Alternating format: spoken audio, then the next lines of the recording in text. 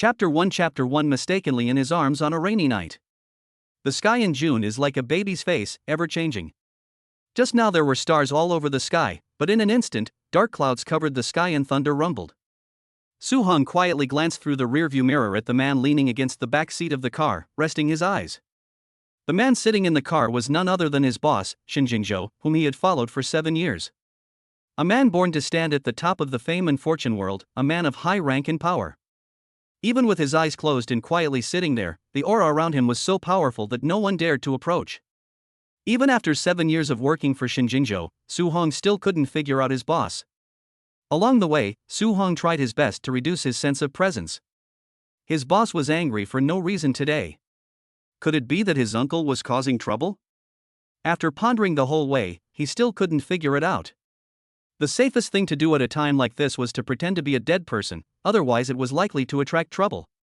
Soo-hong drove the car at full speed. He wanted to get this difficult-to-please Buddha statue home as quickly as possible. Shin Jingzhou had just got out of the car when the rain started to fall from the sky. He lifted his long legs and walked quickly towards the villa. Soo-hong hurriedly took an umbrella from the boot and shouted after him, "Boss, umbrella." The next second, Shin Jingzhou's figure disappeared. In an instant, a flash of lightning split the sky, followed by deafening thunder in the ears, and in an instant, heavy rain poured down. Although Shin Jingzhou was walking in a hurry, rainwater still soaked his clothes. It was already late at night, and everyone in the family had gone to bed. The villa was quiet, with not a single figure in sight. He patted the rainwater off his body and walked upstairs. Ji Nanyan was awakened by thirst. She felt like her throat was on fire and her whole body was burning up. She got up from bed groggily and stumbled out of the house. When she got outside, she looked at the huge house with blurred vision. Where was she? Why was her best friend Yishu gone? Ji Nanyan clearly remembered that she and Yishu were drinking outside. How come when she opened her eyes, she was in a strange place and she was the only one left? Yishu, where are you? Ji Nanyan shouted while frantically looking for her. The house here is so big, she can't find her way out no matter how hard she tries. Just as she was panicking and didn't know what to do, suddenly, a bolt of thunder cracked from the sky, followed by lightning and thunder outside, and a fierce storm started. Ji Nanyan was terrified. Covering her ears, she ran as fast as she could. Shin Jingzhou had just returned upstairs when a small, thin figure threw itself into his arms. Ji Nanyan was terrified of thunder, so when she heard it, she ran like crazy, and accidentally crashed into someone's arms. She didn't care if it was a man or a woman, she just hugged them. This person was so tall, and it felt so comfortable and safe in his arms, that Ji Nanyan couldn't help but hug him even tighter. Shin Jingzhou thought it was his sister, Yishu, and he was about to ask her why she was still awake so late at night. He looked down and realized that the girl in his arms was a stranger. Could this be another of Grandpa's tricks? Grandpa was trying to force him to get married by stuffing women into his life, and now he'd even brought someone into the house. Thinking about this, Shin Jingzhou felt even more disgusted. He hated this kind of girl the most. It was as if she had never seen a man in her life. She just dove into a man's arms on the first meeting, shamelessly. "Don't pretend, I'm not interested in you, get out of the way," Shin Jingzhou said and tried to push the person in his arms away. Although he used quite a bit of strength, the woman in his arms was like growing on him, and no matter how hard he pushed, he couldn't push her away. Ji Nanyan searched for a long time in this strange house, and after finally finding someone, she was not about to let go. "No," Ji Nanyan said, hugging even tighter. Shin Jingzhou had never met a woman with such thick skin before. It was almost like a doggy patch. "Grandpa, where did you find this woman? She's really annoying." Although he didn't like this woman, he definitely couldn't bring himself to hit her. "Let go first, and we can talk about it." Since force won't work, he could only try to persuade her. "What if I let go and you run away?" Ji Nanyan looked up at him, her voice slurred. Shin Jingzhou looked down and met her confused eyes. She had rosy cheeks and didn't look very sober, and there was a strong smell of alcohol on her. "I didn't realize she was still drunk." "Grandpa, where did you find this strange girl?" He admitted that the girl did look good, but she had obviously gotten drunk and was not a proper girl. "Don't worry, I definitely won't run away. It's lightning and thunder outside, where could I go?" Ji Nanyan wrapped her arms around his waist and slowly looked up. She was instantly attracted to Shin Jingzhou's face. "This guy is really good looking, is he not the headliner here? No wonder so many women like to come to the bar." If she knew that there was such a stunning man in the bar, she would also go to the bar every day. He was much more handsome than her scumbag ex-boyfriend. Embracing such a tall and powerful man with a face that defied the heavens, Ji Nanyan couldn't help but feel her heart fluttering and her mind racing. "Young man, how much do you charge for a night here?" "I'll pay double." "Will you keep me company tonight?" Ji Nanyan became emboldened as she spoke. She reached out and touched the handsome face that had made her fall in love at first sight. "You're so handsome, but I don't think you had plastic surgery." "I didn't realize that people in your profession have to pay a high price." Shin Jingzhou's face turned black with anger. This woman didn't know when to stop. Not only did she want to buy him, she also questioned whether he had plastic surgery. Shin Jingzhou pushed her away angrily and said, "Stand still. If you dare to talk nonsense again, I swear I'll cut out your tongue." He threatened. "You're so fierce. If you keep treating me like this, I won't like you anymore," Ji Nanyan said, her body swaying. She was wearing a baggy white nightdress, with a few buttons undone at the collar, and the view of her breasts was about to be revealed. Her thin body swayed inside the clothes, and I never imagined that she had such assets. Shin Jingzhou's gaze unconsciously fell on her feet, and he discovered that she was barefoot. Against the backdrop of her red toenails, her feet looked even more delicate and white. Shin Jingzhou fidgeted and tugged at the bow tie around his neck, and his tight Adam's apple involuntarily rolled. She looked pitiful and unsteady, and it actually tickled him inside. Shin Jingzhou lifted his foot uncontrollably and slowly walked towards her. "Here, let me give you a heads up, the male protagonist is not a perfect gentleman, but a cold-blooded animal who will stop at nothing to achieve his goals. In the early stages, you may feel that he is a bit disrespectful towards the female protagonist, because his grandfather sent a lot of women to him, so the male protagonist is particularly repelled by women. However, the male protagonist will change for the female protagonist later. There is no such thing as a perfect person in this world, and even the male and female protagonists in novels cannot be perfect. Everyone has their flaws, so be careful if you are a perfectionist or have high expectations. You can be a bit reckless, because the author has already put his thinking cap on when writing this book." Chapter 2, Out of Control. Achoo!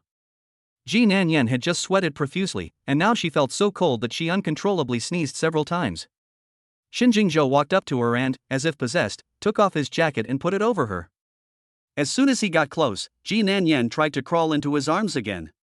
Shin Jingzhou angrily pushed her away and pulled his clothes off her again. "What are you doing? She's obviously seducing you, why are you still feeling sorry for her?" Shin Jingzhou asked himself in his heart. Ji Nanyan was already unsteady on her feet, and when he pulled her so hard, she fell directly to the ground.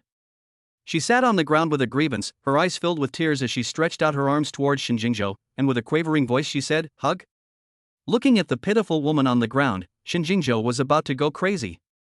He didn't know what had come over him today, that he would feel distressed over this woman who was trying to seduce him.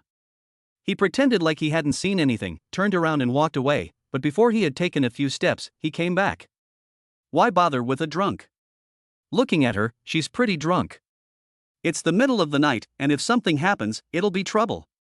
Shin Jingzhou walked over and bent down to pick Ji Nanyan up from the ground. Feeling the warmth of his body, Ji Nanyan huddled into his arms and said, "You're so warm." The woman in his arms was light and soft, like a ball of cotton. For some reason, Shin Jingzhou had an indescribable feeling as he held her. If this was in the past, he would definitely not hesitate to throw her out. Shin Jingzhou glanced out the window. There was lightning and thunder, and it was raining heavily. At a time like this, he was a little reluctant to throw such a frail woman out. Forget it, let's find her a room to settle down for the night. Anyway, she's so drunk, I don't think she can play any tricks. I wonder where Grandpa found such a stupid woman, and she got drunk before she even met him. He felt warm, and Ji Nanyan felt more and more comfortable lying in his arms. So she didn't hesitate to lift her arms and wrap them tightly around Shin Jingzhou's neck, and then press her face against his chest. His embrace was comfortable and warm, and Ji Nanyan had never felt so safe and assured. If she could always stay in his arms like this, it would be so good. Shin Jingzhou kicked open the door to a guest room, walked over to the bed with Ji Nanyan in his arms, and bent down to put her on the bed. Just as he was about to let go, the woman on the bed suddenly tugged hard, and the unprepared him fell directly onto the woman's body. The next second, the lips of the two came together. "Don't go," Ji Nanyan said, then wrapped her arms around his neck and kissed him. Shin Jingzhou was stunned. This was really too sudden. He never expected it at all. He had wanted to leave, but she kissed him without him realizing it. His first reaction was to quickly push away this crazy woman, but for some reason, his hand didn't listen and embraced the woman on the bed, and he kissed her. Just as Shinjingzhou was about to lose control, a sudden loud clap of thunder outside suddenly woke him up. Looking at the messy woman on the bed, he instantly broke out in a cold sweat. Shinjingzhou, do you know what you're doing? That was really dangerous, it almost caused a big disaster. While blaming himself, he quickly helped Ji Nanyan get dressed. After making sure there was nothing wrong, he fled the room that had almost made him lose control without looking back. Back in his own room, Shinjingzhou rinsed under cold water for a long time and finally came to his senses. He lit a cigarette and stood on the balcony, smoking in silence. The ashtray next to him was almost full, but his heart still hadn't calmed down. His mind was filled with the images of just now, when he was entangled with that woman. If it weren't for the thunder earlier, he was afraid that he would have already. Shinjingzhou licked his dry lips, as if they still had the smell of the woman from earlier. Damn it, it actually smelled kind of good, and he couldn't help but close his eyes. The scenes from earlier came flooding back to him, and Shinjingzhou's body began to stir again. He opened his eyes and fiercely pressed the cigarette butt in his hand out and into the ashtray. Damn it, he had always abstained from sex, so why was he so out of control today? Shinjingzhou turned around and went back to the bathroom. This was the first time in his life that he had lost control over a woman. Could it be that it had been too long since he had been in contact with a woman, or was it because that woman had something extraordinary about her? After thinking about it for a long time, Shinjingzhou had to admit that Ji Nanyan did have something extraordinary about her, and that was that he couldn't help but want to completely possess her right now. The next day, Ji Nanyan was woken up by Yishu. Nanyan, why are you here? I thought you had left. Yishu had looked for her since early morning and finally found her in the other guest room. Ji Nanyan opened her eyes and saw Yishu lying in front of her bed, looking anxious. What? This is Yishu's home, so who is the man from last night? Last night's embarrassing images instantly flashed through her mind, and Ji Nanyan was so scared that she broke out in a cold sweat. She clearly remembered that she and the man were in bed. Oh my god, if Yishu finds out that she did something like that with a man in her own home, she will definitely cut off all ties with her. Ji Nanyan's face turned red, and she didn't dare to look at Yishu, so afraid that she would discover some flaw. She quickly felt herself under the quilt. Fortunately, her clothes were all on her, and she quickly glanced around the room again, but there was nothing unusual. Ji Nanyan sat up from the bed with a worried heart. Why is your face so red? Yishu said, and put her hand on Ji Nanyan's face and felt it. You're not running a fever, are you? Why is it so hot? Ji Nanyan said, supporting her forehead, I'm fine, I just drank too much last night and have a bit of a headache. So this is your home. I got up last night to get some water, but I got lost and ended up in this room. Ji Nanyan said with a face full of guilt. It's okay. You were so drunk last night that I couldn't wake you up, and I didn't know where your home was, so I brought you back to my home. Because Ji Nanyan and Yishu met abroad, and Ji Nanyan has never returned home in the past few years, Yishu doesn't know where her home in China is. Yishu, I'm sorry for causing you trouble. It's the first time I've drunk so much, and I didn't realize I'd get drunk. What kind of relationship do we have? Why are you treating me like a stranger? I'll see if you dare drink so much in the future. You're too stupid to waste yourself for a man who doesn't deserve you. There's no shortage of men in the world. What kind of man do you like? Tell me, and I'll help you find him. Yishu handed her a cup of warm water as she spoke. Last night, Ji Nanyan was thirsty when she woke up, and after tossing and turning with that man for half the night, she didn't even get a sip of water, and her throat was about to catch fire. She took the glass of water handed to her by Yishu and gulped it down. While drinking the water, she was thinking of a reason to leave without arousing Yishu's suspicions. The main thing was that Ji Nanyan was afraid of running into the man from last night, so she planned to escape as soon as possible. Chapter 3, Mistakenly Flirting with Her Best Friend's Brother While Drunk. You've got it all wrong. I did drink because of that dog of a man, but I wasn't sad, I was happy and relieved. If he hadn't been engaged to someone else, I wouldn't have known that he was such a scumbag. This time I've finally seen him clearly. A man like that, who is so heartless and power-hungry, doesn't deserve my sadness. Ji Nanyan put down the glass in her hand and said, I'm relieved that you can think like this. You're so pretty, you can find any kind of man. There's no need to ruin yourself for someone who doesn't deserve you. That's something only a fool would do. Last night, when I saw you drink so much, I thought you were going to have a big cry. But who knew you were too drunk to wake up? I had to bring you home. I thought I would be so heartbroken I couldn't breathe when I saw him with another woman, but I couldn't even shed a tear. Do you think I'm too heartless? He is the one who is ruthless. That means the love is not deep enough. If you love someone deeply, when you see him with another woman, it will definitely break your heart, and you will not be as calm as you are. But I really didn't expect you to give him a wreath at his engagement banquet. I heard that the woman directly broke off the engagement with him because of this. He deserved it. This is what happens when you betray your mother. The man they both referred to as Song Boan was Ji Nanyan's ex-boyfriend. At the beginning, Ji Nanyan went abroad with her mother. At that time, she was only 15 years old. Suddenly, she was in a strange country, unable to speak the language, in an unfamiliar environment, and without friends. She suffered a lot during that time, and every day she thought, if only I could go back to China. Although she longed to return home every day, she knew she could never go back, because her father had fallen in love with another woman, and that woman had given him a child out of wedlock. Her mother had divorced her father in a fit of anger and taken her far away to a foreign country. At the darkest moment of Ji Nanyan's life, Song Boan appeared by her side. He was like a ray of light, illuminating her dark life. From then on, she was no longer lonely and no longer afraid. At first they just got along as friends, until Song Boan confessed his love for her and the two of them confirmed their relationship as boyfriend and girlfriend. A year ago, Song Boan told her that he had to return to his home country, but he promised Ji Nanyan that he would come to the foreign country to find her after he had finished dealing with things at home.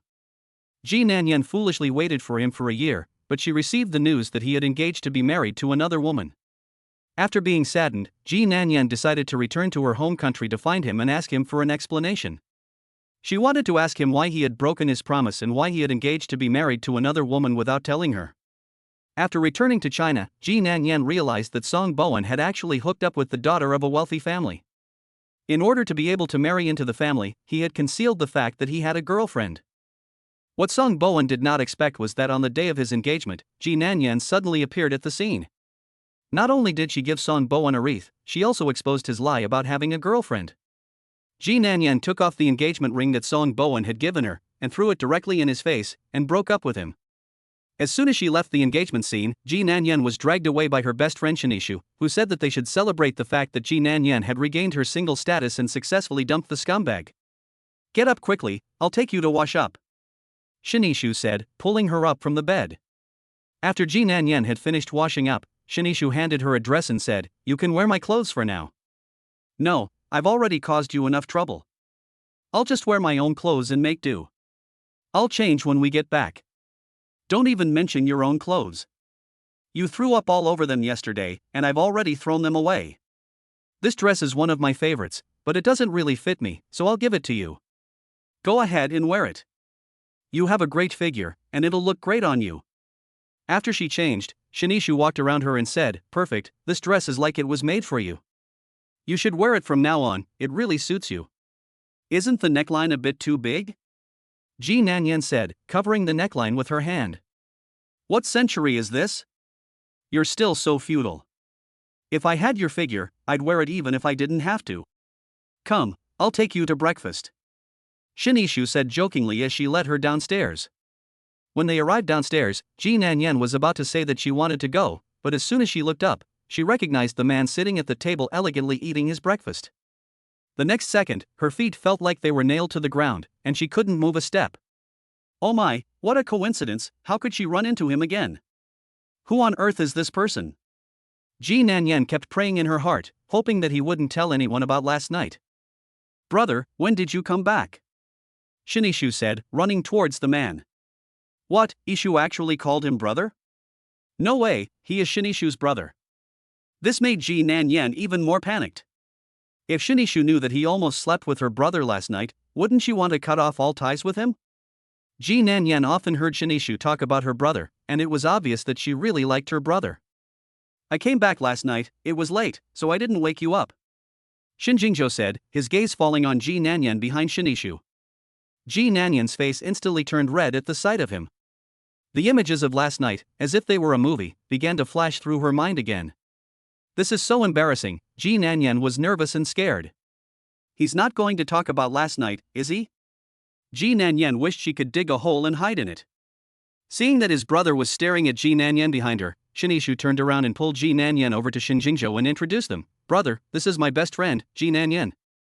Nanyan, this is my brother, Jingzhou. Ji Nanyan walked forward nervously and said hello, Mr. Shin. She didn't even dare to look at him, her hands were sweating nervously. Jingzhou casually glanced at her, then looked away as if nothing had happened. Is this your friend?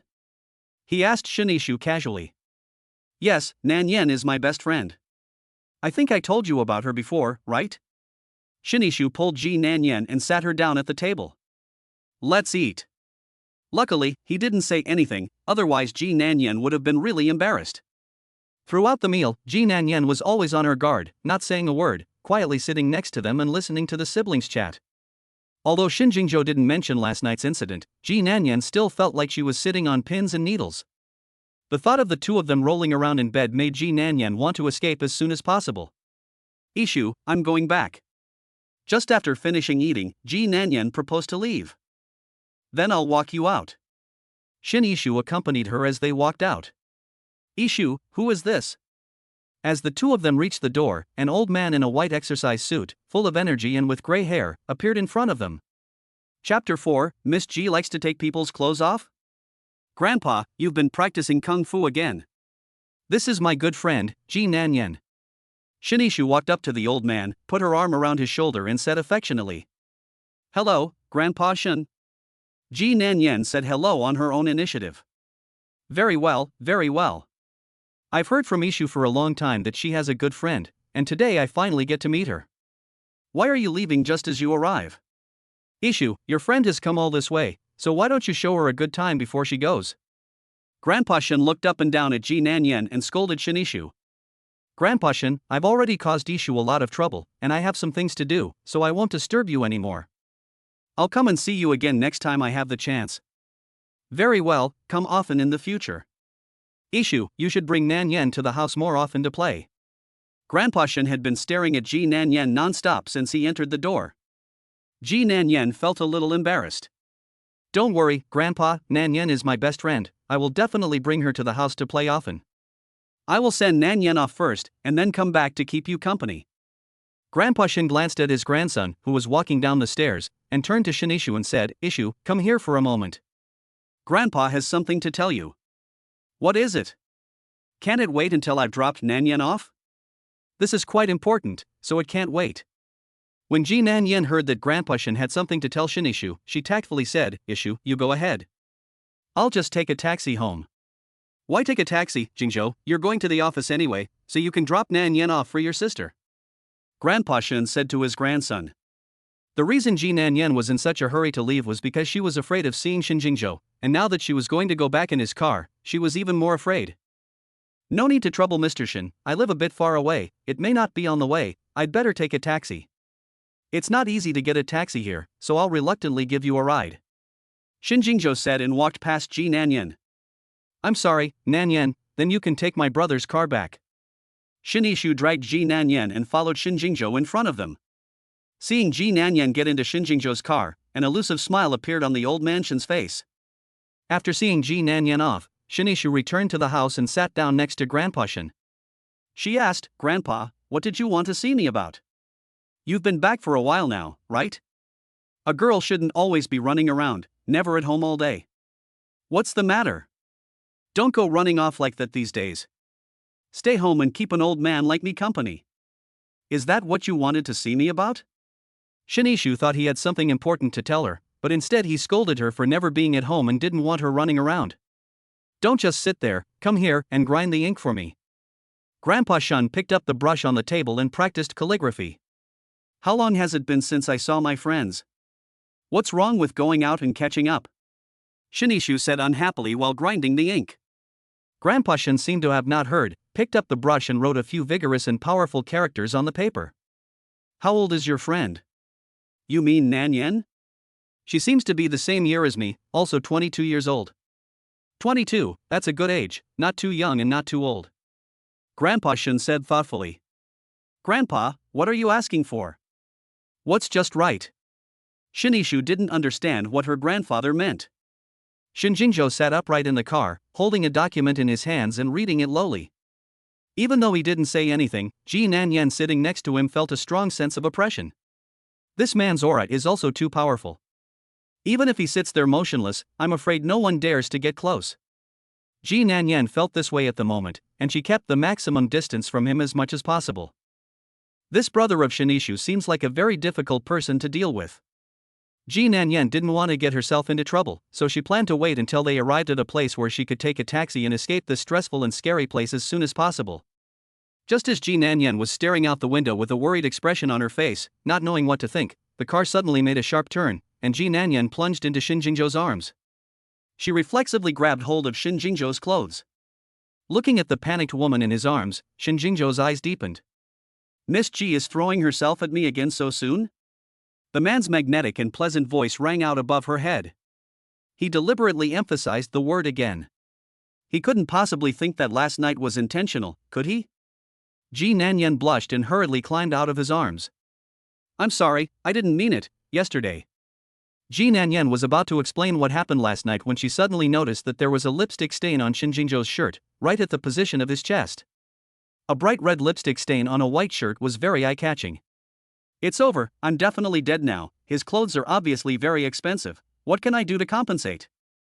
Ji Nanyan had been careful along the way, for fear of accidentally offending him. She had been careful, but she still caused trouble. Ji Nanyan was anxious and panicked. As she apologized, she said, Mr. Shin, I'm really sorry for staining your clothes. How about you take off your clothes and I'll wash them for you before returning them to you?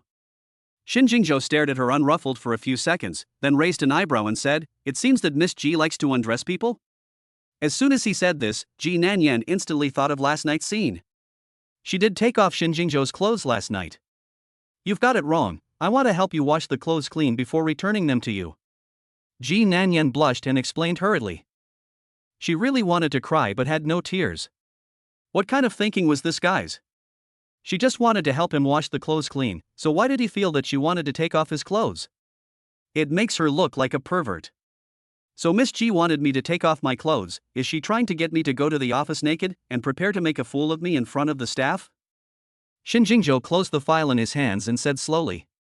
Ji Nanyan's eyes instantly widened. This person must be paranoid, she just wanted to help him wash his clothes clean, and he could come up with so many reasons. The driver Zhu Dong drove in silence in front, but he kept secretly observing the two people behind in the rearview mirror. In fact, he had just done it on purpose, and it was all a task assigned to him by Grandpa Shin. Grandpa Shin had really worried about his eldest grandson, and he had stuffed countless women next to Shinjingzhou, but he had never been indifferent. Now that he was 27 years old, Grandpa Shin had never heard that he liked any woman, let alone fell in love. There have been many women who have chased after him, but Shinjingzhou has never shown any interest in any of them. Rumors have it that Shinjingzhou is gay, that he likes men. This has made the old master Shin very anxious. He said that he doesn't believe that his most valued eldest grandson would be gay, so he tried every means possible to introduce many stunning beauties to Shinjingzhou, but even if those beauties stood in front of him naked, Shinjingzhou remained unmoved. There was nothing he could do, so the old master Shin had to call Shinjingzhou's parents to ask for their opinion. What he didn't expect was that Shinjingzhou's parents said something about sexual orientation being free. They said that no matter if Shinjingzhou liked men or women, they would support him. The old master Shin almost coughed up blood from anger. He had asked them to come up with a solution, but they actually advised the old master Shin to send a few beautiful men to Shinjingzhou to try. Chapter 5, let's just do it for now and settle it together later. After that, Master Shin never again discussed this matter with Shinjingzhou's parents. It seems that he, the old man, still has to figure it out himself. This morning, when Master Shin saw Ji Nanyan, he instantly felt as if he had met a savior. His intuition told him that this young girl could definitely help him. He had seen many beautiful women, but this was the first time he had seen a girl as extraordinary as Ji Nanyan. Her beauty was of a kind that made one feel comfortable all over, and he was unconsciously attracted to her. Perhaps the types of women he had previously found for Shinjingzhou were not the ones he liked, which was why he had been uninterested. Grandpa Shin planned to matchmake Ji Nanyan and Shinjingzhou to see if they could spark something. This is why when Yishu was about to see off Ji Nanyan, the old master Shin deliberately said that he had something to discuss with Yishu. He was creating an opportunity for Ji Nanyan and Shinjingzhou. If you don't feel it, just touch it and you'll know. He just didn't believe that there was really no woman in the world who could tame Shinjingzhou. Mr. Shun, you've misunderstood. I just want to make up for my mistake, and I don't mean anything else. Ji Nanyan said with neither arrogance nor humility. I thought Miss Ji had a habit of undressing men. Shinjingzhou said with a playful tone. Ji Nanyan didn't expect that the man who looked so aloof would be such a person. How did it feel like he was molesting her? If she had known, she would never have gotten into his car.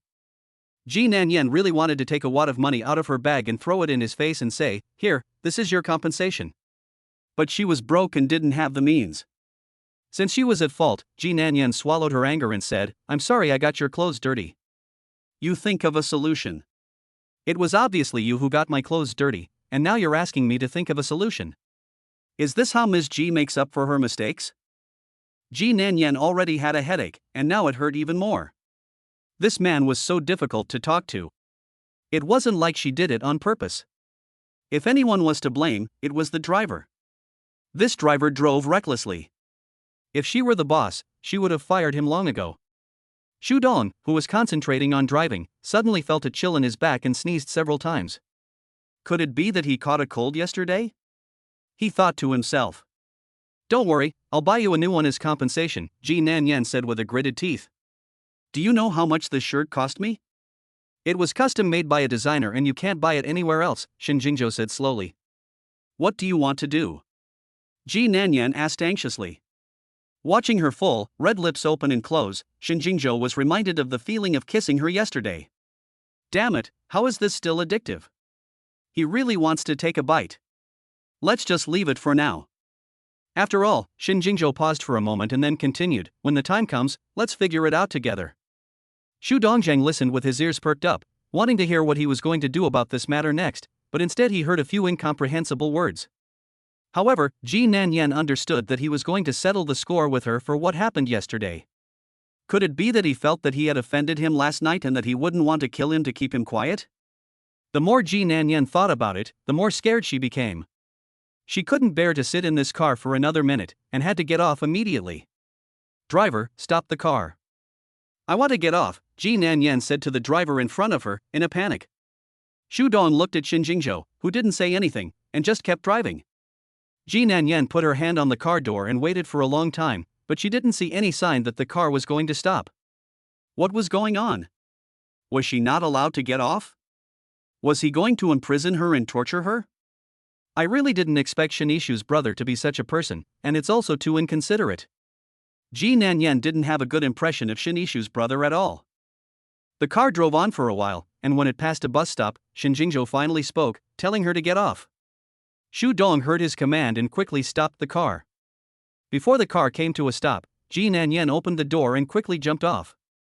Since she couldn't provoke him, she would hide away, hoping not to have any more encounters with him in the future. Ji Nanyan closed the car door and walked on without looking back. Shinjingzhou sat in the car, staring at Shu Dong in front of him as if he were deep in thought. Shu Dong felt as if he were being looked through by Shinjingzhou, and he was so scared that his hand holding the steering wheel started shaking. Shen must have guessed that he had just done it on purpose, and he wondered if Shin was going to punish him. Just as Shu Dong was anxious and didn't know how to explain, he suddenly heard Shinjingzhou say, "Go to the company." No way, he didn't say anything, and there was no anger in his voice. This was a big surprise to Shu Dong. If this were in the past, Shinjingzhou would definitely not have let him off so easily. It seems that this Miss Ji is really extraordinary to him. This is the first time he has seen Shinjingzhou talk so much to a woman. He must find an opportunity to report this major discovery to Master Shin later. In fact, Shinjingzhou had long known that Zhu Dong was one of the old man's men. He was always a very safe driver, and an error like the one just now would never happen to him. So there was only one possibility, and that was that he had done it on purpose. He shook his head helplessly. In order to have a woman by his side, the old man really goes to any lengths. It seems that he really should find a woman, otherwise, the old man might do something out of line. Shinjingzhou's mind once again conjured up the image of that delicate, frightened little face. He had thought that Ji Nanyan was another woman arranged for him by Shin Lao, but he never expected that she was actually his sister's friend. That little girl seemed quite interesting, and she did have a face that matched his aesthetic tastes. The key was that the little girl was delicate and soft, and she felt quite good in his arms. Just now, when Ji Nanyan bumped into him and their bodies pressed together, his body immediately responded. From last night to the present, in less than a day, she was able to make him lose control several times. If she were by his side every day, wouldn't that be? Shin Jingzhou was a little afraid to think about it anymore. When they arrived downstairs at the Shin Group and saw Shin Jingzhou enter the office building, Zhu Dong quickly took out his phone. He wanted to report to Old Master Shin what had just happened in the car. After listening to Zhu Dong's report, Grandpa Shin was so happy that his mouth could not be closed. In the past, he had introduced so many pretty girls to Shin Jingzhou, but he had never taken any of them seriously. He had really been right about this Miss G. As long as he was willing to talk to girls, that meant there was still hope. Grandpa Shin knew his eldest grandson too well. If he didn't like someone, he would never say more than a few words to them. This Miss G is even in his arms, and he didn't even get angry. It seems like there's hope. Grandpa Shin plans to match them up. As long as his eldest grandson is willing to interact with women, it means that his sexual orientation is normal. For the sake of his eldest grandson's marriage, Grandpa Shin has really racked his brain. After listening to Zhu Dong finish telling him what happened on the bus, Grandpa Shin was so happy that he even had an extra bowl of rice for lunch. Chapter 6, You want to know, don't you? As soon as Shin Jingzhou arrived at the company, he became the focus of the entire company. The female employees of the company were all charmed and spellbound by him, unable to extricate themselves. He was the dream lover of all the female employees of the company, and even the cleaning lady was his fan. As soon as he had entered the company, some sharp-eyed employees noticed something unusual about him. Oh my, is there something wrong with my eyes? It looks to me like there are lipstick stains on the boss's clothes that a woman left behind. Your eyes are fine, there are indeed lipstick stains on the boss's clothes. What, the boss has lipstick stains on him, and I didn't see it? Before long, someone in the company group uploaded a photo of Shin Jingzhou. Instantly the whole group exploded, and soon the group message became 99+. Holy cow, what happened in the group today? I just went to the bathroom, and the group is so lively. What are you guys talking about? The boss has a girlfriend, is that true? What? The boss brought his girlfriend to the office? Where is she? Why haven't I seen her? Everyone was talking at once, and before long, the news that Shin Jingzhou had a girlfriend spread throughout the company. The female employees who had always liked Shin Jingzhou were heartbroken when they heard that the boss had a girlfriend, and they clamored to resign. Seeing that the group was out of control, the person who had posted Shin Jingzhou's photo in the group quickly stepped forward to clarify. Can you please take a good look at the photo and stop making wild guesses? The image of my man of the hour is already engraved in my heart, do I need to look at a photo? He will never belong to me again, my heart hurts so much. Just stop daydreaming, when will he belong to you? In my dreams, of course. This is the lipstick mark that bitch left on my man of the hour's shirt without him noticing. If I find out, I'll rip her mouth off. You guys, how could the boss, who is such a stickler for details, come to the office wearing clothes with lipstick stains on them? Is he trying to tell us that he has a girlfriend and let us die of that heart? Why do I feel like he did it on purpose? Are you saying that the boss is deliberately showing off? What kind of woman is it that can eat so well? People began to speculate about the identity of the boss's girlfriend. The company soon became abuzz with talk of Shin Jingzhou having a girlfriend, and naturally the news reached Shin's ears. Su Hong, the president's special assistant, was now in for a busy time. After hearing the news, the company's executives dared not ask Shin Jingzhou about it, and instead came to Su Hong one after the other to seek confirmation. Su Hong was dumbfounded. As the president's special assistant, he was always by Shin Jingzhou's side, and yet he had no idea when his president had gotten a girlfriend.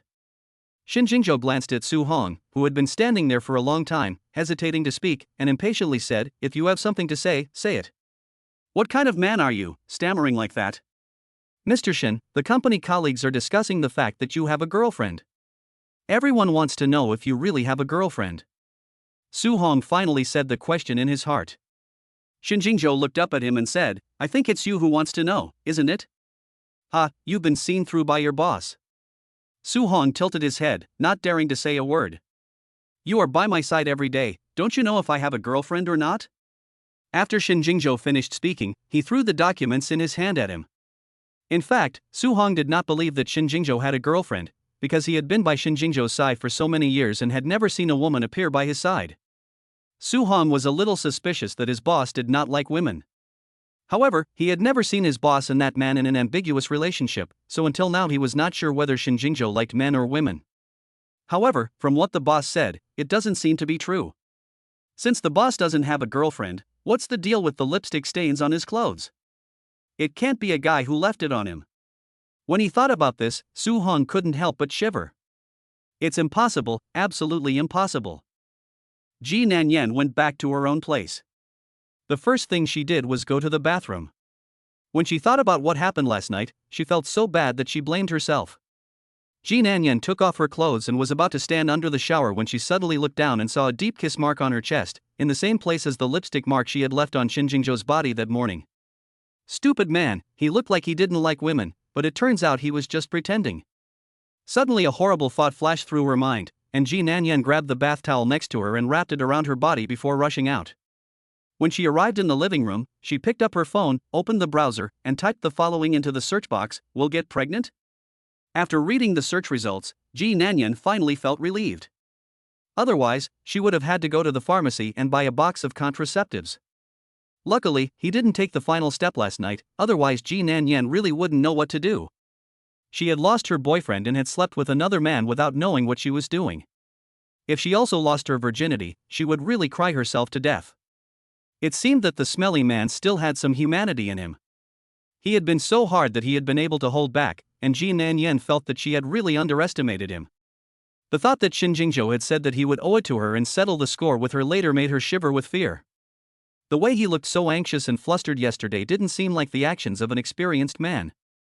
Otherwise, he would not have let Ji Nanyan go even when he was in that situation. Although he didn't have much experience, Ji Nanyan could feel changes in his body. Not to mention, he had a really good figure and looked good too. If she were with him. She suddenly realized that she seemed to have thought of something wrong. Ji Nanyan couldn't help but pinch herself hard. Chapter 7, I'll show you a good time. Ji Nanyan and Song Bowen had known each other for 7 years and been together for 3. It was not hard to be sad. She could not understand why a man who had been so good to her could change so quickly. It seemed like only yesterday that they had been together, but now that man was engaged to another woman. While they were abroad, he had said repeatedly that he would not care about her background and that he would love only her in his life. She thought he was different from other people, and she thought he could make his own decisions in life, but she didn't expect that he would also be unable to escape the fate of a family marriage. Ji Nanyan felt sorry for him. A man who can't even make his own marriage decisions doesn't deserve to be her boyfriend. Ji Nanyan locked herself in her room for a few days, and she even prepared tissues. She thought that after losing him, she would definitely cry her heart out, but after stewing for a few days, she was unable to squeeze out a single tear, and she didn't even use those tissues. Later, Ji Nanyan also figured it out. There was no need to torture herself for someone who didn't deserve her. Maybe he was right then, embracing a beautiful woman and indulging in the pleasures of the flesh. Why waste one's prime years on a man who had betrayed her? Besides men, there were many interesting things in the world. For example, her friendship with Yishu. Ji Nanyan and Yishu met 3 years ago. That day, Ji Nanyan was walking home from school when she saw a group of foreign children bullying a young Chinese boy. She thought about how she had felt when she first arrived abroad, so she went over to help. Just then, Yishu was passing by in her car. She saw Ji Nanyan and a young boy surrounded by a group of foreign children, so she got out of the car and told her bodyguard to chase the group of foreign children away. Seeing that they were both Chinese, Ji Nanyan struck up a conversation with Yishu. As a result of this conversation, the two of them discovered that they actually went to the same school, even though they were not in the same class. From then on, Ji Nanyan and Yishu became good friends who could talk about anything, and they often hung out together. At that time, Ji Nanyan knew that Yishu's family must be very rich, because she always had a driver and bodyguards following her everywhere. It wasn't until she returned to China that Ji Nanyan learned that Yishu was actually the eldest daughter of the Shin family, the wealthiest family in Huaihai. Although Yishu came from a wealthy family, she didn't have the airs of a rich girl. She was always very low-key at school and never bragged about her family or her background to anyone. Perhaps it was precisely because of this that she and Ji Nanyan became friends. Until now, Yishu has not introduced her family too much. She feels that the fact that the two of them can become friends has nothing to do with family. She likes Ji Nanyan's personality and her style of doing things. She likes her as a person and wants to be friends with her. After that night, Ji Nanyan went online to look it up, and she realized that Shinishu's family turned out to be the #1 wealthy family in Haikau. Since Shinishu had brought her home, she definitely didn't plan to hide it from her. It seems that she really does consider her a friend. It is rare to have a close friend, and Ji Nanyan really treasures it. In the past few days, Shinishu has been calling her to hang out, but she has rejected her on various excuses. She has been cooped up at home for a few days, and it is time to get some fresh air, so she asked Shinishu to hang out with her. Shinishu immediately agreed when she received Ji Nanyan's call. Ji Nanyan put on some exquisite makeup and a pretty dress before going out. After the two met, Shinishu took Ji Nanyan on a tour and said, "I thought you were locked up at home, crying all day, and you've gotten even prettier than before. You've even looked better. I'm not that stupid. To tell you the truth, I haven't shed a tear in days. I've eaten well, slept soundly, and naturally I look better. I didn't expect you to come out so quickly. I was wondering how to comfort you, but it seems I don't need to. One must be able to let go and move on. I'm not stupid enough to die for a man. You're a broad-minded sister. Let's go, I'll take you somewhere nice to broaden your horizons," Shinishu said, pushing Ji Nanyan into the car. "Where are we going?" Ji Nanyan asked, while fastening her seatbelt. "You'll know when we get there," Shinishu said, starting the car. An hour later, Shinishu finally parked the car in front of a small red building. The tall building was covered with red wall tiles, giving it an appearance that was at once reminiscent of old Shanghai and somehow dark and mysterious. Ji Nanyan looked at the bold characters on the door, Dynasty Club, in surprise. She couldn't quite figure out why Shinishu had brought her here. The Dynasty Club is a place that only serves top-level members. To become a member here, you must have a net worth of hundreds of millions. Money alone is not enough, you must also have strong connections, reputation, and financial resources to obtain the access card here. I heard that people who come here are celebrities from all walks of life, as well as some wealthy young masters. A person with Ji Nanyan's status is not qualified to come to a place like this at all. Yishu, have you gone to the wrong place? Ji Nanyan asked Shinishu. Yes, this is the place. Let's go, I'll take you in and let you enjoy the service here. She finished speaking and pulled Ji Nanyan towards the inside. Ji Nanyan hurriedly stopped her and whispered, "Isn't this place only for men?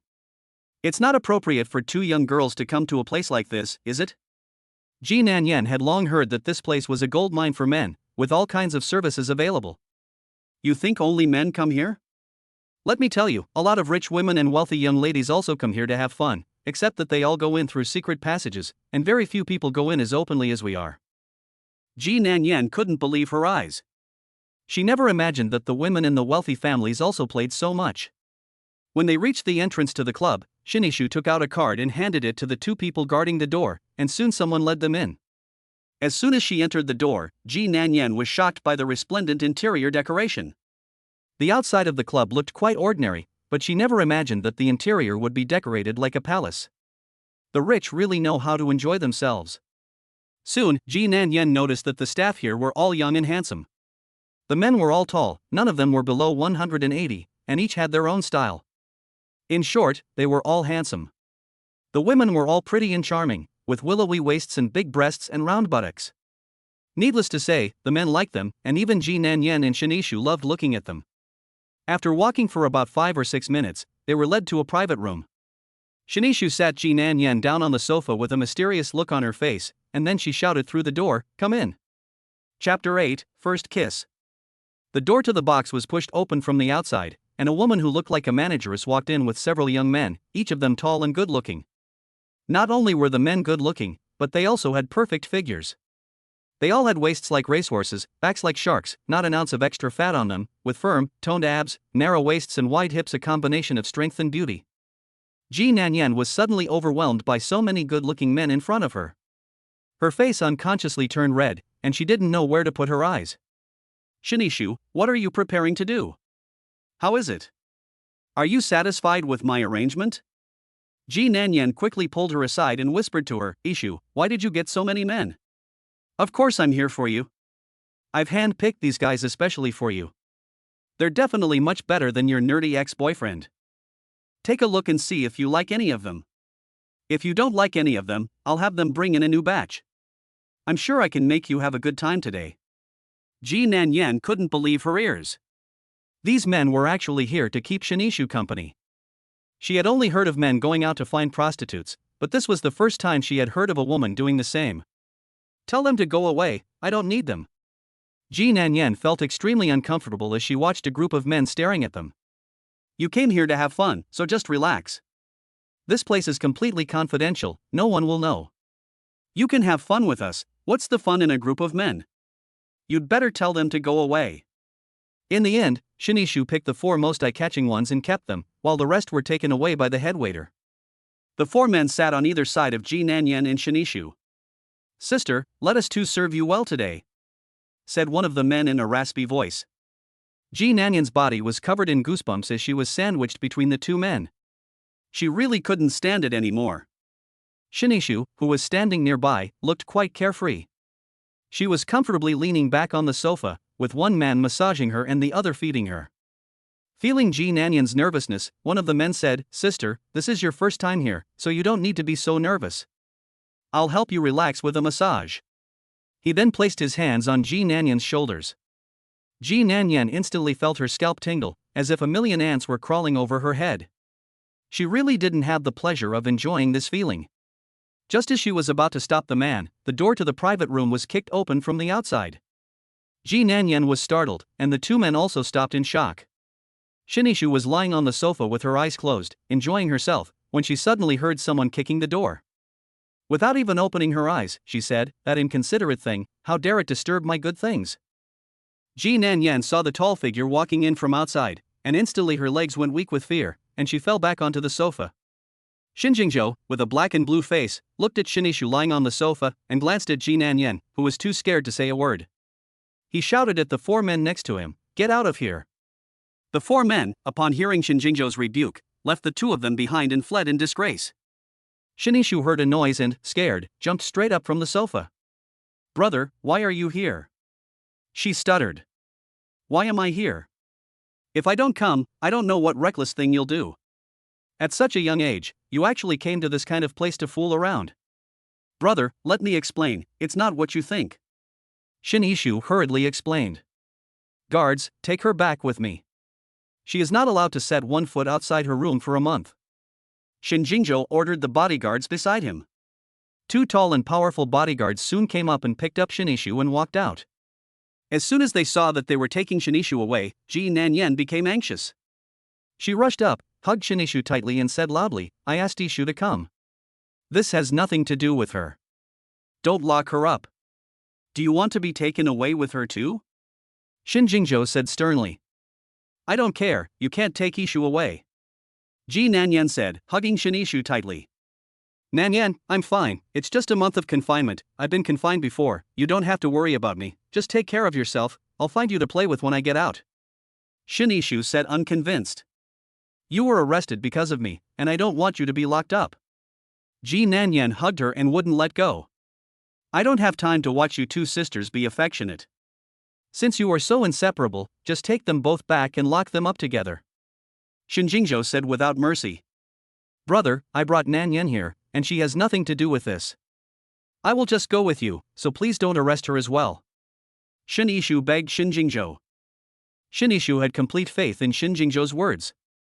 She knew her brother well, and if she didn't behave, he would really probably arrest Ji Nanyan as well. Take the young lady away. Xinjingzhou pulled Ji Nanyan away and instructed the bodyguard.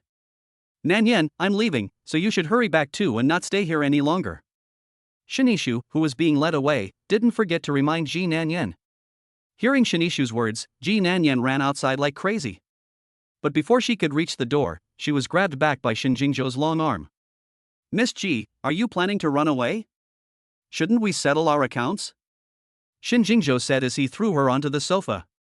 I don't owe you any money, so what's there to settle? Now that there were only the 2 of them in the private room, Ji Nanyan was extremely scared and she just wanted to get out of there quickly. You don't owe me money, but what you owe me is priceless, Xinjingzhou said, leaning in close to her. His sudden approach scared Ji Nanyan, who quickly ducked to the side. It was like this, with her ducking and him chasing. In the end, Ji Nanyan was blocked at the end of the sofa, with no way to hide. She folded her arms across her chest, her heart racing, her face pale with fear.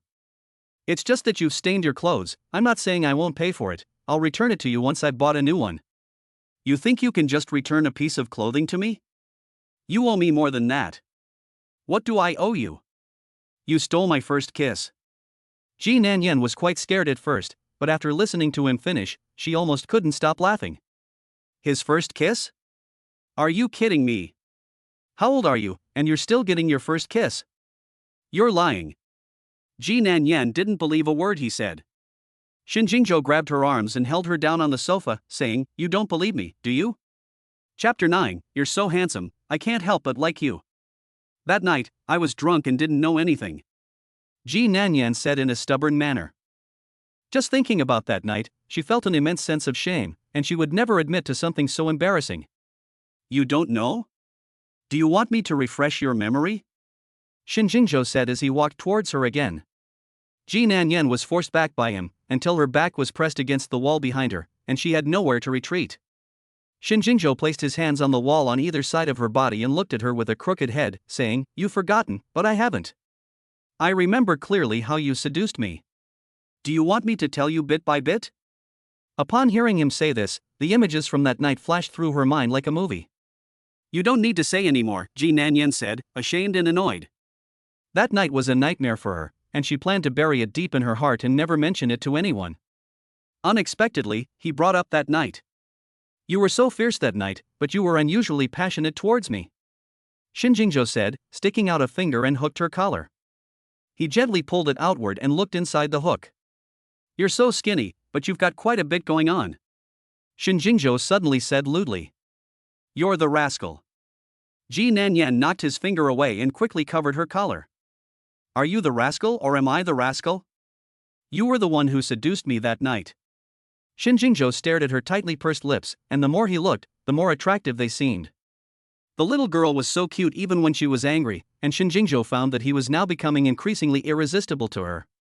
You're talking nonsense, I didn't. You also said to let me kiss you there, have you forgotten that too? This little girl is really interesting, why does he want to tease her so much? You're full of shit. Ji Nanyan's cheeks puffed up, like a cute little hamster. How could she say such shameless things? Obviously, he himself insisted on eating it, but now he wants to turn the tables. How dare you, you even dared to scold me, the last person who scolded me had their tongue cut out by me, do you think I should cut your tongue out too? Shin Jingzhou said, and then he pulled out a knife from nowhere. Ji Nanyan was scared and quickly covered her mouth. Shin Jingzhou waved the knife in front of her eyes and said, such a sexy and charming mouth, it would be a pity if it lost its tongue. Ji Nanyan was so scared that her legs were shaking. She was really afraid that Shin Jingzhou would slash her face with the knife. This person is really terrifying, he is just like a living hell. Ji Nanyan was already timid, and when he scared her like this, tears came out. Seeing him like this, he really dared to cut out his tongue. Without a tongue, Ji Nanyan couldn't imagine if she could still live. If she knew that she had been killed by her brother, how sad she would be. You can't cut out my tongue. There is nothing in this world that I can't do, so tell me your reason. If you cut out my tongue, I will die. If Yishu knew that I was killed by you, she would never forgive you in her life. Are you stupid? You won't die without your tongue. At most, you won't be able to speak and become a mute. If I lose my tongue, I won't be able to survive in this world. Even if you didn't kill me, I would still die because of you. Do you think Yishu will forgive you? Die for me. It seems that no woman in this world has ever died for me. Why don't you be the first? I don't mind anyway. You're just a crazy person. Ji Nanyan didn't expect Shin Jingzhou to be such a person. This person is crazy, he must be sick. Why don't you say I'm crazy for you? Shin Jingzhou said, moving the knife in his hand closer to her face. Ji Nanyan was about to scold him, but looking at the knife getting closer and closer to her, she suddenly lost her nerve. This was the first time she had met such a perverted and shameless person, and Ji Nanyan was really scared. Her face was the part of her body she was most proud of, and she would have to rely on this scumbag in the future. If he ruined it, her life would be over. This is not the time to be brave, so let's just save our lives first. This lunatic is really capable of anything, and you must not anger him in any way. I beg you, please don't kill me, I'll do whatever you want, just don't kill me. Ji Nanyan begged pitifully. Such a pretty face, it would be a pity to lose the tongue. Never mind, I'll keep it for now, But I warn you, your tongue belongs to me, and it will do whatever I tell it to do in the future. I promise, as long as you don't kill me, I'll do whatever you say.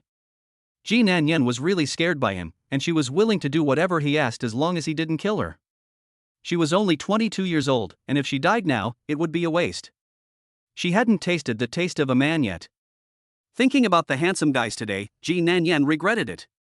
If she had known, she should have played with them. Yishu had been captured now, and she was afraid that she would never have such an opportunity again. Thinking about this, Ji Nanyan was very frustrated. Why? You're not happy that I'm not going to kill you? You scared off all those handsome guys, what's there to be happy about?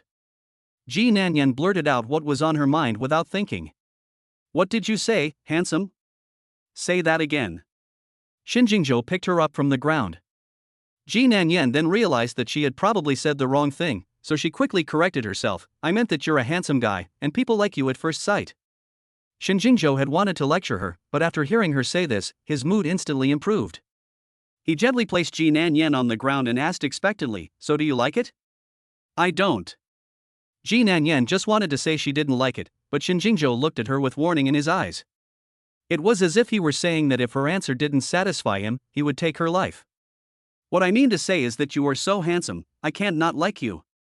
Ji Nanyan hated flattery and bootlicking the most, but for the sake of her life, she had to go against her conscience today and do something she had always despised. Since you are so good at it, tell me more. What, more?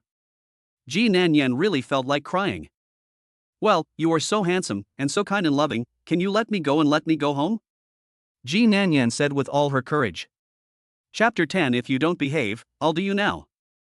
You want to go home? Shinjingzhou asked, his gaze no longer so terrifying. Yes, I want to go home. Ji Nanyan nodded her head like a pestle. It's not impossible to go home. But you have to make me happy first. But I don't know how to make people happy. Ji Nanyan said innocently. It's okay, I can teach you. Really? Come over here. Shinjingzhou gave her a finger-wagging smile. Ji Nanyan was too afraid of him to dare go over. Standing far away, she said, I can hear you from here, so just teach me. It's impossible to teach from such a distance. If you really want to make me happy, then come over to me so I can teach you face to face. I think this is fine.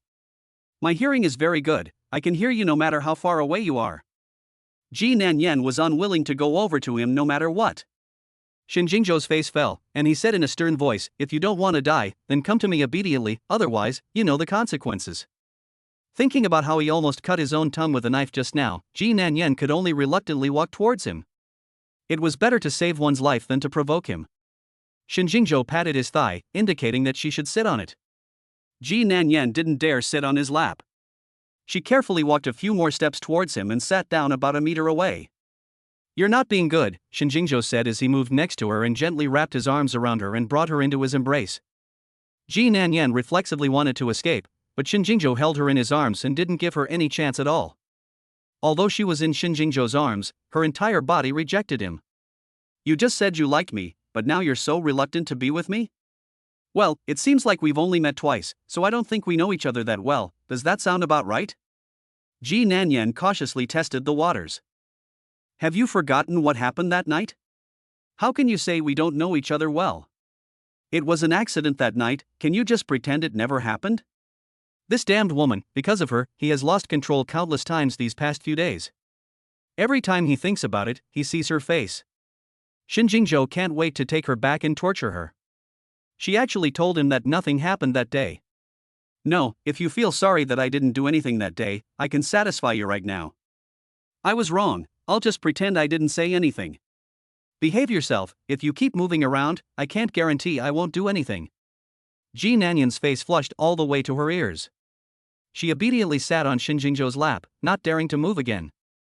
That's a good girl, be obedient and open your mouth, Shinjingzhou ordered her. What? Ji Nanyan asked warily. Don't forget that your tongue belongs to me, it's just temporarily stored in your mouth, if you don't obey, I can take it away at any time. Upon hearing him say that he wanted to cut her tongue, Ji Nanyan was so scared that she quickly opened her mouth. Kiss me. Ji Nanyan would never do such a thing. She panicked and tried to hide, but Shinjingzhou held her head tightly in his hands and lowered his head to kiss her. She was under his complete control and couldn't hide from him. She thought he really wanted to teach her something, but she never imagined that he was actually trying to take advantage of her. Ji Nanyan was both ashamed and angry. She swung her fist and hit Shin Jingzhou hard. Shin Jingzhou was in the middle of a passionate kiss and was suddenly interrupted by Ji Nanyan's blows. He let go of Ji Nanyan and said viciously, "If you don't behave, I'll do you right now. Believe it or not, I won't let you go home tonight." Sure enough, under his threat, Ji Nanyan finally calmed down. He thought to himself, if he did the little girl now, she would definitely be more obedient, but reason told him that it was not yet the right time. If he really did her now, she would definitely fight with him. Shin Jingzhou didn't know much about Ji Nanyan, but he could feel that she was actually quite stubborn. If it weren't for the fear that he would kill her, she would definitely not be as obedient as she was now. Well, it's good that I can't sleep with her, at least I can have my fill of talking. Gradually, Ji Nanyan gave up struggling and let him kiss her as he pleased. Shin Jingzhou felt like a genius. This little girl didn't want it just a moment ago, but now she seemed to be quite intoxicated. He never thought he would conquer her so quickly. This smelly man is really taking advantage of the situation. Not only did he kiss her, but he also wanted to touch her. If she doesn't resist, she will definitely be eaten up by him here today. You're such a nuisance, I'm going home. Ji Nanyan pushed him away and said angrily. I'm sorry, I couldn't help it just now. Don't worry, I'll never touch you without your permission in the future. Shin Jingzhou said awkwardly. He just wanted to kiss her, but ended up touching her uncontrollably. Ji Nanyan pushed him away and hid as far away as possible, saying that he would never let him touch her again. Shin Jingzhou regretted it so much. If he had known, he would never have touched her. He had wanted to make out with her for a while, but now he couldn't even touch her. It was all his disobedient hand's fault. If it hadn't been attached to his body, he would have chopped it off in front of her. Fine, I'll walk you home. Chapter 11 A kiss gone wrong? Shin Jingzhou was working overtime at the company when suddenly a colleague told him that he seemed to have seen his sister, Yishu, at the Dynasty Club. At first he didn't quite believe it, saying that they must have seen the wrong person. He didn't believe that the little girl had now grown so bold as to go to a place like that. But he had someone look into it anyway, and sure enough, his colleagues had not been mistaken. Shin Yishu had indeed gone to the Dynasty Club behind his back. According to the investigator, Ms. Shin also ordered a group of male models. Shin Jingzhou was completely unable to sit still. A young girl should not be out partying at a place like that, and she even ordered a group of male models. Shin Jingzhou immediately went from the company to the Dynasty Club. When he looked through the window glass and saw the two women in the room being served by the male models, he was about to explode with anger. Shin Yishu, that damned girl, it's bad enough that she came by herself, but she even brought Ji Nanyan along. She's trying to corrupt his wife. Seeing the male model's hand on Ji Nanyan's shoulder, Shin Jingzhou wanted to chop off his hands on the spot. How dare he lay a finger on his woman? Shin Jingzhou had only wanted to scare Ji Nanyan and warn her not to come to places like this again, but she was just too cute. He couldn't hold back, so he tried to find a way to trick her into making out with him. Judging by the situation, if he doesn't let her go back, she'll definitely lose her temper. Since they've already kissed and cuddled, he's definitely not going to get any other advantages today, so he might as well let her go back. Shin Jingzhou planned to go out with her, but before he could even reach the door to the private room, Ji Nanyan stopped him. I know how to get there myself, I don't need you to escort me. She's quite stubborn, and she doesn't even let him escort her. After Ji Nanyan left, Shin Jingzhou instructed the bodyguard beside him, follow her, but don't let her see you. It was late, and he was a little worried about her going home alone, so he sent the bodyguard to secretly escort her home. After giving these instructions, Shin Jingzhou went to another private room upstairs. As soon as he entered the room, Zhou Shikuan stood up and gave up his seat, saying, Brother Shin, you've finally come to keep us company. Don't act like a robot, working all day long. After work, let's get together, play cards, drink, and flirt with girls. What's not better than working overtime in the office? The company has been a bit busy lately. Shin Jingzhou said casually and sat down in a random seat. Lu Nian, who was sitting next to him, quickly handed him a cigarette. Basically, everyone in the room had grown up with Shin Jingzhou, but only Zhou Shikuan and Lu Nian were closest to him and had the closest relationship. So these two dared to say anything in front of him. Just then, Lu Nian picked up the lighter and was about to light Shin Jingzhou's cigarette when suddenly his hand trembled and he almost burned his eyebrows. In theory, he would never burn himself while lighting Shin Jingzhou's cigarette. The reason he almost burned himself was because he was so focused on sticking his head out to look at Xinjingzhou's mouth. Lun Yan, you brat, you wouldn't want to eat Brother Shen's tofu, would you? Everyone in the entire city knows that Brother Shen dislikes men and women. Just looking at Brother Shen's appearance, not only does he attract women, but even men are attracted to him. If it weren't for the fact that he doesn't like women and isn't interested in men, I don't know how many people would fall at the bottom of his suit pants. Because there have never been any women around Xinjingzhou, and his relationships with the men around him are also very weak, so there is a rumor in the circle that he hates men and women. Shut your smelly mouth, I'm a straight man of steel. Lun Yan said with justification. Don't be embarrassed, we all saw it, you were practically on Brother Shen's face. You're mistaken, I was looking at Brother Shen's mouth. If you try to kiss Brother Shen's mouth, be careful, he'll beat you up and knock your teeth all over the floor. Everyone burst out laughing. Lun Yan was so angry that his forehead was sweating. Can you stop laughing? I've made a major discovery, it looks like someone bit Brother Shen's mouth, he said loudly.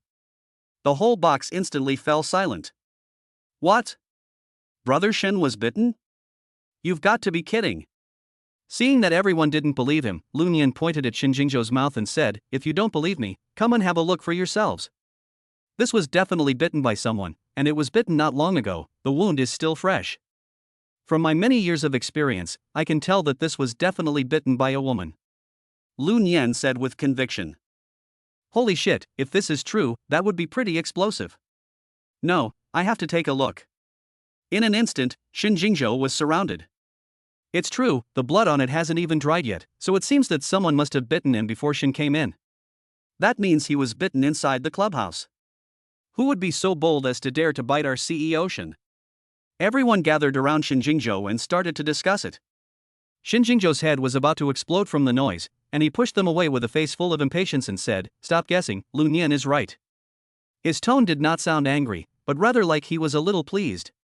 Hey, there's something going on here. Brother Shen, you didn't get a kiss, but got bitten instead, did you? Lun Yan guessed correctly again. Xinjingzhou gave him a fierce glare. You're the one who knows everything. It was indeed Ji Nan Yan who bit him. Lun Yan instantly understood, and he really was right.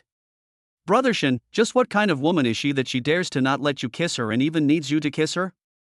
You are the heir to the prestigious Shen group, the kind of man that countless women would kill to marry. That woman, when she sees him, she's like a mouse in front of a cat, trying to hide, she doesn't have time to think about marrying him. Yes, Brother Shen, if you say the word, the women waiting to sleep with you could probably line up to the sky. What is this woman's background? She's so ungrateful, she even dared to reject my face, Brother Shen. Brother Shen kissed her, that's a great honor, and she didn't want it. If Ji Nan Yan heard this, she would definitely say without any courtesy, who loves to take this honor? She doesn't care, unless she's crazy to want to marry that lunatic Xinjingzhou. Don't look at him like a righteous man in public, behind his back he might do something bad. Just today, the things he forced her to do at the club, no normal person could do them. Therefore, Xinjingzhou is a bona fide lunatic, and she doesn't want to marry a lunatic and be tortured by him every day. That's right, Brother Shen, who is this woman? She's so tactless. It's no fun to be such a party pooper. If you really want to, I'll arrange it for you. Women are just like that, Brother Shen. Tell me what kind of woman you like, and I'll find her for you. I guarantee you'll be satisfied. Hearing what they were saying getting more and more outrageous, Xinjingzhou interrupted and said, don't just make wild guesses about me. Drink your wine. Chapter 12 I lost track of Miss G. Brother Shen, you're not seriously thinking about getting married, are you? Why not? If you meet the right person, you should marry them as soon as possible. Xinjingzhou said surprisingly. Brother Shen, you can't be serious, this isn't like your style. Don't you dislike women? Who told you I don't like women? Then there must be at least 100,000 women who have chased after you over the years, if not 8,000, but I've never seen you even glance at any of them. Xinjingzhou almost laughed at him. 100,000 or 8,000? Does he think I'm an ant? It's true that there were quite a few women who chased after him, but it wasn't as exaggerated as he said. That's because he hasn't met the right person, someone who makes his heart skip a beat. Xinjingzhou said, and then he thought of Ji Nanyan's charming face.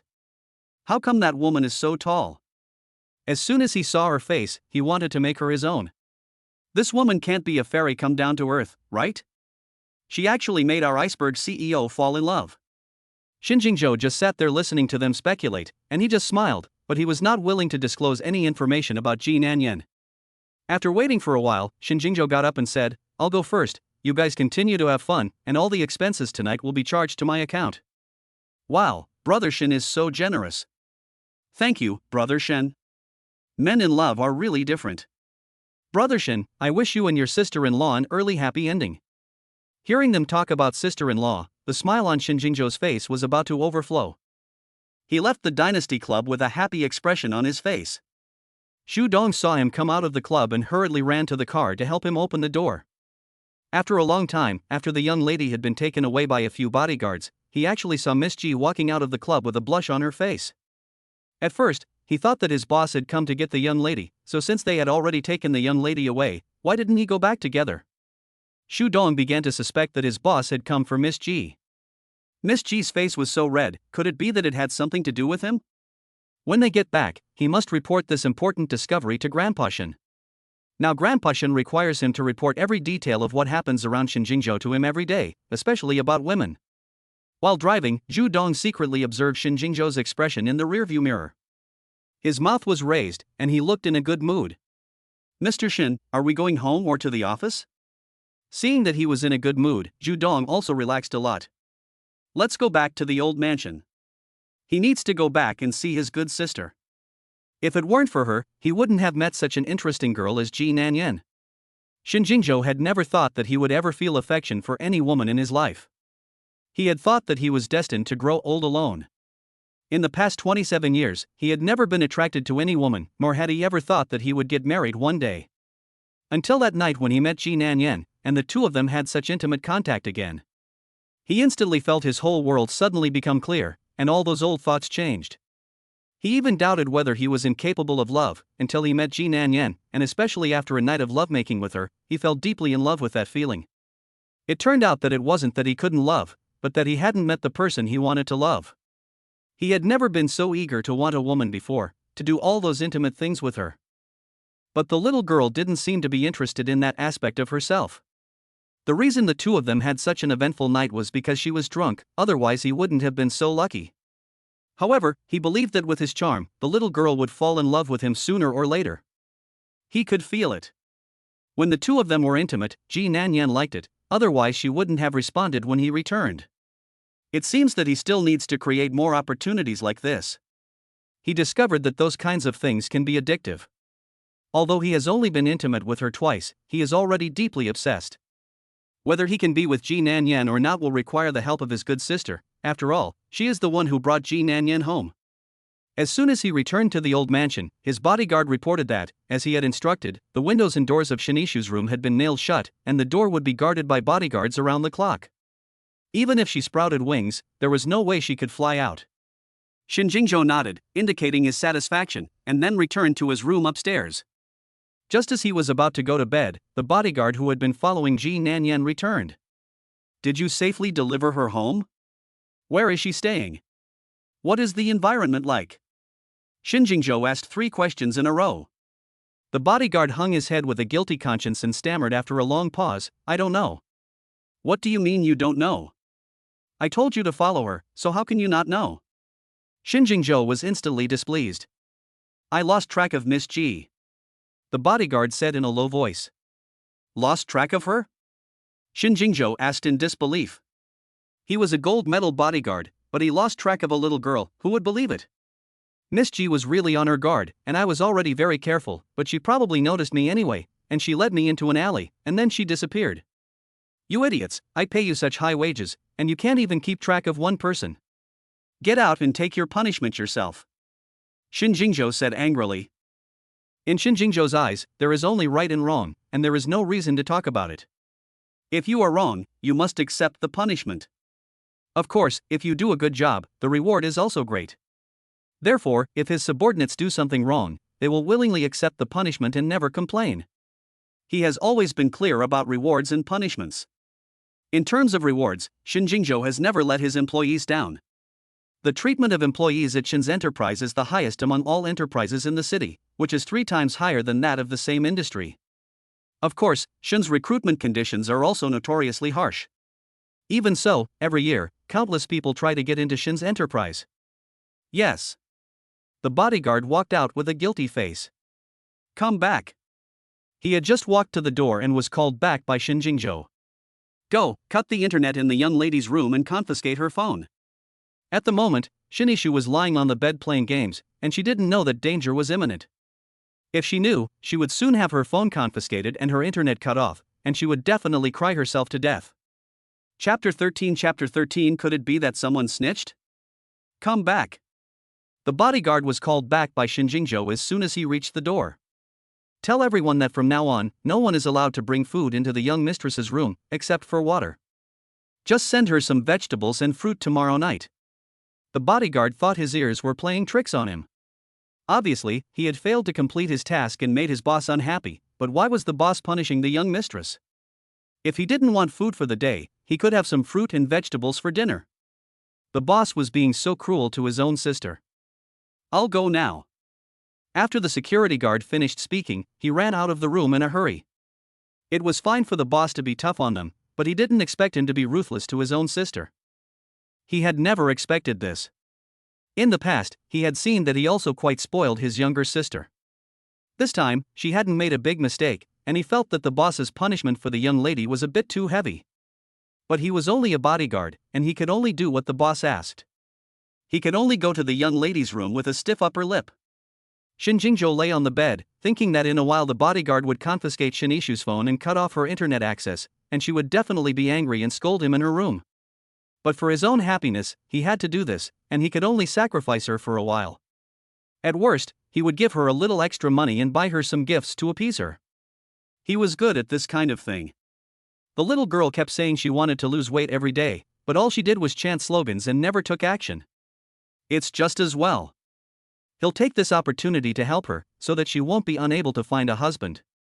Maybe in a month she'll have lost enough weight to reach her ideal weight, and she'll thank him for it. Thinking about this, Shin Jingzhou no longer felt any sense of guilt. Once he relaxed, he quickly fell asleep. While Shin Jingzhou slept peacefully here, it was a busy time in Shin Yishu's room. She had just called Ji Nanyan and knew that she had safely returned home. Just as she was about to get a good night's sleep, there was a knock on the door. She thought it was her brother, who had come to release her because he felt that the punishment was too harsh. Thinking about this, she quickly took out a bottle of eye drops from the drawer and squeezed them into her eyes. She looked in the mirror and was quite satisfied with the effect, as if she had really been crying. In a while, she must pretend to be very aggrieved, make him feel deeply guilty, and see if he will be so heartless in the future. She had only gone out for a bit, so why treat her like this?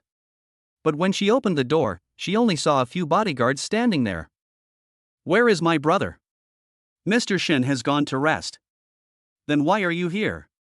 Mr. Shin asked us to take your phone away, the bodyguard said helplessly. What? Not only is she locked up, but now they want to confiscate her phone. She had thought that her brother cared about her, but it turns out she had been thinking too much. Shin Yishu could no longer hold back. She said to the bodyguards, "Go and get him for me. I want to ask him properly whether I killed someone or set a fire." Young lady, we are just following orders. You know how temperamental Mr. Shin is. Don't make things difficult for us. None of the bodyguards dared to go and get Shin Jingzhou. The lights in Shin Jingzhou's room were off, and anyone who dared to disturb him was undoubtedly looking for death. She knew better than anyone what kind of person her brother was, and she also knew that if she didn't give them her phone, they wouldn't dare to take it, but they wouldn't be able to hand it in, and her brother would definitely not spare them. Shin Yishu didn't want to make things difficult for them either. She thought that she still had a computer in her room, and giving them her phone wouldn't affect her ability to contact the outside world. If she couldn't use her phone, she could always use the computer. So she gave them her phone. But when she turned on the computer, she was completely devastated. She had lost her last straw. She never imagined that her brother could be so ruthless as to cut off her internet connection. Shin Yishu angrily screamed and yelled in her room for a long time. The security guard at the door felt guilty and covered his ears, pretending not to hear anything. I don't know what the young lady did to offend her brother, but she was treated like this. It seems that in the future, one should be on one's guard at all times.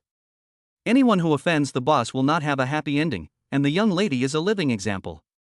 After venting her anger, Shin Yishu finally calmed down. Could it be that her brother is sick? Could it be that he is in a bad mood and taking it out on her? The key is who dares to offend him. Someone like him, who always seeks revenge, would never swallow his anger and would never take it out on his family. She couldn't figure out what was going on, and her head was starting to hurt. She had gone out and played before, and she had never been found out, so why was she so unlucky this time? Was someone snitching on her? It had to be. The key was which son of a bitch was snitching. She had obviously been very careful, so if no one had snitched, how did her brother know so quickly? She even specifically asked about Shinjinjo's work schedule for the day and knew that he would be working late, so she dared to go there, but he still found out. Yishu was certain that someone had ratted on her. She vowed that when she got out, she would find the person who had ratted on her and cut them into 8 pieces to satisfy her hatred. The next day, Yishu woke up hungry. It was already noon when she opened her eyes, but no one had brought her food. No one even called her for breakfast. Was she not there? Was this how she had sunk in her own home? Yishu walked to the door and knocked. She said to the bodyguard outside, "I'm hungry, I want to eat." Mr. Shin has set up a weight loss plan for you, and your meal times are in the evening," said the bodyguard outside. Weight loss? When did she say she wanted to lose weight? This is outrageous. This is abuse, I want to call the police. Yishu yelled angrily. Young lady, you'd better save your strength. After all, dinner is still a few hours away. The bodyguard kindly reminded her. Yishu finally made it to dinner time, but the servants brought only vegetarian dishes, not even a piece of meat. She was so angry that she smashed the plate. This time, Shinjinjo finally came, and Yishu wanted to beat him up, but he just wouldn't go in through the door. Yishu couldn't do anything about him. "I'm going to tell my parents that you not only illegally imprisoned me, but also starved me. You're abusing me." Shinjinjo laughed and said, "If they cared about that, they wouldn't have left you with your grandfather when you were little.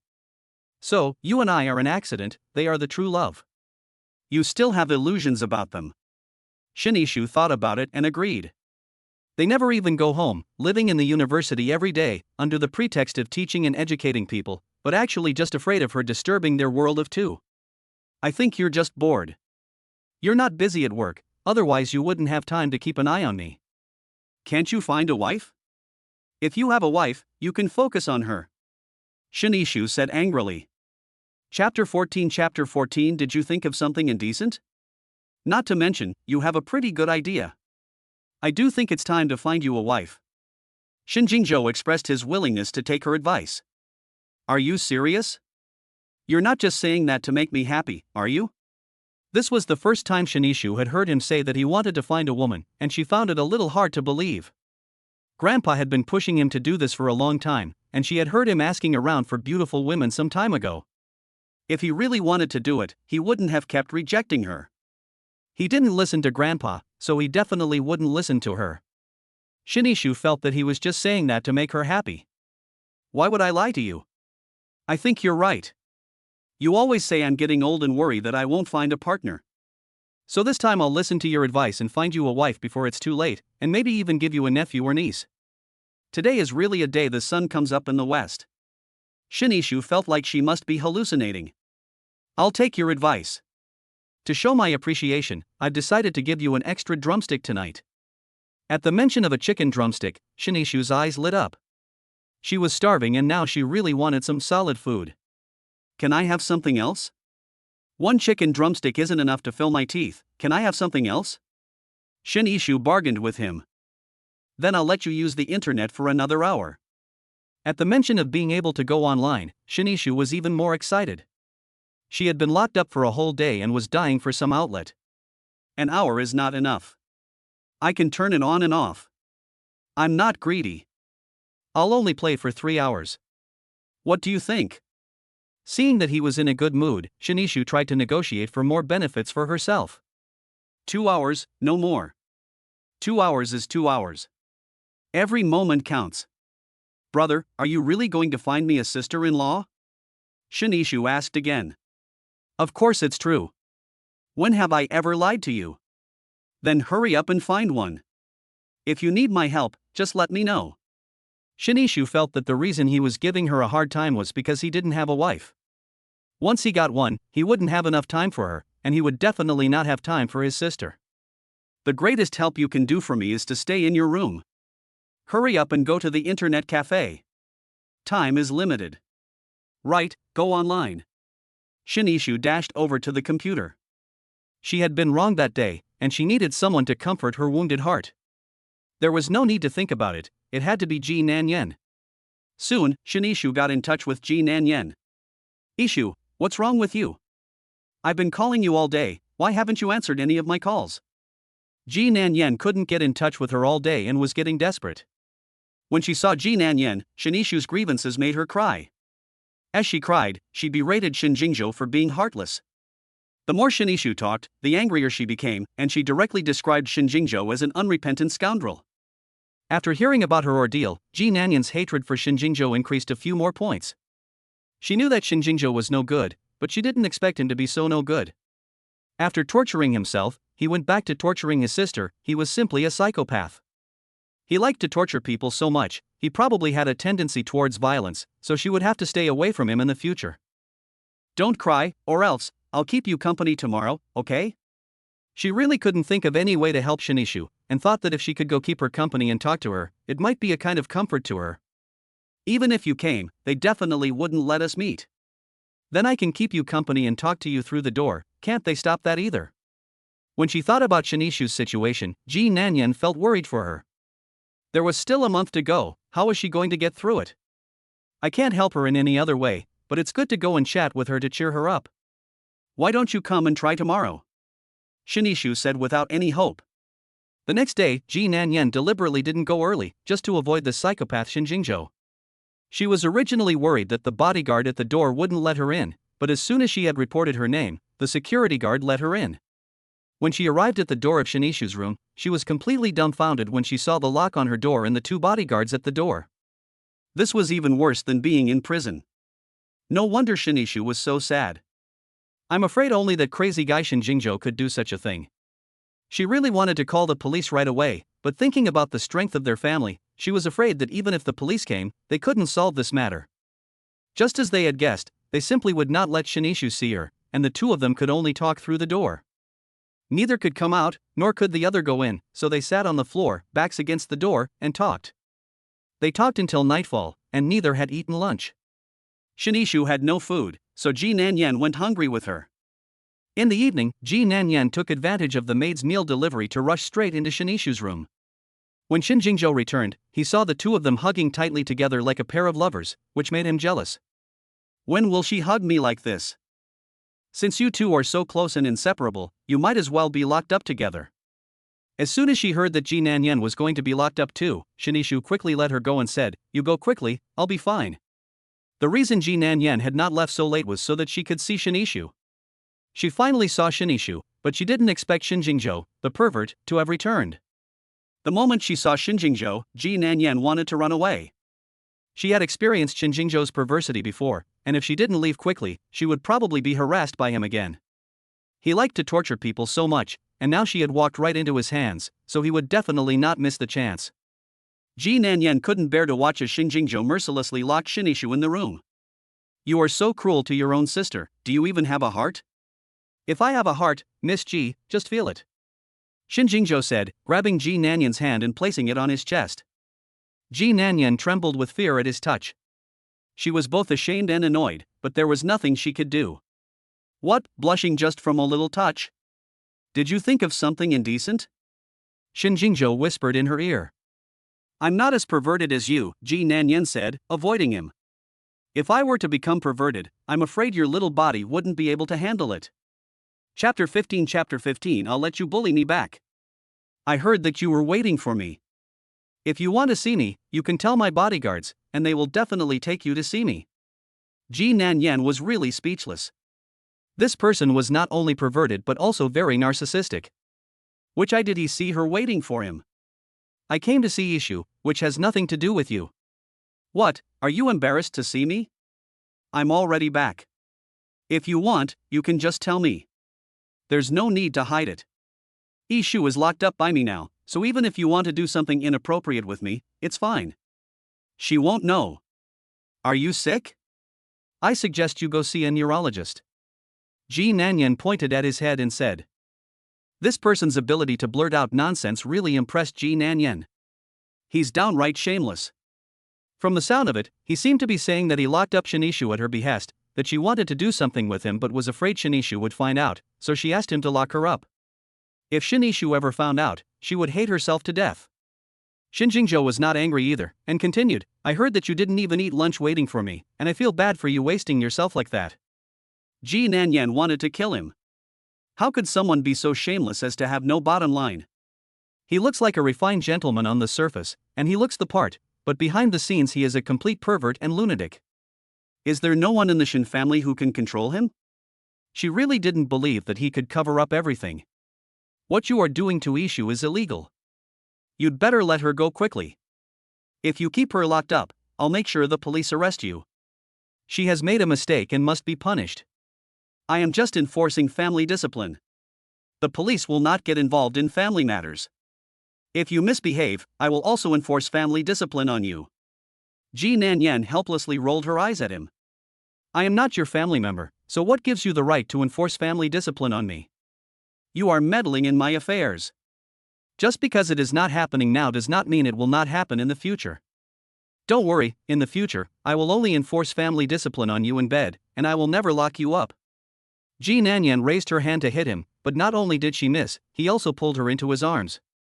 You pervert, let go of me, I'm going to go find Grandpa Shin and ask him if he'll take care of you. Sorry, my grandfather is not home, and I'm in charge of this family now. Ji Nanyan had wanted to ask for help from Grandpa Shin, but he wasn't home. No wonder she hadn't seen him the whole time she'd been here. Now Shinjingzhou can be described as a tiger not at home, a monkey claiming hegemony, and no one can control him. She knew that she definitely wouldn't get any benefits from Shinjingzhou, and she really wanted to just leave, but when she thought about Shinishu hugging her and crying so bitterly, she felt a little sorry for her. So she decided to talk to Shinjingzhou. Even if she couldn't get any results, at least she would have tried, and she would have done her best, so she wouldn't have any regrets. I want to talk to you. What do you want to talk about? Shinjingzhou's eyes were full of curiosity. Let's talk about the two of us first. Ji Nanyan planned to deal with their grievances before discussing Shinishu's matter. Okay, let's talk in my study. Let's go to the lobby on the first floor and talk, it's spacious there. Thinking about what happened at the club last time, Ji Nanyan was afraid to be alone in an enclosed space with him again. Shinjingzhou of course knew what she was worried about. This little girl is too wary of him, and if this continues, she will never feel good about him again. It seems he needs to change his strategy. Fine, as you wish. Soon, the two of them arrived on the first floor. Shinjingzhou asked the servants to prepare some tea and snacks, and then sent them all downstairs. Ji Nanyan chose a seat farthest away from Shinjingzhou and sat down. This made Shinjingzhou very unhappy. He didn't say a word, just sat there, staring at Ji Nanyan. Ji Nanyan was already scared of him, and now he was staring at her, she felt even more uneasy. This person is not going to go crazy again, is he? Can you stop looking at me like that? She really couldn't stand it anymore. Are you that scared of me that I can eat you or something? Sit over here, or we can forget about talking. After a while of stalemate, Ji Nanyan finally gave in. She stood up and sat down opposite Shinjingzhou, with the wide coffee table between them. The girl was still on her guard. I don't know if she's clever or just stupid, but if he really wanted to do something to her, it wouldn't matter how far away she sat. Go ahead, what do you want to talk about? I want to talk about the two of us first. From the sound of it, she had quite a lot to talk about. Go ahead. Shinjingzhou was quite curious to hear what she had to say. I've been thinking about it these past few days, and even though I was drunk that night, it was still my fault. It was indeed my initiative, and I was the one who wouldn't let you go. I apologize. If you feel that I offended you, or that you suffered a loss, then I'll let you bully me back. Shinjingzhou didn't expect her to say such words. It was really quite difficult for her to make such a decision, timid as a mouse. It's really a good thing like this, and Shinjingzhou was really surprised. Are you serious? You really want me to bully you? He asked with a strange light in his eyes. She bit her lip and fidgeted with her hands, looking very torn up. To be honest, she looked so pitiful that he really wanted to bully her. Shinjingzhou felt an urge to make her cry. You're not regretting it, are you? He lit a cigarette and took a slow drag, exhaling an unpredictable ring of smoke. If I let you bully me back, we'll be even from now on, and neither of us will owe the other anything. Don't bother me again. Ji Nanyan took a deep breath and said as if she had made up her mind. Shin Jingzhou took a few harsh puffs, then extinguished the cigarette in the ashtray in his hand. He then stood up and walked over to Ji Nanyan's side. Seeing him walking towards her, Ji Nanyan subconsciously wanted to run. As soon as she stood up, she was pushed back onto the sofa by Shin Jingzhou, who sat down next to her. Is he going to start now? Ji Nanyan was scared, her face turning pale, her heart pounding.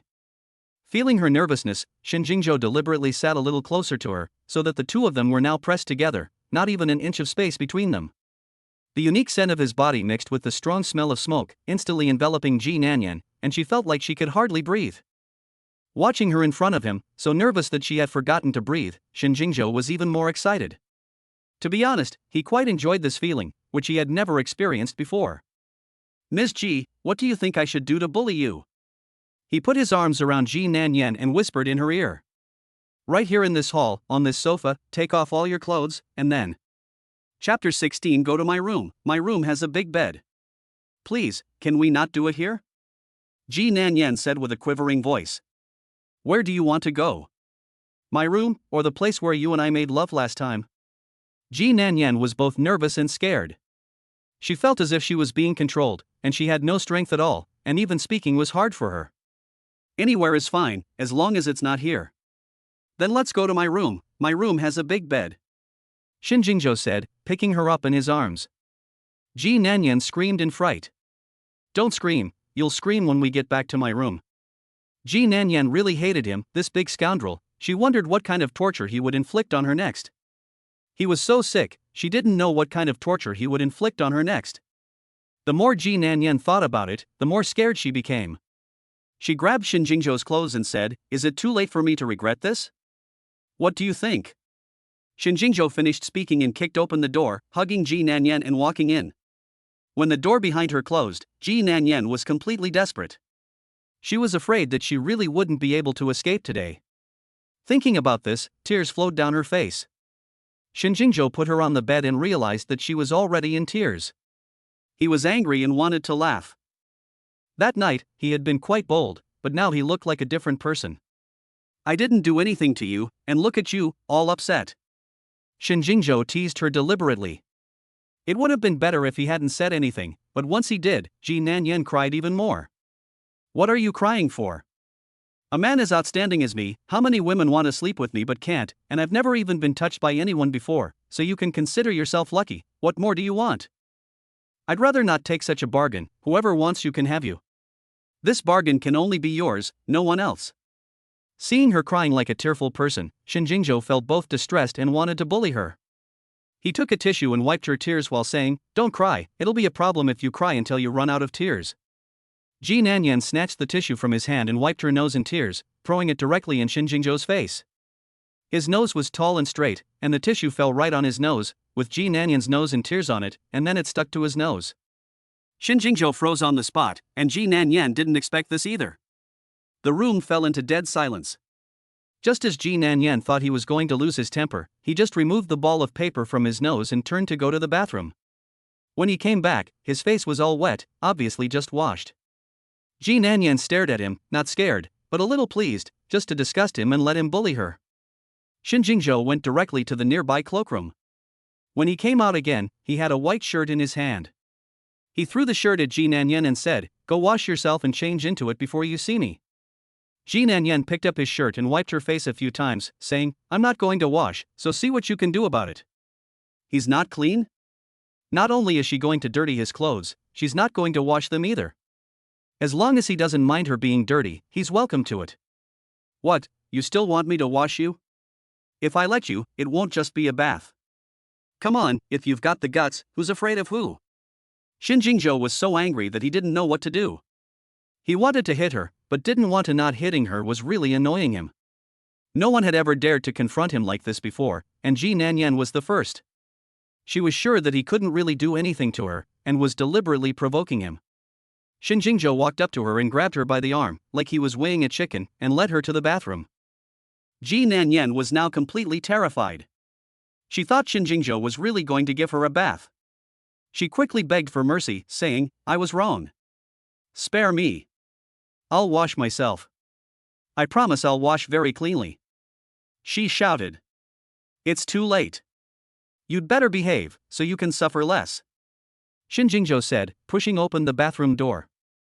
Just as Ji Nanyan was preparing for her death, Shinjingzhou took her to the sink and washed her face. What's going on? Aren't you going to shower? Can't you wash your face while showering? The next second she was dumbfounded. Shinjingzhou pressed her against the wall behind her and blocked her mouth directly. Her face was full of water, and he kissed her like that without even wiping it off. Ji Nanyan felt weak all over, and apart from accepting it, she had no strength to resist. Shinjingzhou hated to crush the woman in his arms, but reason told him that if he took her like that, she would definitely hate him to death. He didn't want her to hate him, he wanted her to be willing to be with him. Shinjingzhou sighed helplessly and pushed her out of the bathroom with all his strength. Listening to the sound of rushing water coming from the bathroom, Ji Nanyan's consciousness slowly returned. She couldn't believe that Shinjingzhou had only kissed her and done nothing else. If he really wanted to do it, she was sure she would be unable to resist. Just thinking about her reaction just now, Ji Nanyan was annoyed. She clearly didn't want to, but why did she just not have the strength to resist? Ji Nanyan was still sitting in the room waiting for Shinjingzhou when he came out of the shower. She was sitting there with a disappointed, confused, and distressed expression on her face, not knowing what to think. She was so lost in thought that she didn't even notice Shinjingzhou standing next to her. I already told you to leave, why are you still here? Do you not think I bullied you enough just now? Shinjingzhou said impatiently. Chapter 17 Be his girlfriend? No, I still have something to talk to you about. In fact, Ji Nanyan had long wanted to leave, but the matter of Yishu had not been resolved, so she could not leave yet. She had been waiting for Shinjingzhou to come out. Shinjingzhou took a cold shower for more than half an hour before finally calming down. Who knew that as soon as he came out of the bathroom, he found that Ji Nanyan had not yet left. It's never ending, isn't it? If you don't leave, you will be responsible for the consequences. He was already extremely tolerant, and when he saw Ji Nanyan, a certain thought in his heart began to stir again. I want to talk to you about Yishu. You'd better think about yourself. If you don't want to be eaten by me, hurry up and go. I can't guarantee that I can hold back every time. You punished Yishu too harshly, and she is still your younger sister. How could you be so heartless? She only went to a club once. I don't believe you haven't been to a place like that. Why can you men go, but women can't? It's fine if she doesn't mention the club, but once she mentioned what happened at the club that day, Shinjingzhou became even more angry. I have been to a club before, but I have never looked for a woman. You two are good, as soon as you go there, you look for male models, and one person even looks for two. Fortunately, I went there in time, otherwise I don't know what you two would have done. You are mistaken, the two of us didn't do anything, we just wanted to relax a little. Looking for a man to relax? It's not what you think. Ji Nanyan said anxiously. How can a girl go to a place like that, where there's nothing but drunken revelry? If I don't teach her a lesson, she'll probably do something lawless next time. And you, if you dare go to a place like that again, I'll teach you a lesson. Can you give her phone back then? She'll be so bored without it. You want me to give her phone back? That depends on you. If you can make me happy, I'll agree. You haven't eaten yet, have you? Why don't I cook you a meal? I'm a very good cook. Ji Nanyan really didn't know how to coax people, so she planned to conquer him with her cooking. She was quite confident in her cooking skills. I don't want to eat. Then what do you want to eat? I can cook it for you. I want to eat people, delicious women like you. Shinjingzhou's gaze hungrily wandered over her breasts. Ji Nanyan was scared and put her hands on her chest, saying, I can promise you anything else, but not this. Aren't you worried about Yishu? As long as you serve me well, I promise you that I will let you release her, even if you let me give her to you. Can you change your request? I can't do this. Ji Nanyan really wanted to save Yishu, but she would never agree to go to bed with him. The thought that she had almost done it with him just now made her feel scared. Shinjingzhou poured himself a glass of wine and said after a while of thinking, how about this, you be my girlfriend for 10 days, and after 10 days I'll let her go. Be your girlfriend? Being your girlfriend means having to do that kind of thing. What's the difference between that and just going to bed? Why is this person's mind always filled with that kind of thing? Shinjingzhou seemed to have read her mind. He put down his glass and said, "Don't worry, I won't ask you to sleep with me. Just like any normal couple, we'll go out for dinner, go shopping, watch a movie, and that's about it. You don't have to do anything else." If it's really like he said, just going out to dinner and watching a movie is no big deal, then the deal can be done.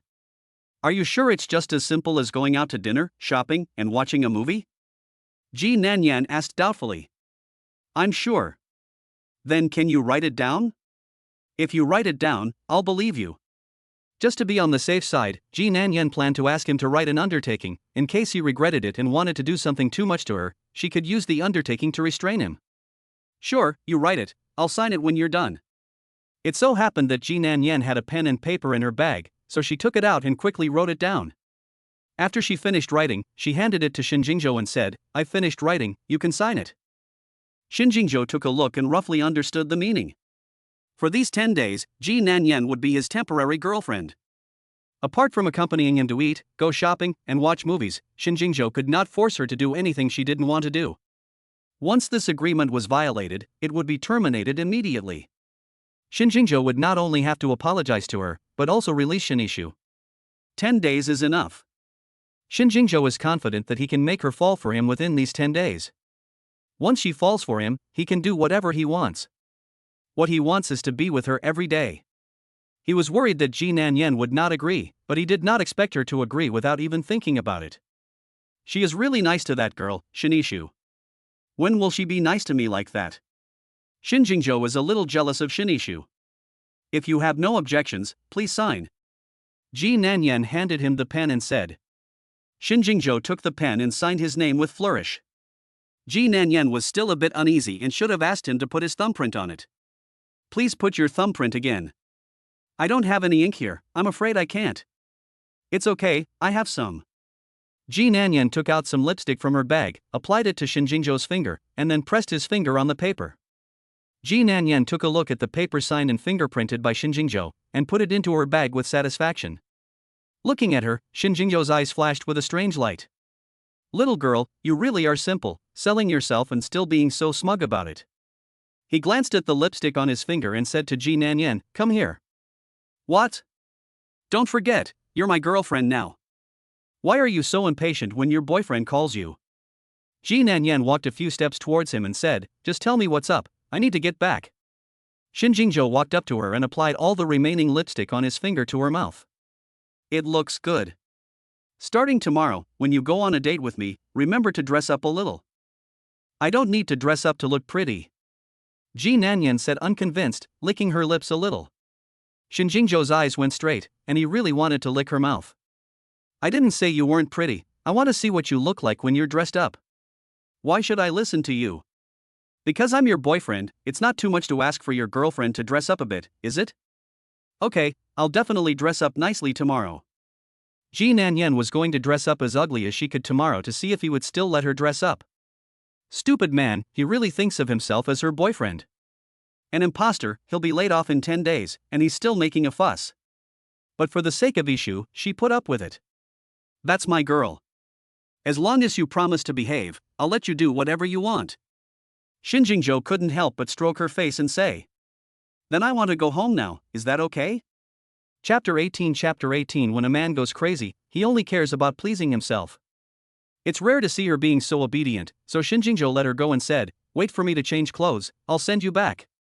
No need, I can go back by myself. After Ji Nanyan finished speaking, she picked up her bag and ran out in a panic. She had just taken a few steps when she suddenly felt a dark blackness in front of her eyes and her legs started to feel weak. Oh my god, I think I'm having another hypoglycemic attack.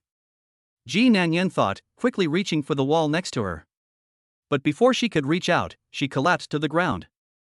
Just as she was about to make intimate contact with the floor, Shinjingzhou rushed over and embraced her.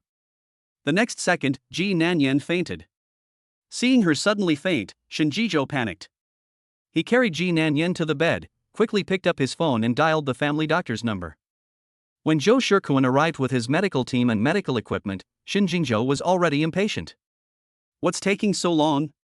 He asked with a dark face. I didn't dare to delay for even a minute after receiving your call, and I rushed here non-stop, and you still complain about the speed. Cut the crap and hurry up. Who exactly is sick and has made you so anxious? the person is in my room. I don't know what happened, but suddenly he fainted. Shinjingjo said as he led the way upstairs. In your room? It can't be a woman, can it? Zhou Shikuan asked in shock. Shinjingzhou's room was one that no one would dare enter. Not only was this person in his room, but he had also fainted.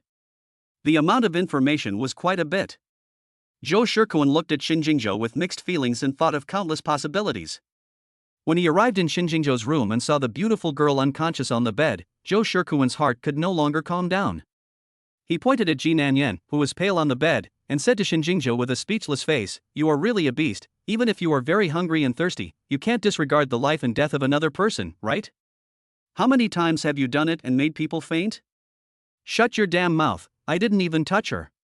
You think I'm stupid? People are in your bed, and you still refuse to admit it. Are you even a man? I'm a man too. I know it's not easy for you to hold back for so many years, but can't you just take it easy and consider whether the young girl's body can withstand your torment? If you talk nonsense again, I'll kill you, believe it or not? Shinjingzhou said, and kicked him with his leg.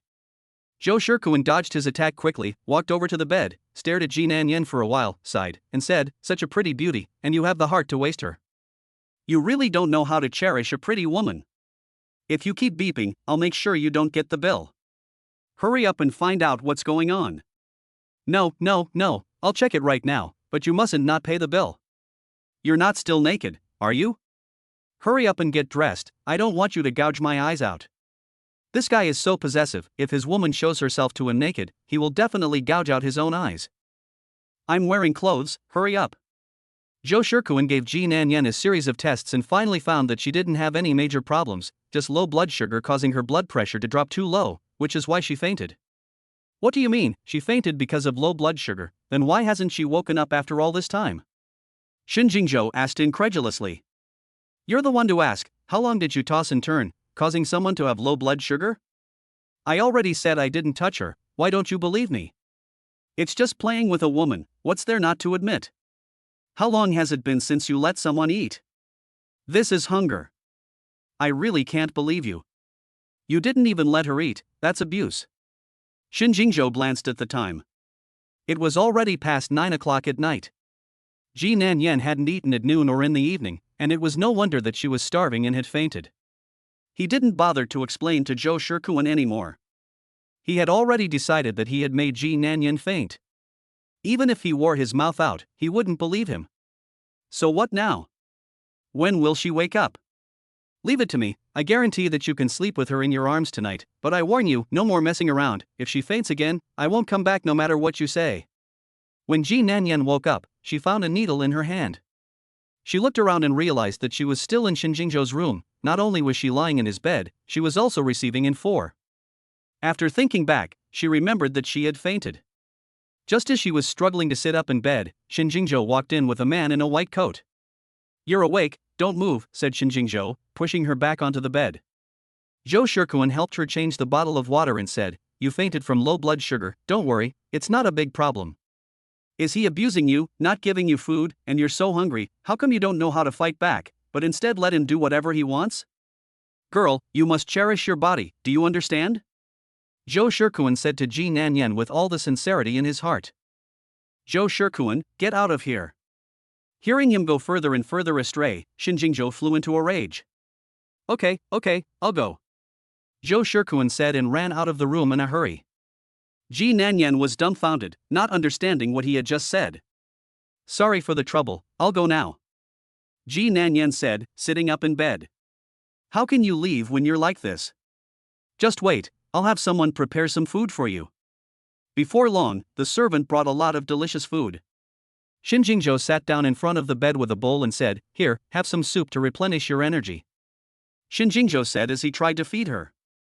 Ji Nanyan was indeed hungry after not eating for a day, and the smell of the food made her stomach grumble non-stop. I can do it myself. She really wasn't used to having a man feed her. Be good, you're still very weak, let your boyfriend feed you. Zhou Shikuan happened to be walking in from outside and heard Shinjingzhou say boyfriend, and his face was full of surprise. So these two were in a relationship, and this girl was obviously his girlfriend, but he just flat out refused to admit it. I wonder what he was thinking. Was he embarrassed to say it? You're a terrible boyfriend. Don't you know what your girlfriend's body looks like? Don't be so inconsiderate in the future. The young girl has delicate skin and is weak. How can she withstand your kind of torment? Even if you want it again, you should at least let her eat her fillings first. Ji Nanyan finally understood what he meant, and her face suddenly turned red like a ripe apple. Chapter 19 All men want to climb into his bed. You've got it wrong, he's not my boyfriend. Ji Nanyan hurriedly explained in order to prevent Zhou Shikuan from misunderstanding. She was so embarrassed that it was no wonder Zhou Shikuan would misunderstand. Not only was she lying in Shinjingzhou's bed, but Shinjingzhou was sitting next to her feeding her soup. Whoever was in her situation would probably misunderstand too. Zhou Shikuan looked at Shinjingzhou with a suspicious look. He had clearly heard Shinjingzhou say that she was his girlfriend, and the two were so intimate, so why didn't she admit it? Ah, if he's not your boyfriend, why are you doing that with him? Could it be that he forced you? Shinjingzhou was wearing pajamas, and it looked like he had just taken a shower. Looking at him, he was fresh and content, while Ji Nanyan looked shy. If they hadn't just done that kind of thing, Zhou Shikuan would never have believed it. It's not what you think, I didn't do anything with him. Ji Nanyan was about to cry with anxiety. Shinjingzhou put down the soup bowl in his hands and stood up suddenly. Go out. He turned around and shouted at Zhou Shikuan. Zhou Shikuan didn't expect him to be so angry, and he was so scared that he quickly ran out. Seeing Shinjingzhou following him with a displeased look, Zhou Shikuan pulled him aside and asked, "Why are you so angry? You're not impotent, are you? You didn't satisfy the young lady? It's normal to have a bad first time. Don't worry, I'll prescribe you some medicine to ensure your virility." Shut your damn mouth. Who told you I'm impotent? If you dare to spread this rumor, I'll cut out your tongue so you can never speak again. I understand how you feel, but we have to treat the problem. Shinjingzhou was so angry that he went up and grabbed him by the neck, saying, "Do you want me to get you killed?" In no time at all, Zhou Shikuan was choking so hard that he could hardly breathe, and his face instantly turned red up to the base of his neck. "Brother Shin, I was wrong," he said, pleading for mercy with difficulty. "Hurry up and pack your things and get out of here," Shinjingzhou said, releasing him. Escaping from his clutches, Zhou Shikuan covered his neck and breathed heavily, before returning to normal after a while. "I just saved your woman, and you crossed the river and demolished the bridge. No wonder the young lady doesn't want to be your girlfriend. If it were me, I wouldn't want to either. Who likes cold-blooded animals that have no feelings at all?" Zhou Shikuan said angrily and fearfully. When this guy gets angry, he doesn't recognize his own relatives. If it weren't for the money, he would just ignore him. "I don't think you want the money anymore." As soon as the subject of money came up, Zhou Shikuan instantly seemed like a different person. "Don't, I'm just teasing you. A handsome, wealthy bachelor like you, not to mention women, I don't know how many men would like to climb into your bed. Cut the crap and get out of here with your people," Shinjingzhou said impatiently. Okay, I'll leave right away, just remember to settle the bill for me." Zhou Shikuan quickly led his people to escape from this place that he both loved and feared. As soon as he reached the ground floor, his phone received an account balance notification. Looking at the long series of numbers, all the unpleasantness he had just experienced instantly disappeared. If something like this happened again, he would definitely pay it back. Who would want to mess with money? When Shinjingzhou returned to the room, Ji Nanyan was eating. She was really hungry, and the food at Shinjingzhou's house was really delicious. "Never mind, let's just eat first." Seeing her eating happily, Shinjingzhou's mood also improved a bit. "You're not in good health, and you're not eating. If I find out in the future that you're not eating, I'll see how I punish you." Shinjingzhou sat next to her and said. Ji Nanyan rolled her eyes and said, "You're quite intrusive. You're also in charge of eating? I've been here all day and haven't even had a sip of water. I didn't expect this to be your family's way of treating guests." Shinjingzhou was not angry, but instead laughed for a while. "I will tell them to make sure you are well looked after next time you come. Just let them know what you want to eat. No need to trouble yourself, this is the last time, I won't be coming again. If you really care, you should be nicer to Yishu, after all she is your sister." "Okay, I will listen to my girlfriend and from tomorrow onwards, I will have them prepare more delicious food for her."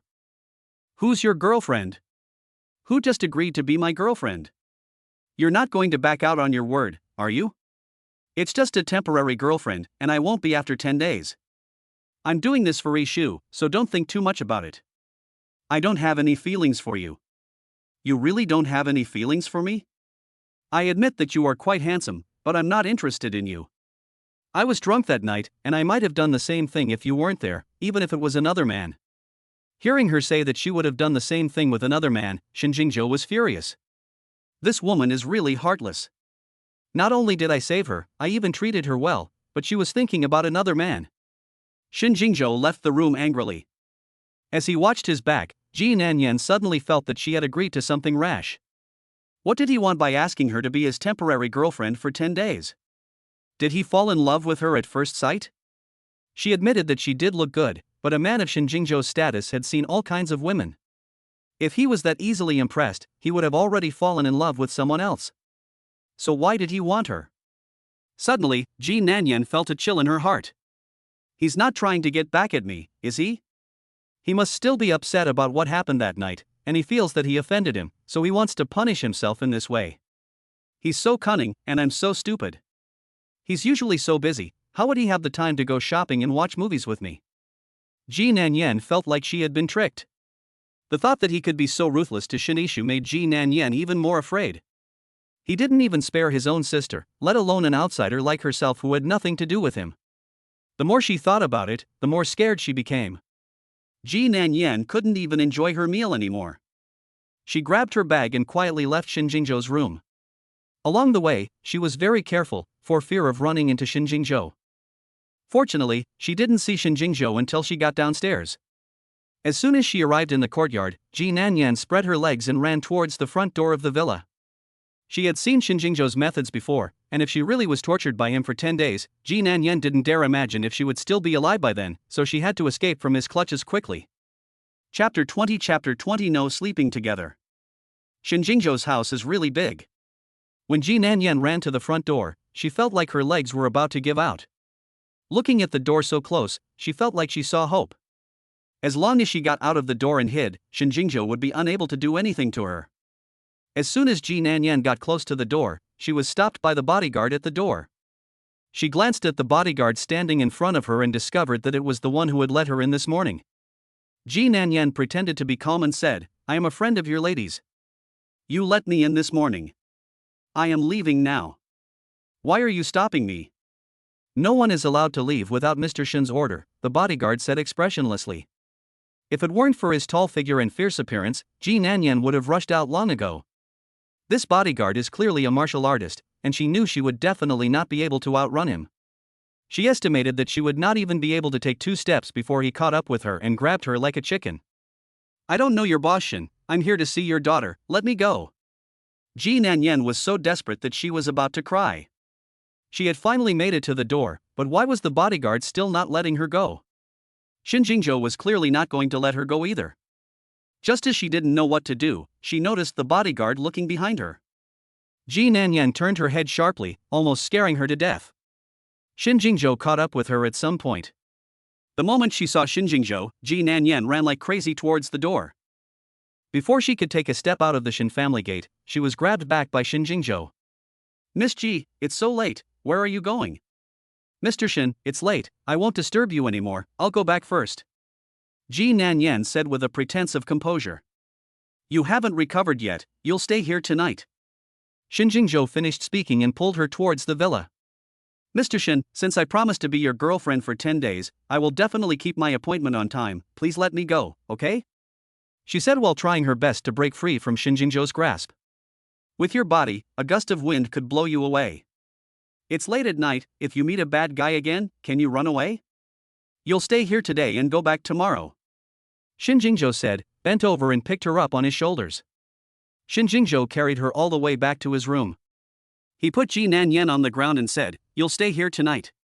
As soon as she heard that Shinjingjo wanted her to stay in his room, Ji Nanyan was so scared that she hid back. "You said we would just go shopping, chat, and watch movies, not sleep together." "You can't go back on your word," Ji Nanyan said nervously. "Don't worry, I won't sleep with you, I'll go to another room." Shinjingjo smiled and turned around to leave. As soon as he left, Ji Nanyan quickly ran to the door, quickly closed it, and locked it from the inside. Hearing the sound of the door locking, Shinjingjo shook his head and went to the study next door. After locking the door, Ji Nanyan finally relaxed. She had been so scared just now, thinking that Shin Jingzhou was going to sleep in the same room as her. Fortunately, he had left. She sat in the room until late at night, and finally, unable to hold on any longer, she climbed into bed. She didn't know if it was because she was so tired or because Shin Jingzhou's bed was so comfortable, but as soon as Ji Nanyan's head hit the pillow, she instantly fell asleep.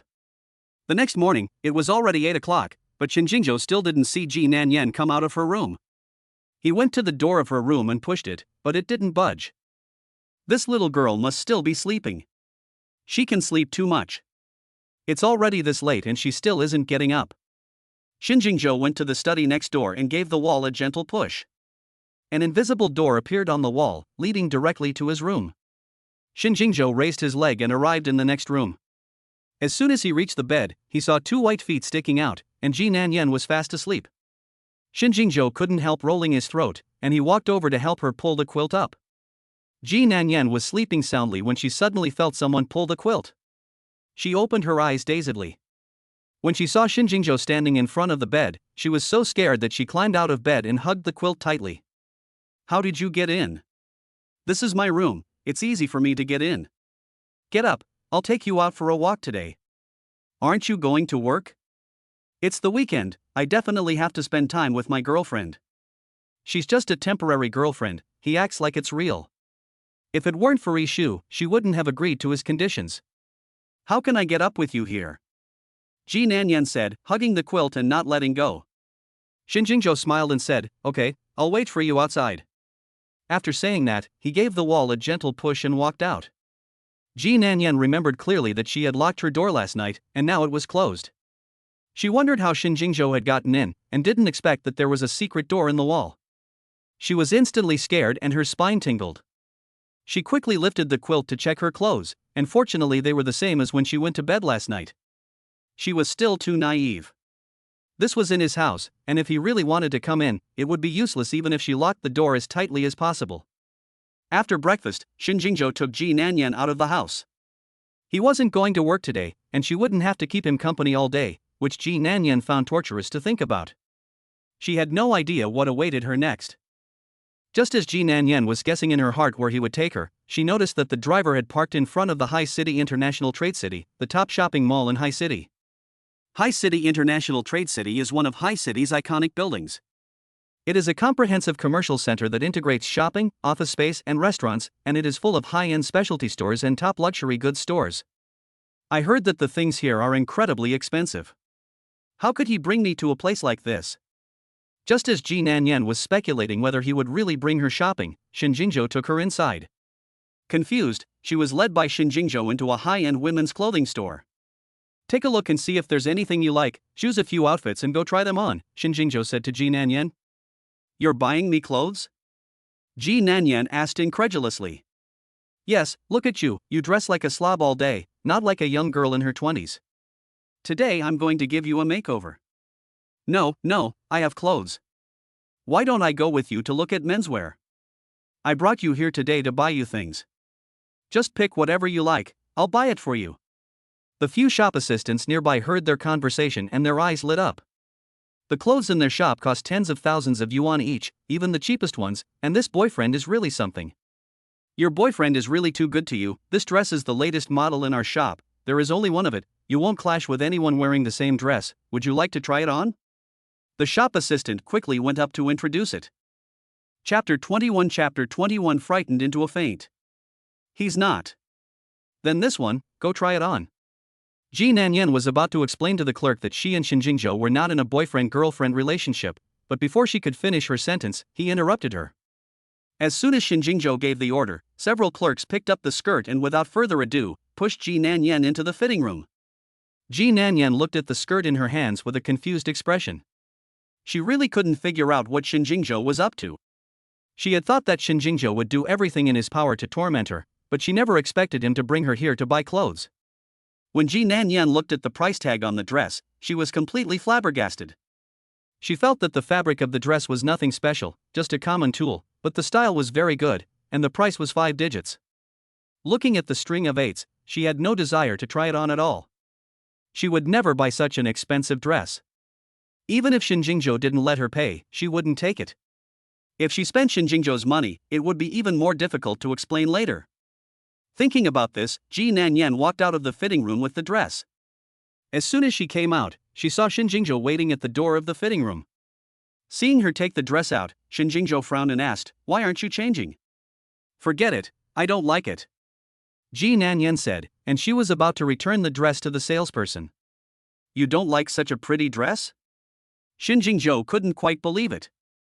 "I don't like wearing dresses." Xinjingzhou glanced at the price of the dress and asked again, "Are you saying it's too expensive?" "Don't worry, I'll buy it for you, I won't let you spend any money." "No, I really don't like it." "But I do, I want to see you wear it, be a good girl and go change." "This dress is too expensive, I can't take it," Ji Nanyan said, and stuffed the dress to the clerk next to her. The clerk looked at Ji Nanyan in shock, thinking to herself, "This girl is so silly, people are saying they want to give it to her, and she doesn't want it. If it were her, she would definitely wear it and never take it off." Xinjingzhou took the dress from the clerk's hands and pulled Ji Nanyan into the fitting room. "Be a good girl and put it on."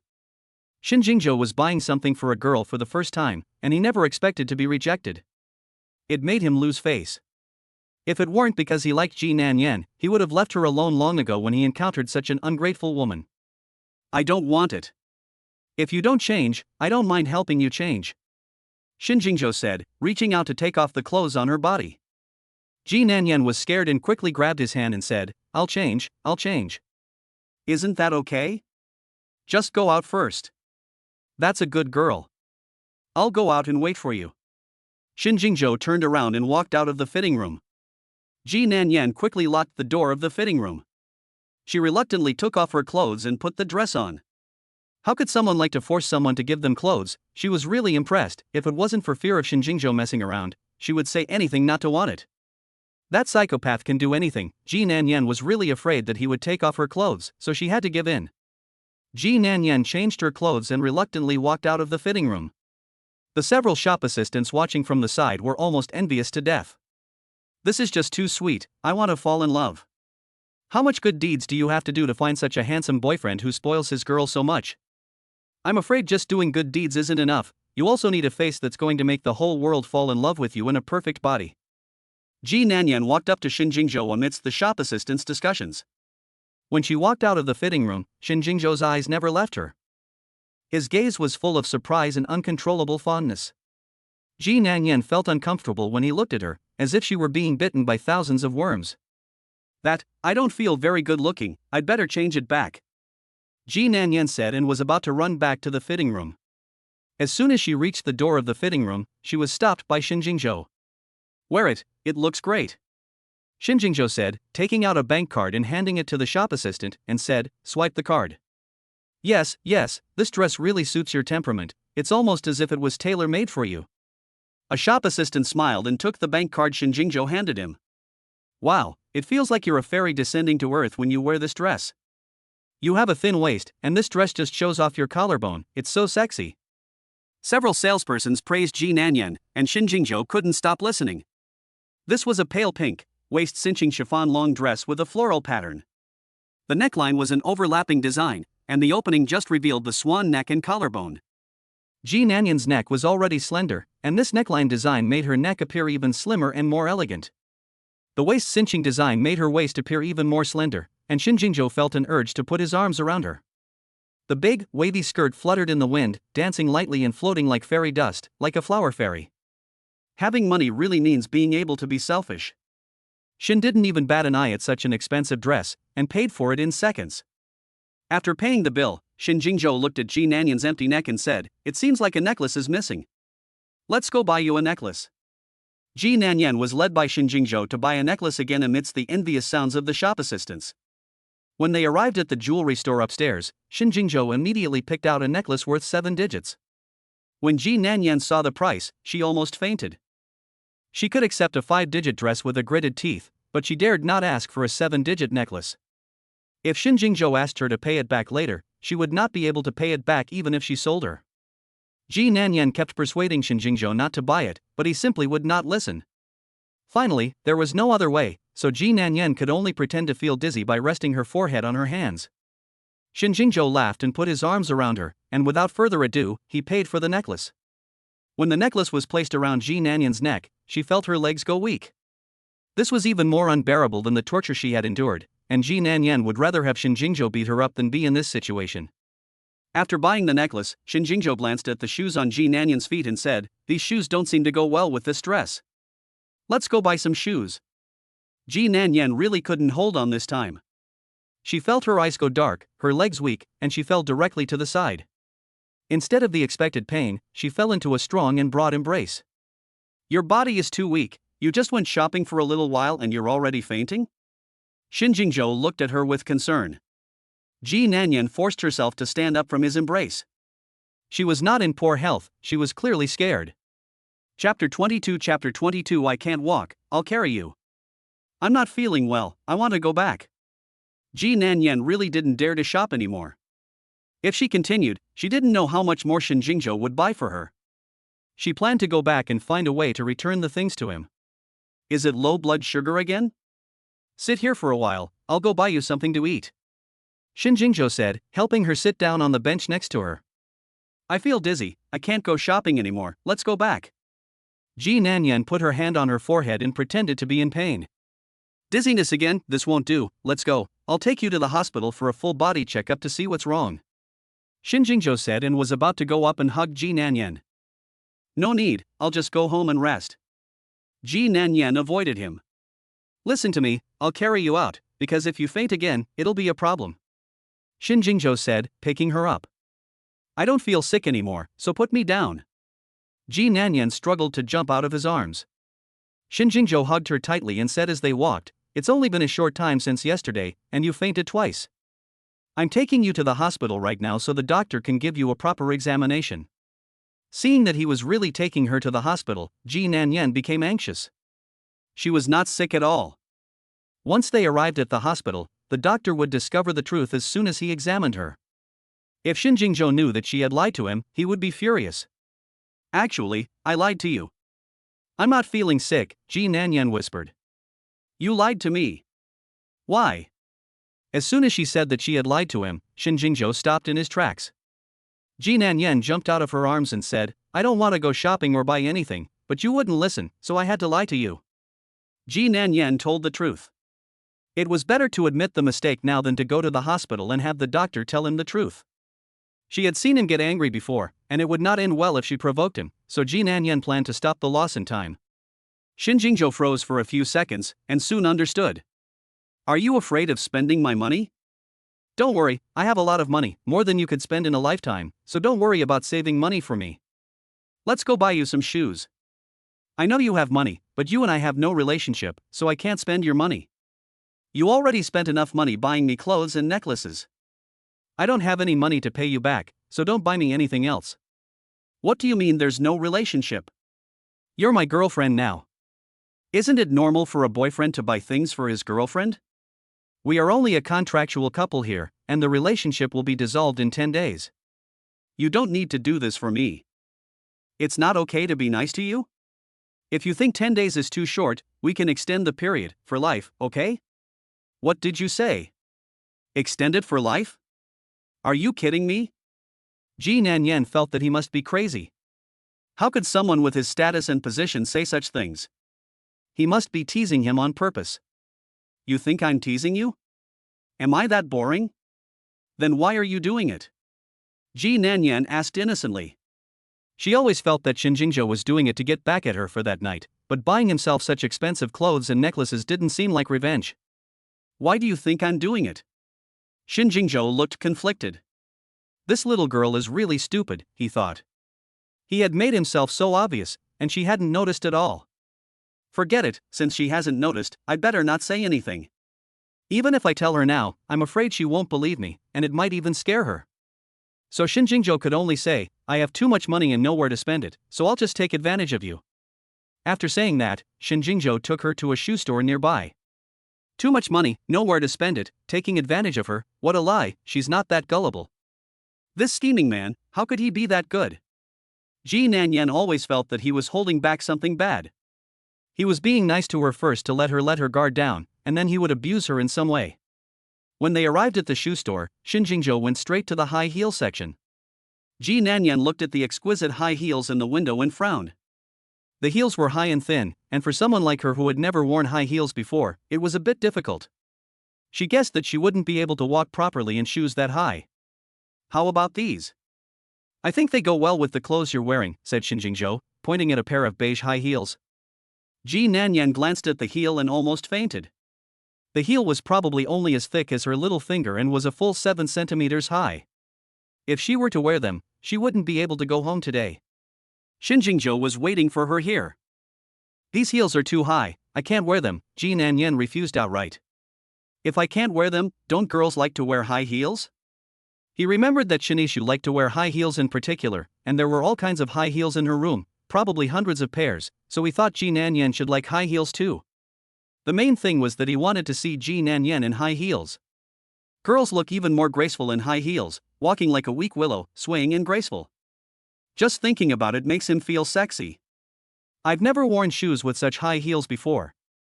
If you make me wear them, I don't think I'll be able to walk. It's okay, if you can't walk, I'll carry you. I don't want to. If you like them, you can wear them yourself. Making her wear shoes with such high heels is like asking her to die. She doesn't want to suffer like that. You won't see any man wearing high heels. These shoes are designed for women. I'm not wearing them anyway. My own shoes are fine. I can run and jump in them, and they're very comfortable. Why would I subject myself to suffering? Ji Nanyan said, looking at the sneakers on her feet. Xinjingzhou smiled helplessly. This little girl is really different from the women he knows. Although those women are dressed up in flashy clothes and jewelry, he just doesn't like them. Ji Nanyan was dressed in a t-shirt, jeans, and sneakers, just ordinary clothes that couldn't be more ordinary, but Xinjingzhou couldn't take his eyes off her. Since that night, Xinjingzhou has been like a man possessed, with her on his mind. Okay, then you sit here for a while, I'll go see if there's anything else that suits you. After a while, Xinjingzhou came over holding a pair of low-heeled sandals. This pair should be fine, they're only 3 centimeters high, and they have a square heel, so they won't tire your feet, and you'll be able to walk steadily, Xinjingzhou said as he squatted down next to Ji Nanyan. They were a pair of silver low-heeled sandals, not too flashy, but very shiny. Xinjingzhou's aesthetic sense was not bad, one had to say. Compared to the 7 centimeter high heels just now, she was more accepting of these. They were okay. As Ji Nanyan's words fell, Xinjingzhou picked up one of her feet. What are you doing? Ji Nanyan exclaimed in surprise. Chapter 23 Love at First Sight. Of course I'm helping you change your shoes, why are you so excited? Xinjingzhou said, taking off the sneakers on her feet. Just as he was about to take off Ji Nanyan's socks, she pressed Xinjingzhou's hand. I can take them off myself, don't trouble yourself. Ji Nanyan covered her feet and refused to let him take them off. A big man, coming up and taking off someone's shoes and socks, is too casual. Ji Nanyan had never encountered anything like this before, and she felt uncomfortable all over. When she was in a relationship before, she never let her boyfriend do this for her either. Xinjingzhou and her had no relationship at all, so she would never let him do this. It's just taking off your shoes, we've done everything else in bed, what's there to be shy about? Xinjingzhou said nonchalantly. Shut up. Ji Nanyan was afraid that he would say something else inappropriate, so she quickly covered his mouth. Xinjingzhou took this opportunity to quickly take off her socks and put the sandals on her feet.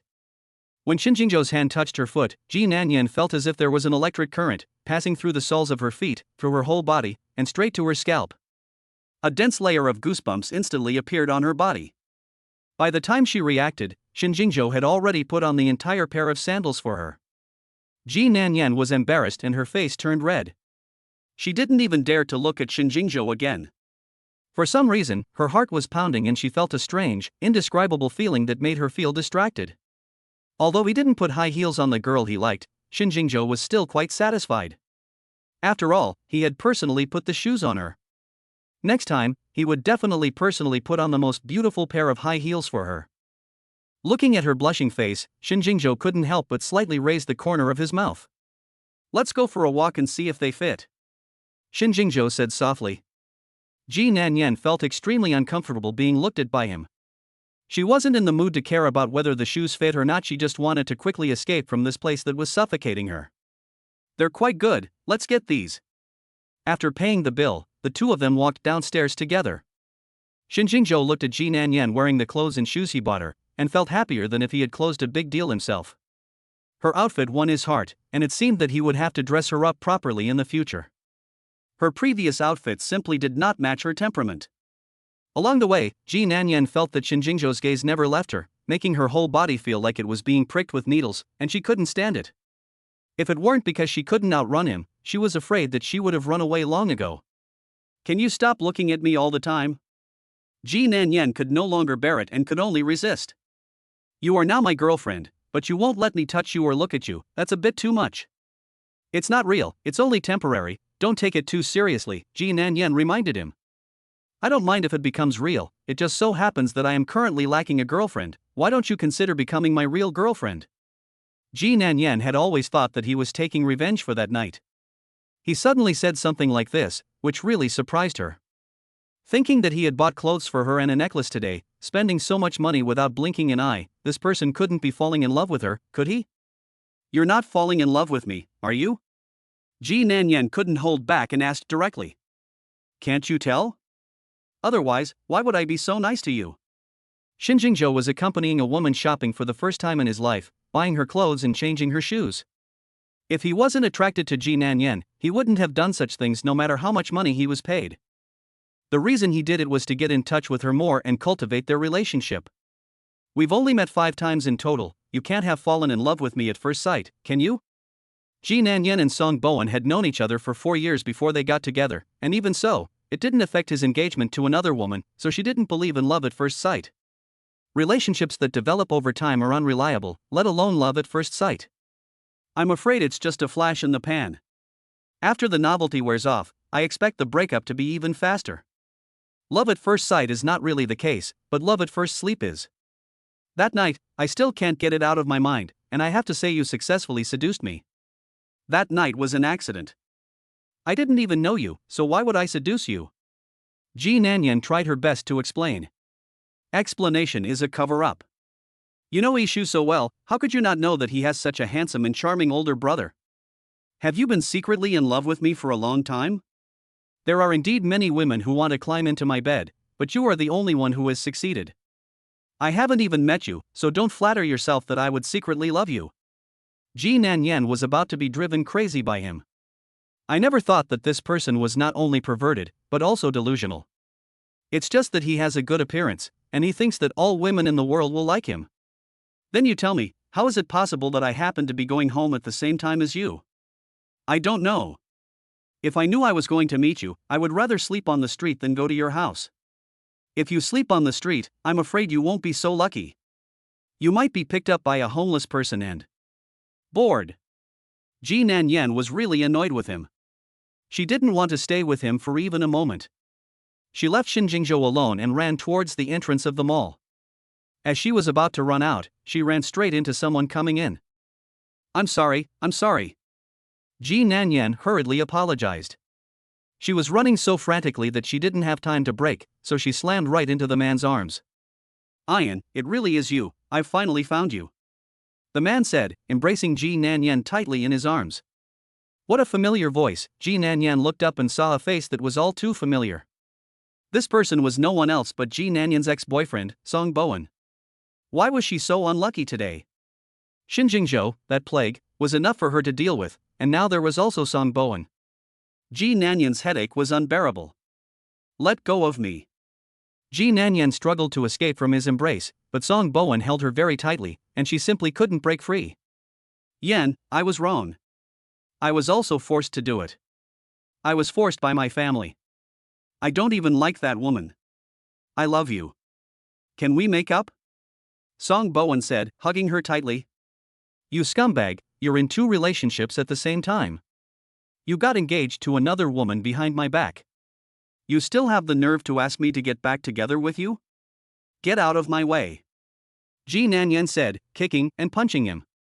However, the harder she hit him, the tighter Song Bowen held her. Go ahead and hit me, as long as you can let off some steam, you can kill me if you want. Shin Jingzhou, who was following behind, saw the scene and was enraged. His woman had someone else, and he really didn't want to live anymore. He walked quickly towards the 2 of them. Chapter 24 Encountering an ex-boyfriend. Shin Jingzhou was so angry that he was about to explode. He had bought clothes and necklaces and spent a long time coaxing her, but he didn't even get to touch her, and she was embraced by another man. He rushed up, pulled Ji Nanyan away, and then punched Song Bowen in the cheek. Song Bowen took a few steps back as he was hit, covering his face, which hurt from the blow, and spitting out a mouthful of blood. "Who the fuck are you? How dare you hit me?" Song Bayan glared at Shin Jingzhou and angrily cursed. "Hitting you is the least of it. If you dare to touch her again, I swear I'll waste you." Shin Jingzhou grabbed him by the collar and said viciously. Song Bayan was originally not as tall as Shin Jingzhou, and coupled with the fact that Shin Jingzhou was tall and big, he was first suppressed in terms of momentum. As soon as he looked up, he met Shin Jingzhou's domineering eyes. There was a fierce gleam in his eyes, like a sharp knife, which made people shudder. "Who are you? I advise you not to meddle in other people's business." Song Bayan obviously no longer had the confidence he had just now. "You are not qualified to know who I am, and who are you?" "I am her boyfriend. My girlfriend and I are having a quarrel. Do you care?" "Your girlfriend?" Shin Jingzhou gave him a fierce glare and then turned to Ji Nanyan. "Ex-boyfriend, I broke up with him a long time ago." Seeing that Shin Jingzhou's eyes were about to burst into flames, Ji Nanyan was scared and hurriedly explained. Shin Jingzhou's heart, which had been tugging, finally let go. "Fortunately, it was an ex-boyfriend, otherwise wouldn't he have become a third party?" "I didn't realize that she even had an ex-boyfriend, but it seems that this guy doesn't want to break up." No matter what, I won't let them get back together." "If they get back together, what will happen to me?" "It turns out that he's her ex-boyfriend." "She already broke up with you, what are you still doing hanging around her?" Shin Jingzhou pulled Ji Nanyan over to him and turned to Song Bowen and said, "I didn't agree to break up, Nanyan. I've already told my family that I will never marry anyone else, I just want to be with you, can you forgive me?" Song Bowen walked up to him and took Ji Nanyan's hand, pleading. "We're over. Who you marry is your business. Let's just pretend we've never met." Ji Nanyan said, shaking off his hand. "We've been in a relationship for so many years. How can you just say it's over? Are you really willing to do that? You know how long we've been together. And yet you got engaged to another woman behind my back. I'm your official girlfriend, and you turned me into a third party and got engaged to another woman." "How dare you say that to me?" Ji Nanyan had thought that it was over with him, but she never expected that he would come begging for a reunion. It was really disgusting. "Do you think I want to?" "I was forced by my family, but don't worry, no one will ever return to me in the future." "Do you think I can forgive you just because you said that your family forced you? You can't even make decisions about your own marriage, do you think I would still want such a man? If you don't want me, do you want this man? How long have you known him, and how much do you really know about him?" "You're right, I don't want you anymore, I want him," Ji Nanyan said, taking Shin Jingzhou's arm. "He's handsomer than you, and richer too. See, the clothes I'm wearing, the shoes, and the necklace I'm wearing around my neck, he bought them all for me, and it cost him millions. He treats me a million times better than you do, and I don't want a man like you, so I'll take this good man." Shin Jingzhou, who was standing nearby, was overjoyed to hear Ji Nanyan's praise for him. The little girl is not stupid after all, she finally knows how good she is. "Ian, you weren't like this before, when did you become so materialistic and care so much about money?" Song Bowen asked incredulously. Me materialistic? If you can climb up to the daughter of a wealthy family, why can't I find someone rich?" "Ah Yen, don't be like this. I'm the one who's sorry. I know you hate me, but you can't torture yourself like this. It hurts me to see you like this. Why would I hate you? I can't thank you enough. If it wasn't for you, I wouldn't have met him. After I met him, I realized that I like this kind of mature, stable, and responsible man. Not only is he handsome and wealthy, but he's also gentle and caring. The happiness he brings me is something you can never give me. Over the years, I have mistaken gratitude for affection. In fact, I never liked you at all, so please don't pester me again in the future." "I don't believe you. You must be lying to me. If you didn't like me, how could you have been with me for so many years? If you didn't like me, you wouldn't have ruined my engagement banquet. You must have said that to punish me, right?" Song Bowen clenched his fists and asked in anguish. "I stayed with you for so many years because I never met another man, but now I have, and I'm falling for him." Shin Jingzhou's eyes widened when he heard Ji Nanyan say that she was falling for him. He was starting to thank Song Bowen a little. If it weren't for his appearance, Ji Nanyan would never have said that she was falling for him. It turned out that she did like him. Shin Jingzhou's heart was as sweet as honey, and he reached out and put his arms around Ji Nanyan's waist. So thin, so soft, it feels so good to hold her. I ruined your engagement banquet because I always like to get revenge. Since you betrayed me, you should pay the price. At this moment, Shin Jingzhou felt that Ji Nanyan was shining all over, and she was worthy of being the woman he loved. She was just like him in that she likes to get revenge. Shin Jingzhou is notorious for being ruthless. Anyone who gets on his bad side will definitely not end well. He has never been soft on his enemies. Anyone who has offended him is scared to death at the mere mention of his name. Now, not many people dare to go against him. You ruined my engagement banquet, and I don't blame you at all, because I never wanted to get engaged to that woman in the first place. Besides, nothing happened between us. The person I love is still you. If you like money, I can give it to you. Just don't stay with him, okay? You've only known him for a few days. How can that compare to our 7 years of affection? So what if you've known her for 7 years? Although we've only known each other for a few days, we've done everything. Done everything? What do you mean? Yen, you slept with him? Song Bowen asked incredulously, a flash of disbelief in his eyes. Chapter 25 Don't you know that men can't just touch women? You guessed it right. Before Ji Nanyan could say anything, Shin Jingzhou answered. As soon as Shin Jingzhou spoke, Ji Nanyan and Song Bowen both showed shocked expressions. Ji Nanyan didn't expect him to say such things, and she angrily twisted his back and whispered angrily, "What are you talking about? Can't you see that I'm trying to help you? Besides, it's a fact that we slept together." Get out of here, who told you to say that? Ji Nanyan said and wanted to hit him. Your ex-boyfriend is still here. If you want to hit him, it's not too late to do it when we get back.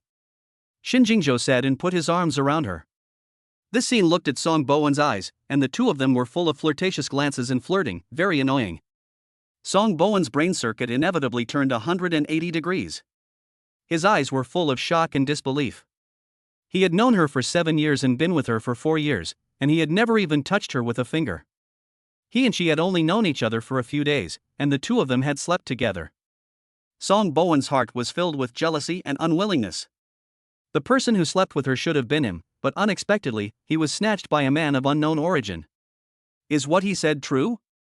Song Bowen stared at Ji Nanyan and asked, his forehead veins bulging. Didn't you hear it all? Do you have to let me say it myself? Ji Nanyan didn't bother to explain. Since the two of them were already over, he could just let him misunderstand. Why, are you that cheap, that you can't live without a man? Song Bowen said with clenched teeth. If you really want, I can satisfy you. Ji Nanyan was so angry at him that she really wanted to go up and slap him a few big ears. Just you, skinny as a pole, walking like a limp noodle, and him, taller than you, stronger than you, and with these pecs, these abs, unless I'm stupid I choose you. Ji Nanyan said, while patting Shin Jingzhou's pecs and abs a few times.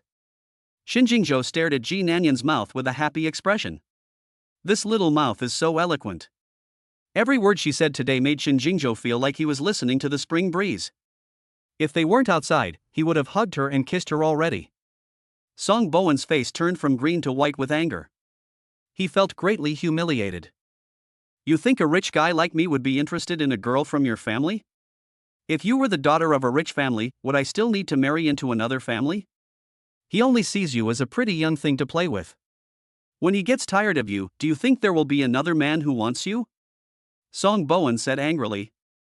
Song Bowen, you finally spoken your mind. What family pressure? I can see clearly that you want it yourself. Don't worry, even if no one wants me, I won't go after you.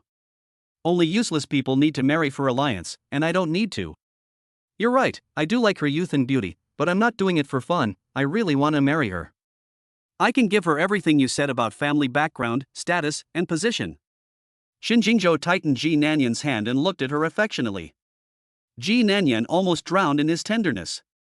His acting was simply superb, and Ji Nanyan almost believed him. This man is really wasted if he doesn't go into acting. If he makes his debut, he will definitely be more popular than those young actors. You will regret this someday. After Song Bowen finished speaking, he angrily turned around and left. After Song Bowen left, Ji Nanyan patted Shin Jingzhou on the shoulder and said, "I really didn't realize it, but you're quite the actor. I sincerely advise you to make your debut right here, and you'll definitely be able to become famous in the entire entertainment industry." "You think I'm acting? What else could it be?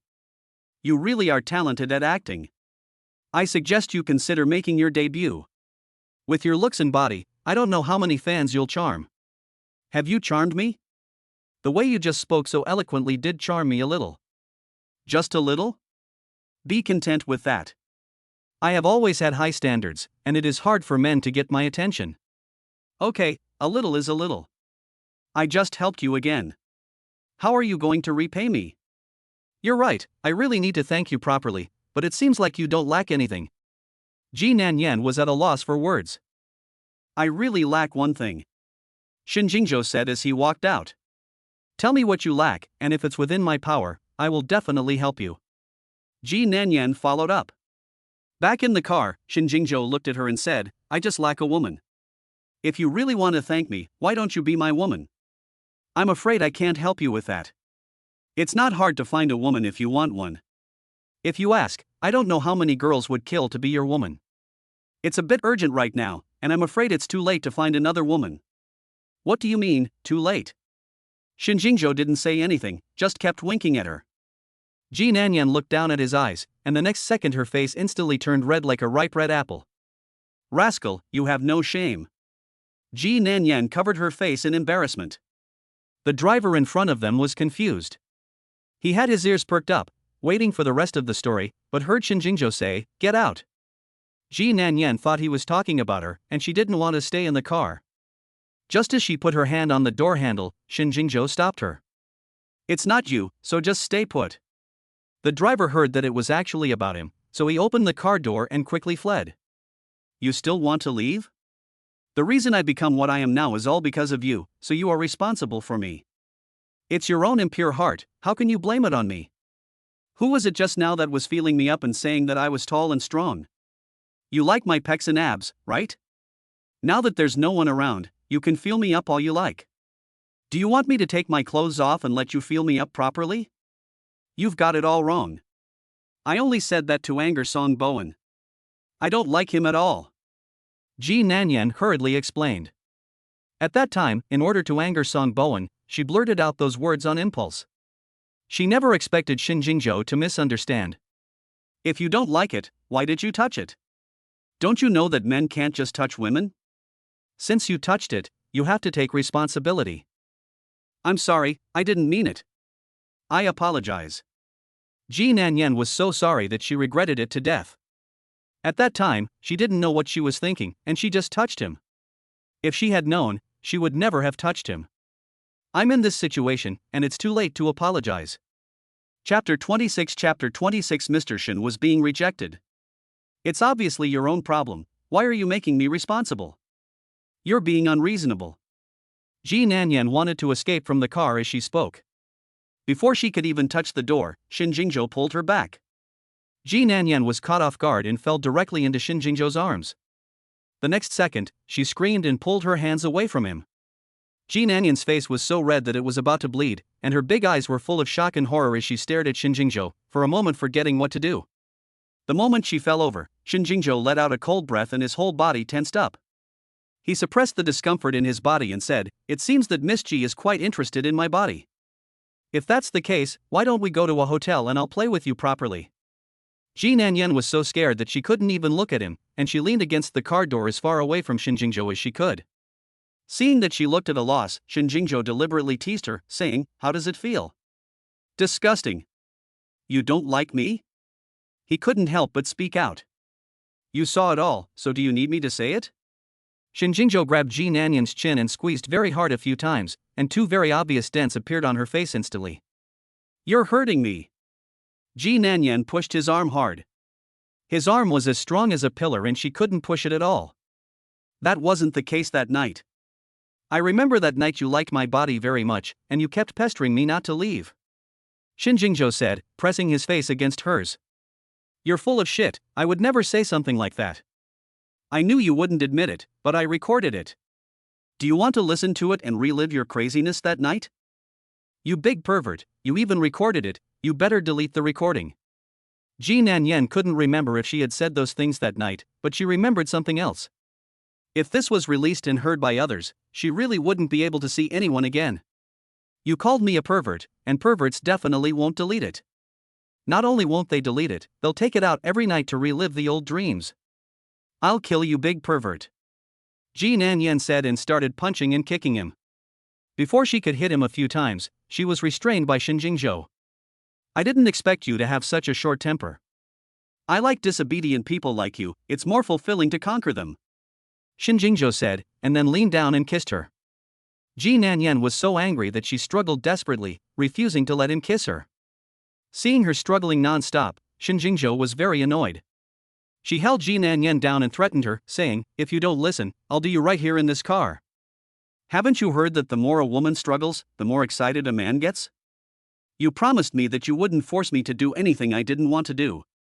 You didn't keep your word. I did promise you, but only on the condition that you obeyed. You were so disobedient, so of course I had to punish you a little, otherwise you would be even more lawless. Where was I disobedient? Ji Nanyan said, unconvinced. Your boyfriend helped you, and you didn't even say thank you, and you even hit and scolded your boyfriend. Shouldn't you be punished? You're not my boyfriend. If you say it again, I swear I'll turn you into my real girlfriend right now. Shinjingzhou threatened her.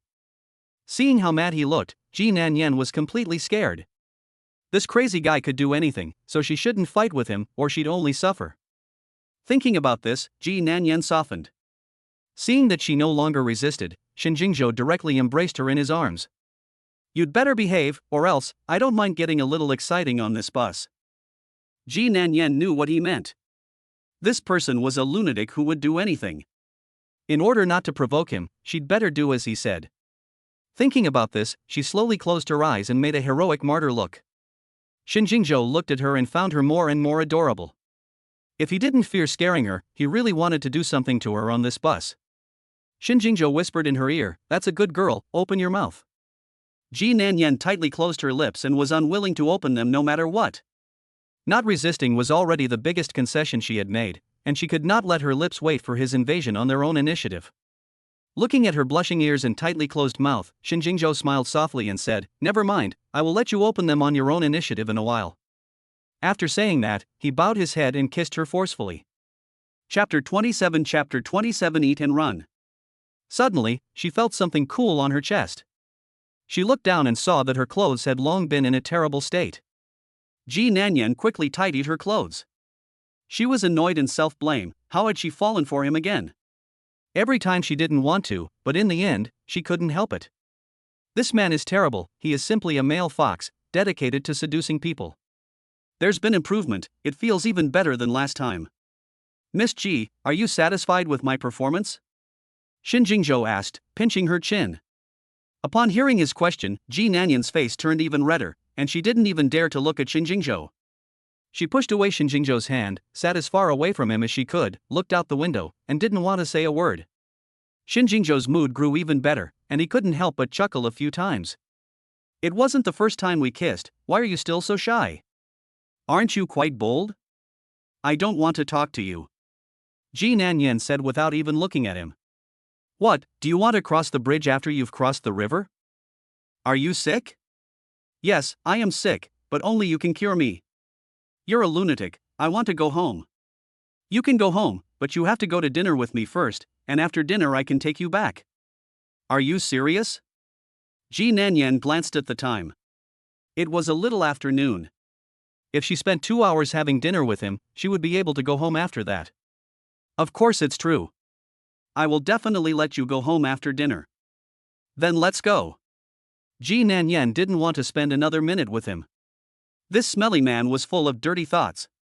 What do you want to eat? I'll take you there. Shinjingzhou said, and then reached his hand out towards her again.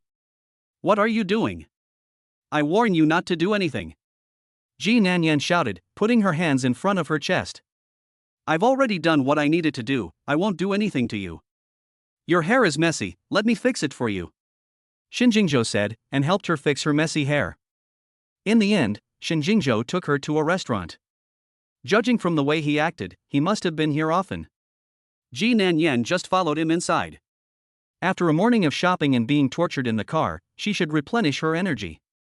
He had taken advantage of every opportunity, so it was not too much to ask for him to treat her to a meal. When they arrived at the private room, Ji Nanyan didn't care what Shinjingzhou thought of her. She found a seat and sat down casually. Shinjingzhou just smiled, sat down next to her, and handed her the menu. What would you like to eat? Order for yourself. Ji Nanyan rolled her eyes and said, Are you sure you want me to order? Just order, and order as much as you like. Ji Nanyan took the menu he handed her without any hesitation, thinking to herself, You told me to order, so don't come crying to me later. She flipped through the menu from beginning to end, and finally ordered 8 dishes, all of which were the most expensive dishes on the menu. Shinjingzhou didn't say anything, but the waiter on the side spoke up. Miss, actually, 4 dishes and a soup for 2 people is more than enough. If you are worried that 4 dishes are not enough, 6 dishes are enough. You ordered so much, I'm afraid you won't be able to finish it all. Ji Nanyan glared at the waiter. Was this person sick? She was giving her a chance to earn money, but she was complaining about the number of dishes she ordered. Can't I eat a lot? Ji Nanyan said, and threw the menu at her. Of course it's fine. If you think it's not enough, you can add a few more dishes. Shinjingzhou said with a smile, petting her head. That's it. Ji Nanyan pushed his hand away, took out her own phone, and played with it on her own. Just order what you just ordered, and add a soup. Shinjingzhou instructed the waiter. Okay, Mr. Shin, I'll have the kitchen prepare it for you. The waiter said, took the menu, and left the private room. After the dishes were served, Ji Nanyan looked at the table full of dishes and finally realized that the waiter was right, she really couldn't finish them all. But she just wanted to make trouble for Shinjingzhou, to deliberately anger him and oppose him. She never expected that he would not be angry at all, but even praised her for knowing how to order. He said that the dishes Ji Nanyan ordered were all signature dishes of this restaurant, with the highest order rate. This restaurant is clearly designed to make money from the rich. The people who come here to eat are either rich or powerful, and they don't care about money at all. An ordinary dish here can sell for 4 digits.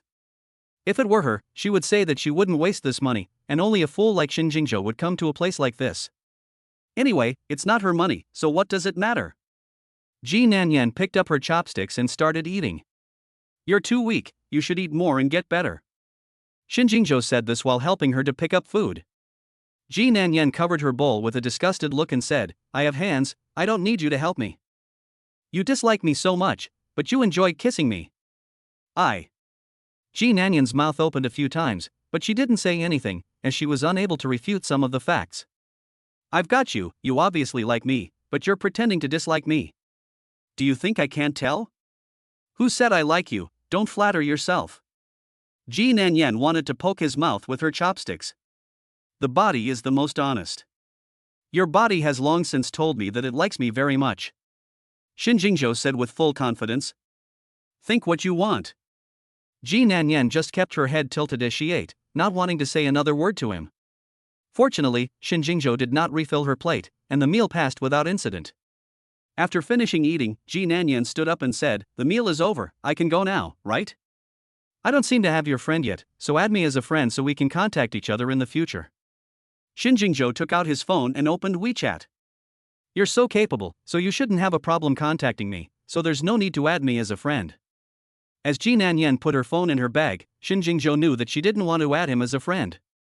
You're right, I have 100 ways to contact you, so don't even think about hiding. Great, then I'll wait for you to contact me. Okay, don't forget our appointment tomorrow, I'll send someone to pick you up. Then I'll go first, Mr. Shin, bye. Ji Nanyan said, and left the private room without looking back, leaving Shinjingzhou alone there in a daze. Heartless little thing, you've eaten your fill and run, but don't think you can escape from his grasp. Chapter 28 So Shinjiong likes men? Ji Nanyan did not dare to delay for a second after leaving the restaurant. She took a taxi and fled, fearing that Shinjingzhou would regret it and take her back. It was not until she returned home and closed the door that she finally felt a sense of security. The first thing Ji Nanyan did when she got home was to take off the necklace around her neck, then remove her skirt and shoes. She found a cardboard box and carefully put these items inside. These things are too expensive for her to keep, so she will put them away for now and find a chance to return them to Shinjingzhou later. She also wondered how Yishu had been spending these past few days and whether Shin Jingzhou had been mistreating her. If it weren't for her, Yishu wouldn't have been locked up, and Ji Nanyan blamed Shin Yishu's imprisonment entirely on herself, which was why she had agreed to Shin Jingzhou's conditions. As long as she could save Shin Yishu, this sacrifice was nothing.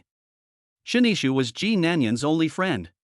No one had ever been as sincere and kind to her as Shin Yishu, so Ji Nanyan didn't want Shin Yishu to suffer the slightest grievance because of her. After Ji Nanyan left, Shin Jingzhou went straight back to the office. Shin Jingzhou was actually a workaholic. Work was all he did in his life, and there was no such thing as weekends in his dictionary. That's why this morning he deliberately accompanied Ji Nanyan. As soon as Ji Nanyan left, he returned to the office and started working intensely. Lu Nian arrived when Shin Jingzhou was having a video conference. As one of Shin Jingzhou's few close friends, Lu Nian knew that at this time nothing could disturb him, so he sat down tactfully and waited until he was finished. After waiting for about half an hour, Shin Jingzhou finally ended the video conference. Lu Nian walked over and sat down on his desk, saying, "Brother Shin, you're not taking a break on the weekend, you're working overtime. You've got enough money, so don't work so hard. You've been at the top of the pyramid for many years, and you're still working so hard. How can we ordinary people feel comfortable? Work makes me happy, everything else is a waste of time." Shin Jingzhou said this and picked up the documents on the side again. "You only know how to work and earn money all day long, making yourself look like a... What's the point? Life should not be just about work, there should also be food, drink, and fun. You need to learn to enjoy life." "What do you mean by enjoy? Like you, spending your days in debauchery, surrounded by women all day? I'm not interested in that kind of life, I'd rather work." "I don't think you're really not interested, but you've never tasted the taste of a woman. Once you have, you won't say such things. I sincerely suggest that you find a woman and experience it for yourself. If you tell me again that you are not interested in that, then I really admire you." After listening to his words, Shin Jingzhou couldn't help but think of the scene today when he was entangled with Ji Nanyan in the car. Before meeting Ji Nanyan, he had never felt that kind of thing was so unbearable. Since meeting her, everything has gotten out of control. "Hey, what are you thinking about?" Seeing that he hadn't spoken for a long time, Lu Nian patted him on the shoulder. Shin Jingzhou pulled himself together, took out his phone and said after a few taps, "Check someone for me." "The photo has been sent to your phone." I said, "Why did you suddenly call me here? It turns out you want me to help you check someone. What kind of person is it, so important that you had to find me personally?" Shin Jingzhou didn't answer his question, put down his phone and said, "Check his identity, focus on how many ex-girlfriends he's had and which women he's currently seeing, whether they're his ex-girlfriends or the women he's seeing now, find out everything about him." Lu Nian opened his phone and saw a picture of a man. From the angle of the photo, it appeared to have been taken secretly. He stared at Shin Jingzhou in disbelief, not expecting him to engage in clandestine photography. Then he glanced again at the man in the photo. He had clear eyebrows and beautiful eyes, and was quite good-looking, but he was also too weak, lacking any masculinity and looking scholarly. As he looked, he suddenly looked up, his eyes nearly popping out of his head. "Oh my God, so you like this kind of guy? It seems that my previous suspicions were correct, you really like men. But I don't think he's anything special, he's not even as handsome as me. If you want him, you might as well go for me. I'm in much better shape than him, and he looks like a weakling, he won't be able to stand up to you. Are you sick in the head? If you are, you should get treatment. I asked you to help me find someone, and you just keep on yammering on and on." Shin Jingzhou said impatiently. "You really like him, don't you? You even want to find out how many girlfriends he's had. He likes women, so he definitely won't go for you. If you really like men, I can introduce you to a few, and they're definitely clean. Which eye of yours can tell that I like men? I like women, and I already like someone. If I hear you talking nonsense again, I'll cut out your tongue." "Ah, you don't like men, so why did you ask me to check this person, and to check their ex-girlfriends and current girlfriend? Who is this person? If I knew who it was, I wouldn't need you to check. Seeing you gritting your teeth, this person should not be your rival in love, could it be that the woman you like likes him?" Lu Nian pulled the chair opposite Shin Jingzhou and sat down. He had a big question for him. Seeing that Shin Jingzhou was silent, Lu Nian knew that he must have guessed correctly. "You're not thinking of becoming a third party, are you? But that woman doesn't like you, does she? Could it be that you've fallen out of love and are planning to steal the guy away?" What kind of woman is she that she can't even see the value in a man like me? Don't make wild guesses if you don't know. How could my woman like someone else? Have you slept with your woman yet? Lunyan asked, staring at him. Not yet. Seeing that you look like you're unsatisfied, I guess that you haven't slept with her yet. If you had, you definitely wouldn't be wearing that expression. Then what expression should I be wearing? You should be wearing a satisfied and proud expression. You can't hide that joy. You're clearly wearing the expression of someone who's not getting what they want. What kind of woman is so difficult to deal with? Chapter 29. How can you hold back? It shouldn't be like this. You have a great body, a handsome face, and a lot of money. Every woman who meets you wants to jump you, so how can there be women who don't want to be with you? Lunyan looked at Shinjingzhou's face, which made him feel excited just looking at it, and his strong and powerful body. If he were a woman, even if it meant paying for it, he would want to have a fling with Shinjingzhou and sleep with him just once. It would be absolutely amazing. He had seen Shinjingzhou's prowess, and it was definitely the size every woman dreamed of. It's not the right time. What do you mean it's not the right time? You just do it when you think about it. If you don't do it now, do you want to save it for the new year? You don't understand. I don't understand? I think it's you who doesn't understand. Tell me where you are with her, and I'll give you some analysis. Forget it, just go. I still have work to do. Shinjingzhou said, and then buried his head in his documents again. Lunyan snatched the documents from him and said, "You can do your work anytime, but you can't delay wooing a woman. Don't forget, you still have a rival. If he gets the woman before you, then you won't have a chance." The thought of another man getting Ji Nanyan made Shinjingzhou feel uneasy. He looked at Lunyan with a face full of questions. Sometimes it feels like there's a piece of paper between a man and a woman. When it's not broken through, even if the two are close, it's like they're thousands of miles apart. But once you pierce that paper, the effect is immediately different. What was once reluctant and shy becomes like a raging fire, burning, burning, and burning. Shinjingzhou inexplicably felt that Lunyan's words seemed to make sense, so he signaled with his eyes for Lunyan to continue. So, I want to ask you, where did you get to? Have you hugged yet? Not only have we hugged, we've also kissed. Shinjingzhou blurted out. How did you kiss? Was it a peck on the cheek or a deep kiss? A deep kiss. Just kissing? Did you touch? I touched. You didn't just touch her hand, did you? I touched everything I was supposed to touch and everything I wasn't supposed to touch. Holy shit, that's intense. If she let you touch her, it means she definitely wants to give it to you, so why didn't you go for it? Lunyan was shocked and couldn't believe what he was hearing was true. I stopped at the last step. Are you stupid? You were at the point, but you chickened out. What were you thinking?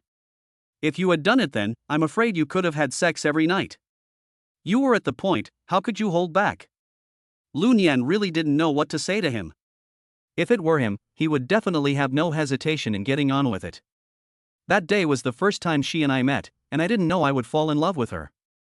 You played so hard the first time you met, and since you've already reached that point, you should just find an opportunity to do her right away. Women say no with their mouths, but in reality their bodies long for it. Once you have the first time, there will definitely be a second time. I'll impart some experience to you, and I guarantee that she will chase you to sleep. Lunyan said as he fiddled with his phone. In a short while, Shinjingzhou's phone kept ringing. I'll send you these, so you can study them carefully and use them on that woman. I guarantee she'll be head over heels in love with you. Shinjingzhou opened his phone and saw that Lunyan had sent him not only videos but also pictures, each with an analysis. He didn't need to watch the videos, which were definitely even more explicit than the pictures. He didn't open the videos, but put the phone on the table. Where did you get this stuff? Shinjingzhou really couldn't say anything back. This was the first time he had seen something with such a high degree of realism, and he was truly shocked. Don't worry about it, as long as it helps you. Just watch it for now, I have a lot more at home, I'll send you some more later. Stop, I don't need it, don't send me any more of this nonsense in the future. I didn't think our CEO Shin would ever feel embarrassed. Lunyan laughed heartily. Okay, you're done here, get out of here. Okay, study hard, and if you don't understand something, you can ask me. Lunyan said, and walked towards the door. Once outside, he stuck his head in again, made a face at Shin Jingzhou, and then left with a smile on his face. Although Shin Jingzhou didn't watch those videos, he saved them and encrypted them. In the evening, when he returned to the old Shin family mansion, Shin Jingzhou immediately asked the servant to find Shin Yishu's phone. That little girl, Ji Nanyan, thought that if she didn't add him as a friend, he wouldn't be able to contact her. As long as he opened Shin Yishu's phone, he could find her phone number, and with the phone number, he could contact her just the same. Shin Jingzhou took Shin Yishu's phone with a look of expectation, but the next second he was dumbfounded. Shin Yishu's phone requires a password to unlock. He tried for a long time, but it didn't open. I really don't know what Yishu did to set such a complicated password. In the end, Shin Jingzhou took the phone and went to Shin Yishu's room. He stood in front of the door for a long time, but in the end he went back. She can't know about this yet. If she knows that I used her to chase after her best friend, she won't be able to get along with me. He could sense that Ji Nanyan did not really reject him. Every time they made love, at first she really didn't want to, but as they kissed, she became addicted and couldn't extricate herself, and later she even took the initiative more than he did. He once read a sentence in a book that said that it only takes 1 day to fall in love with someone. Now he has 10 days to spend with her, and he firmly believes that Ji Nanyan will definitely be able to fall in love with him in those 10 days.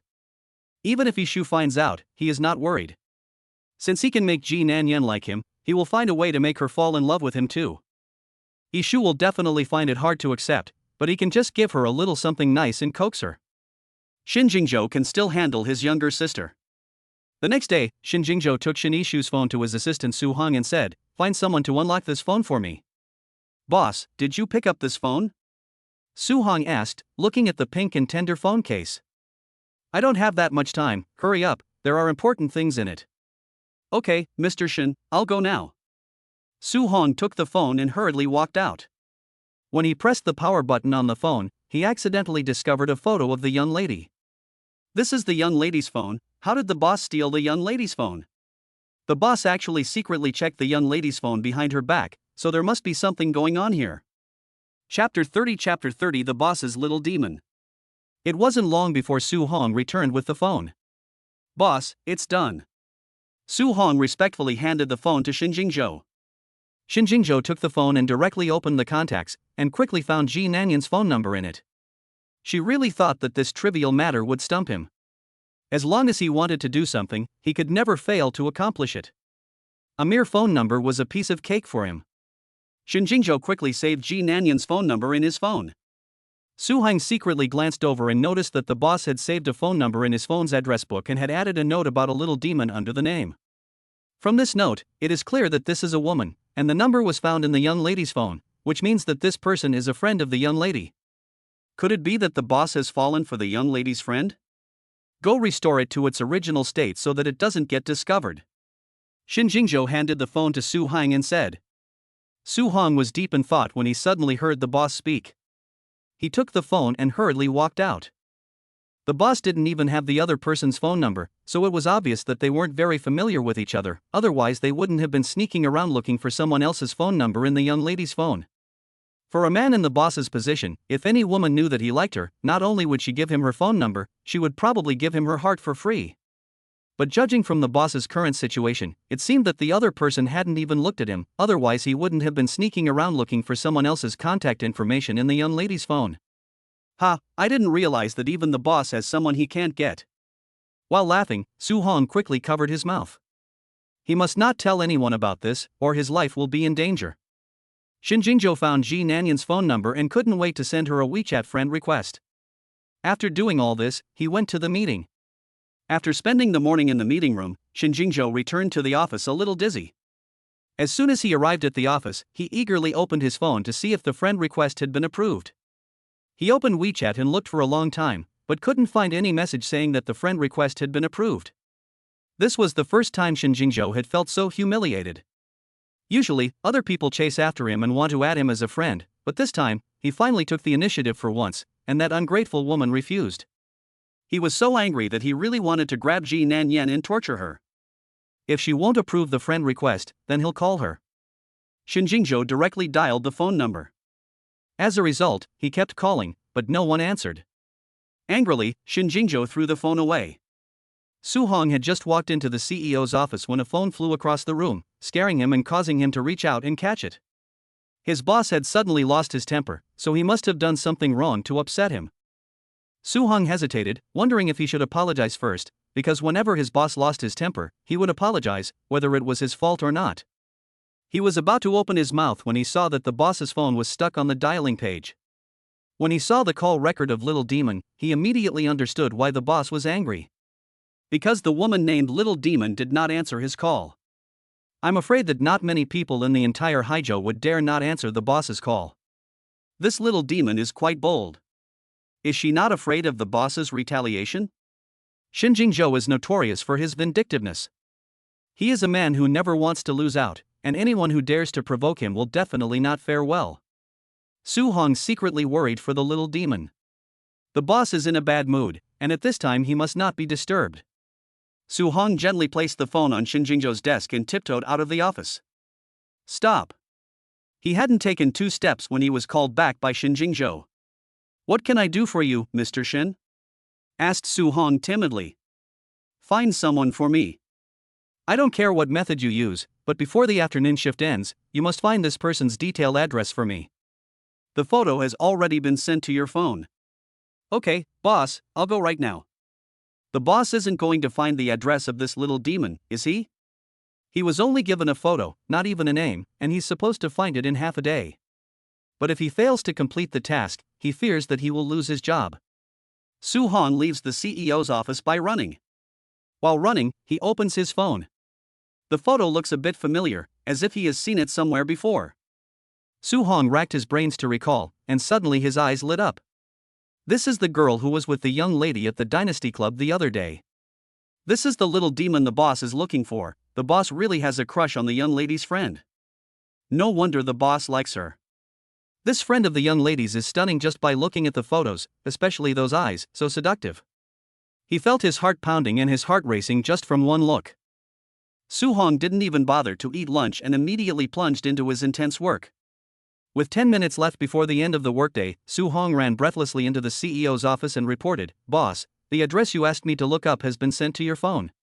"Well, I've already seen it." "Well done. You don't need to work overtime today, you can go home after work." "Okay, boss." Su-hong went out happily. My god, the boss actually praised him. After working by Shin Jingzhou's side for many years, this was the first time Su-hong had been praised by his boss, and he was so excited that he almost jumped up. After finishing his work, Shin Jingzhou went directly to the address that Su-hong had given him. Ji Nanyan tottered down the stairs with a bag of rubbish. She had just thrown the rubbish into the bin when suddenly 2 black-clad men appeared out of nowhere and carried her away.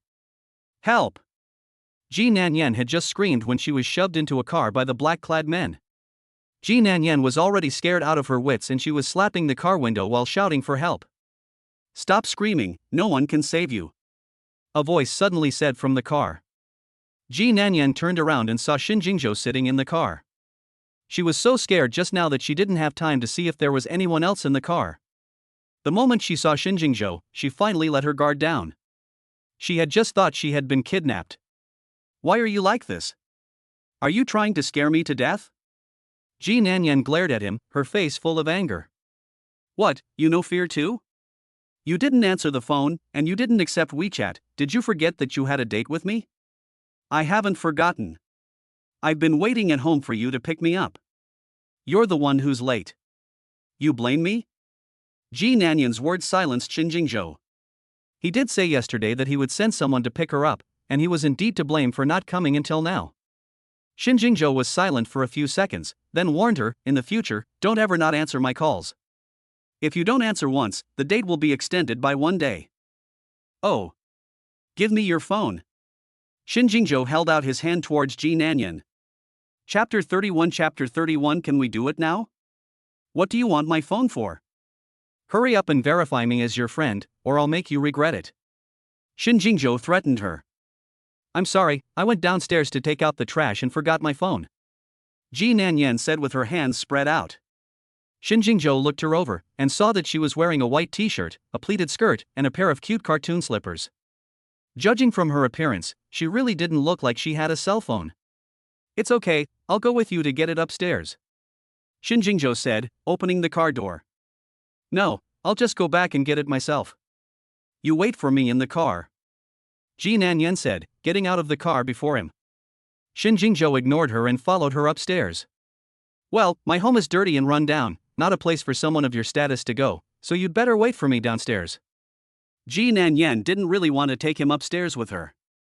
If you're so afraid of me going to your home, you're probably hiding a man there, so I should definitely go take a look. Shin Jingzhou said this and walked straight upstairs. Seeing that she couldn't dissuade him, Ji Nanyan could only follow him upstairs with a stiff upper lip.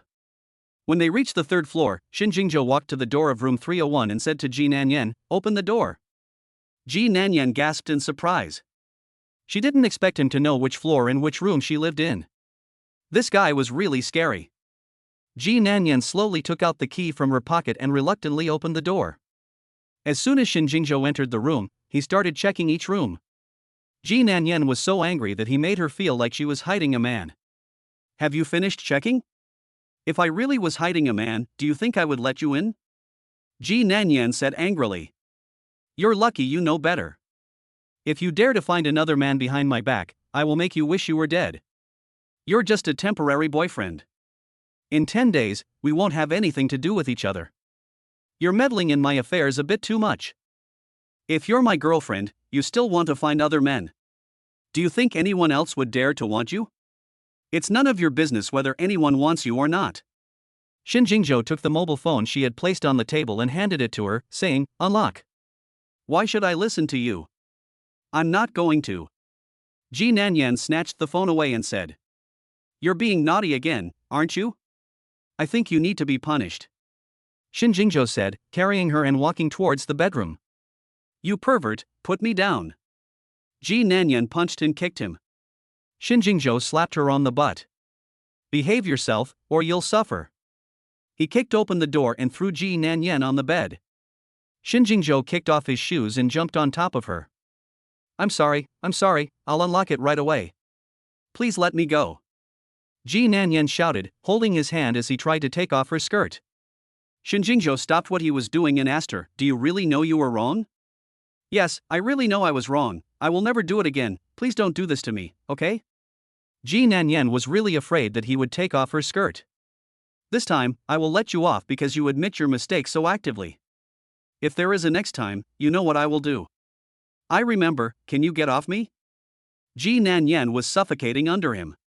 Shin Jingzhou pinched her chin and kissed her mouth fiercely, saying, "Remember, this is a small punishment for you. If there is a next time, I will definitely not go soft. I'll go get my phone." Ji Nanyan said, got up from the bed, and ran to the living room. She picked up her phone, passed Shin Jingzhou's friend verification, and then said to him in a flattering manner, "I've already passed, so please don't punish me anymore, okay?" Shin Jingzhou opened the phone and glanced at it, expressionless as he inched closer to her step by step. "I've already passed, what more do you want?" Ji Nanyan said, while backing away in fear. In the end, she was pressed against the wall by Shin Jingzhou, with nowhere to retreat. "You've already punished me, and I've admitted my mistake, you can't do that again." "What more?" Shin Jingzhou asked, pinning her to the wall. "Do it to me like you did just now. I'm asking you, do you still dare not answer my calls in the future?" "I didn't not answer your calls, I never answer calls from strangers." "Am I a stranger? I'm your boyfriend. I don't know your number." Ji Nanyan pouted.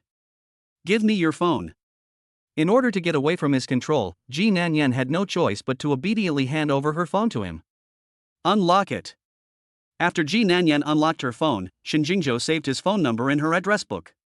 "Next time you say you don't know my number, I'll gouge your eyes out." Ji Nanyan was scared and quickly touched her eyes.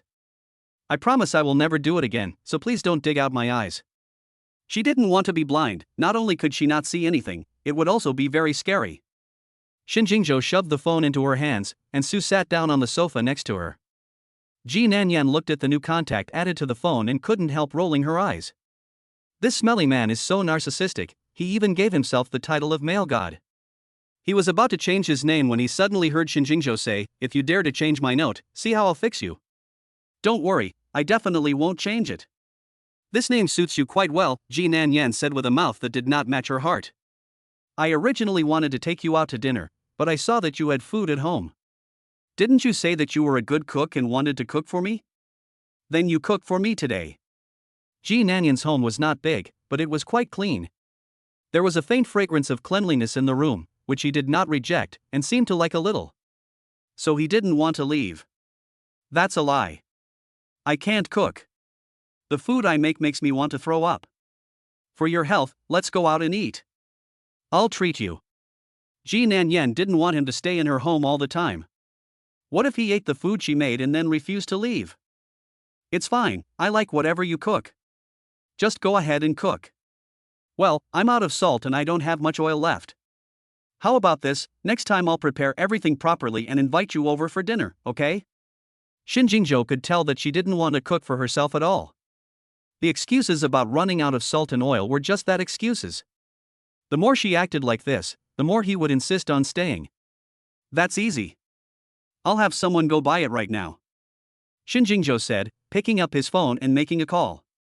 In less than 10 minutes, a black-clad man delivered a large bag of things. The bag was full of cooking supplies, including oil, salt, soy sauce, vinegar, and all kinds of spices.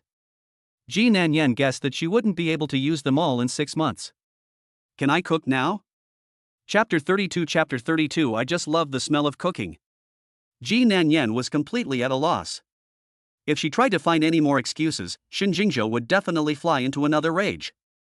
For her own safety, she had no choice but to give in. A real man can be both pliable and firm, and a woman can be both tough and tender. So she would transform into a gentle little white flower and see if he could find anything wrong with her cooking. My family doesn't have a full repertoire of dishes, so I'll just make whatever I have. Don't be picky, Ji Nanyan said in a sweet voice. Shin Jingzhou stared at her for a few seconds, nodded and said, Go ahead, I'll eat whatever you make. Ji Nanyan was 100% dissatisfied with the idea of me cooking a table full of poisonous dishes to poison you, but she smiled and said, Why don't you watch some TV while I cook? After she finished speaking, she went to get the things that Shin Jingzhou had delivered. She lifted it a little, but it didn't budge, and she couldn't even lift it. Ji Nanyan smiled awkwardly and said, I'm quite strong, I just slipped a little just now. She said this and prepared to hug the bag of things. Since she couldn't lift it, she would hug it instead. Before she could hug it up, Shin Jing walked over and said, If you can't lift it, don't be stubborn. If you have heavy things like this in the future, you can ask me for help, don't neglect your boyfriend, are you stupid? Shin Jingzhou said this and casually lifted the bag of things and went to the kitchen. Thank you. Ji Nanyan followed behind him and said thank you. Shin Jingzhou put the things in the kitchen, turned around and looked at Ji Nanyan and asked, How are you going to thank me? You're not just going to say it, are you? Saying thank you is not done with your mouth, is it? Is there another way? Ji Nanyan said, not quite understanding. It's not a bad idea to use your mouth, Shin Jingzhou said, and kissed her on the mouth. What are you doing? Ji Nanyan hurriedly covered her mouth and said, No, aren't you supposed to thank me with your mouth? Then just give me a kiss. Rascal, get out. Ji Nanyan said, and pushed him out of the kitchen. Just as she was about to close the kitchen door, she was stopped by Shin Jingzhou. Don't close the door. I want to cook, if I don't close the door the smell will get out. It's okay, I like the smell of cooking. You can smell it if you like. Ji Nanyan didn't bother with him. So the two of them were busy cooking in the kitchen, one leaning against the kitchen door looking inside. Ji Nanyan always felt like someone was staring at her from behind, and when she turned around, she saw Shin Jingzhou staring at her legs with a lecherous expression, wondering what he was thinking. She then realized that the clothes she was wearing were a bit inappropriate. Because it was so hot, she had worn a super short skirt, with both her long white legs exposed. She didn't realize that Shin Jingzhou, this pervert, was spying on her. Ji Nanyan closed the fire and prepared to go back to her room to change. As soon as she reached the kitchen door, she was stopped by Shin Jingzhou. What are you doing? I'll change and come back to cook. No, you're not. You're wearing this one, and I like it. But I don't like it. If you don't like it, why are you wearing it? Do you not want to show it to me? Are you saving it for some other man? Are you sick? You want to control what I wear? I can show it to whoever I want. What do you care? Believe it or not, I'll let you cook for me with nothing on. Your body can only be shown to me. If you dare to show it to anyone else, I'll gouge out their eyes. Shin Jingzhou said viciously. You're just a crazy, bad guy. Ji Nanyan really wanted to punch him. If I were mad, I wouldn't be giving you a load of crap here, I'd be in bed showing you just how mad I really am. Be a good girl and go cook dinner, or I wouldn't mind getting a little frisky with you in the kitchen. Ji Nanyan had no mood to cook for him, she just wanted to get rid of him quickly, so she casually made a few vegetarian dishes. Like what? Spicy and sour shredded potatoes, braised eggplant, pan-fried crispy tofu, scrambled eggs with tomatoes, all ordinary home-cooked dishes, not a single meat dish. She felt that someone like Shin Jingzhou, who would spend tens of thousands of yuan on a casual meal at a restaurant, would definitely not appreciate the food she had made, and that he would be better off not eating any of it and just leaving. Ji Nanyan took the food to the table and said to Shin Jingzhou, I told you I couldn't cook, but you didn't believe me. Now you should believe me. If you regret it now, it's not too late. Why don't we just go out and eat? Shin Jingzhou pulled out a chair and sat down. I think it's pretty good. It smells good, so it shouldn't be too bad. Shin Jingzhou picked up the chopsticks and started eating. It's good, very good. You should sit down and eat too.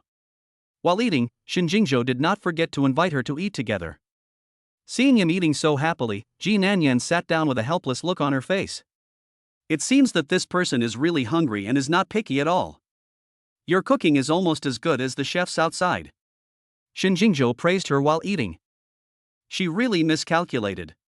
She thought that a big boss like him should be very picky, but she didn't expect him to be so easily satisfied. She hasn't even shown her true strength. She must not let him know that she is a good cook, otherwise it will be trouble if he refuses to leave. Ji Nanyan secretly observed Shin Jingzhou while eating. She had to say that he was good looking, and even the way he ate looked very pleasing to the eye. If this man went into the entertainment industry, she would definitely be his #1 fan. It's just so pleasing to the eye. Watching him, Ji Nanyan could finish 2 bowls of rice without eating any vegetables. Shin Jingzhou suddenly looked up and said to Ji Nanyan as he ate, Don't just look, eat some vegetables. He then picked up some vegetables and placed them in Ji Nanyan's bowl. Ji Nanyan could only blush and lower her head as she scraped the rice into her mouth. I didn't say you couldn't look, so why are you blushing? I was just curious. It turns out that Mr. Shin also eats simple food, which doesn't really match your status. Ji Nanyan covered up. You get tired of eating all kinds of delicious food. In fact, the life I long for most is just like this, with a cup of tea, a bowl of rice, a dish of vegetables, and a bowl of congee, spending time with just one person. Over the years, Shin Jingzhou hasn't wanted to find a woman, it's just that he's never met someone who's made his heart flutter. The old master Shin has not spared women around him. Those executives and partners who want to please him have even sent women to his bed naked. Even if those women are naked, he doesn't care to look. He has abstained from sex for 27 years, just to keep his innocent body for the woman he loves. Those crazy bees and butterflies don't want to touch him. After hearing his words, Ji Nanyan couldn't help but feel her heart pounding. What a good way to stay with one person. Isn't this what she has always longed for? Unfortunately, the man she thought would be with her for the rest of her life was going to climb another tree. Thinking about this, Ji Nanyan's mood instantly dropped a bit, and she didn't feel like eating the rice in her bowl. Seeing that she wasn't as lively as before, Shin Jing put down his bowl and chopsticks, and stared at her and said, I'm not leaving today, okay? If you really want to watch, I'll stay and show you enough. Chapter 33 I just want to eat your tofu. Who wants to see you? Don't be narcissistic. She was in a low mood, and it had nothing to do with him, but he narcissistically thought that he was the reason she was in a bad mood. This person is too self-righteous. You've seen it all, and you're still embarrassed to admit it, and I'm not laughing at you. Eat your food. Ji Nanyan picked up a piece of tofu and gave it to him. Shin Jingzhou looked at the tofu in the bowl and didn't move his chopsticks for a long time. You don't like tofu, do you? Ji Nanyan couldn't help asking, looking at his troubled face. Shin Jingzhou hesitated for a moment, but finally picked up the tofu and took a bite. I definitely won't eat other people's tofu, but I'll eat yours even if I don't like it. Okay, then you eat the whole plate of tofu, and you're not allowed to leave until you're done. Ji Nanyan said, placing the plate of tofu in front of him. To be honest, Ji Nanyan doesn't like tofu either. When she went to the market to buy food today, she saw the tofu vendor taking care of his grandson while selling tofu. She felt quite sorry for him, so she bought a piece of tofu. She was worried about what to do with it, and just happened to see Shin Jingzhou arrive. So she thought she would cook it for him, but she didn't expect him to dislike it either. What a coincidence! I don't want to go home today, so I might as well stay here with you. My place is small and run down, and you staying here will affect my status. You'd better go back to your big villa. If you can stay, why can't I? I'm happy to share weal and woe with my girlfriend. I'm going to wash the dishes. Ji Nanyan really didn't want to talk to him anymore, so she picked up her bowl and went to the kitchen. Seeing her storm off in a huff, Shin Jingzhou burst out laughing. It's so much fun being with her, and Shin Jingzhou liked being with her more and more. Ji Nanyan was washing the dishes while thinking about how she could get rid of Shin Jingzhou.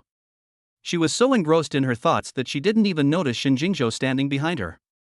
Her waist was so thin, and her legs under the miniskirt were so white that they glowed, and Shin Jingzhou felt a little dazzled just looking at them. Standing behind her, he could faintly smell the faint fragrance on her. The scent was not like perfume, nor was it like the smell of shower gel. It was more like the unique body odor of a young girl, which aroused him uncontrollably. Shin Jingzhou leaned up uncontrollably and embraced her from behind. What are you doing?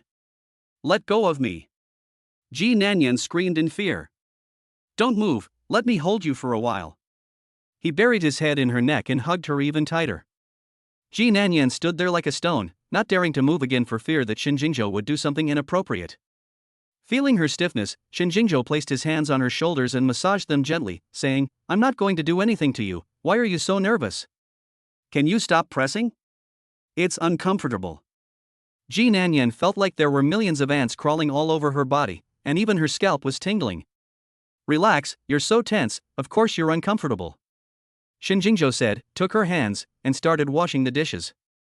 Ji Nanyan didn't even know how the dishes were washed, and even she was carried out of the kitchen by Shin Jingzhou. When she reacted, Shin Jingzhou had already carried her to the sofa outside, and he had turned on the TV and was watching a movie. This person really doesn't consider himself an outsider, making him seem like the host while Ji Nanyan seems like the guest. Ji Nanyan sat down next to him and said, the meal is over and it's getting late, shouldn't you go back? No date is just about dinner and nothing else, at least you should watch a movie together. Shin Jingzhou said as he stood up and turned off the lights in the room. Why are you turning off the lights for watching a movie? It's too dark and bad for your eyes, turn them on quickly. There's no point in watching a movie with the lights on. Don't worry, I'll definitely leave after the movie. Shin Jingzhou said, walked over to her side, and sat down again. Ji Nanyan glanced at the movie. It was a romance movie, but fortunately it wasn't one of those indecent movies. She could just watch it, and he would leave after the movie anyway, so she didn't say anything more. But as she watched, she began to notice that something was a bit off. There were just too many intimate scenes in this movie. The leading man and woman would hug and kiss at every turn. I really don't know where he found this movie. Ji Nanyan was so embarrassed that she could have picked a villa with her fingernails, but Shin Jingzhou looked on with interest, completely unfazed. At first, the male and female protagonists just had a few kisses, and they soon parted. But as the plot progressed, the two became increasingly reluctant to part. On a rainy day, the two of them got wet, and the man took the woman back to his place. He took a towel and dried her hair, and as he was doing so, the two of them suddenly embraced and kissed passionately. Ji Nanyan felt like she was sitting on pins and needles, so embarrassed. Shin Jingzhou happened to look at her at that moment. Ji Nanyan was both nervous and embarrassed, her face burning. Shin Jingzhou's heart was pounding a little as he looked at her, and when he saw Ji Nanyan's panicked expression, it made him feel even worse. Just as he was repressing his feelings and not knowing what to do, Ji Nanyan stuck out her tongue and licked her sexy lips. This scene looked to Shin Jingzhou like a surefire seduction. He could no longer control his inner urges, and he embraced Ji Nanyan and kissed her. Ji Nanyan was pressed against the sofa by Shin Jingzhou, but her mind was very clear. Can you turn off the TV? She felt that the movie was to blame, so she begged Shin Jingzhou to turn off the TV.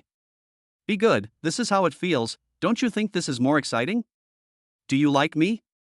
Shin Jingzhou kissed her while seducing her. Ji Nanyan no longer knew where she was at this moment. It was as if she was under Shin Jingzhou's control, staring at him dazedly, blinking her eyes, and saying in a soft voice, I like it. Chapter 34 Confession. Ji Nanyan felt Shin Jingzhou undressing her in a daze. Rascal! Ji Nanyan pushed him away and ran back into the room. The TV was still showing ambiguous images, but Shin Jingzhou was the only one left in the living room. Her body temperature seemed to linger in his hands. Her skin was like morning dew, crystal clear and delicate, and every touch sent electric shocks through him. It took a long time for Shin Jingzhou to pull himself away from the passion. In the past 27 years, he had never been so out of control. Whenever he was with Ji Nanyan, he could no longer control his emotions. How could he make her fall in love with him? This question had been troubling Shin Jingzhou for many days. Watching the two people on the TV screen making out, he became even more irritated, and he picked up the remote control and turned off the TV. Looking at the closed door, Shin Jingzhou had a helpless expression on his face. He had won tens of millions of dollars in big business deals, but now a young girl had him stumped. He walked to the door of Ji Nanyan's room and knocked gently, saying, "I was in the wrong just now. I didn't control myself well, and I apologize to you. In fact, I have had a good impression of you since that night, and after spending time together these past few days, I find myself liking you more and more. So every time I am with you, I can't help myself. From now on, I will pursue you until you agree to be my real girlfriend." Shin Jingzhou took the initiative to confess his feelings for her. Shin Jingzhou was ready to take the initiative. It was not easy to meet the woman he liked, and he would never let her go. Ji Nanyan was lying on the bed, hugging the quilt and cursing Shin Jingzhou in her heart for being a pervert. As a result, she heard his confession. Ji Nanyan jumped straight up from the bed in surprise. No way. This person has always been aloof, and he can find whatever woman he wants. How could he happen to like her, an unremarkable girl with nothing to offer? Go away, I don't want to see you right now. Ji Nanyan was now feeling very complex inside, and she wanted to be alone. Shin Jingzhou knew that Ji Nanyan definitely would not come out to see him at this time, and he didn't want to force her to do something she didn't want to do. He planned to come back tomorrow. You get some rest, I'll come find you tomorrow. Shin Jingzhou said this and then left silently. After Shin Jingzhou left, Ji Nanyan finally felt relieved when she locked her door.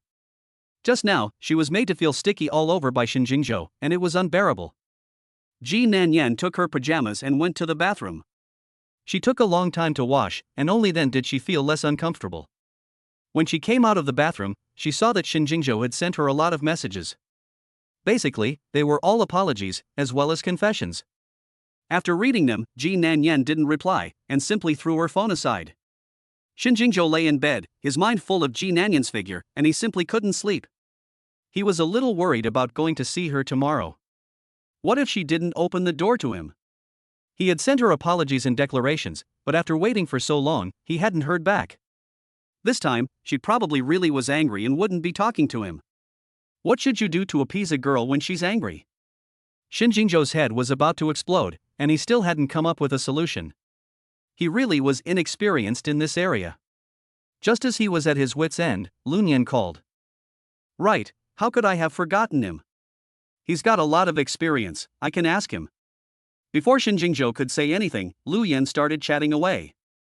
Hey, come out and play, everyone's here except you. I'll tell you, I've met some girls recently, one hotter than the next. I'll introduce you when you get here, you'll be satisfied for sure. Lu Yan was laughing lustily.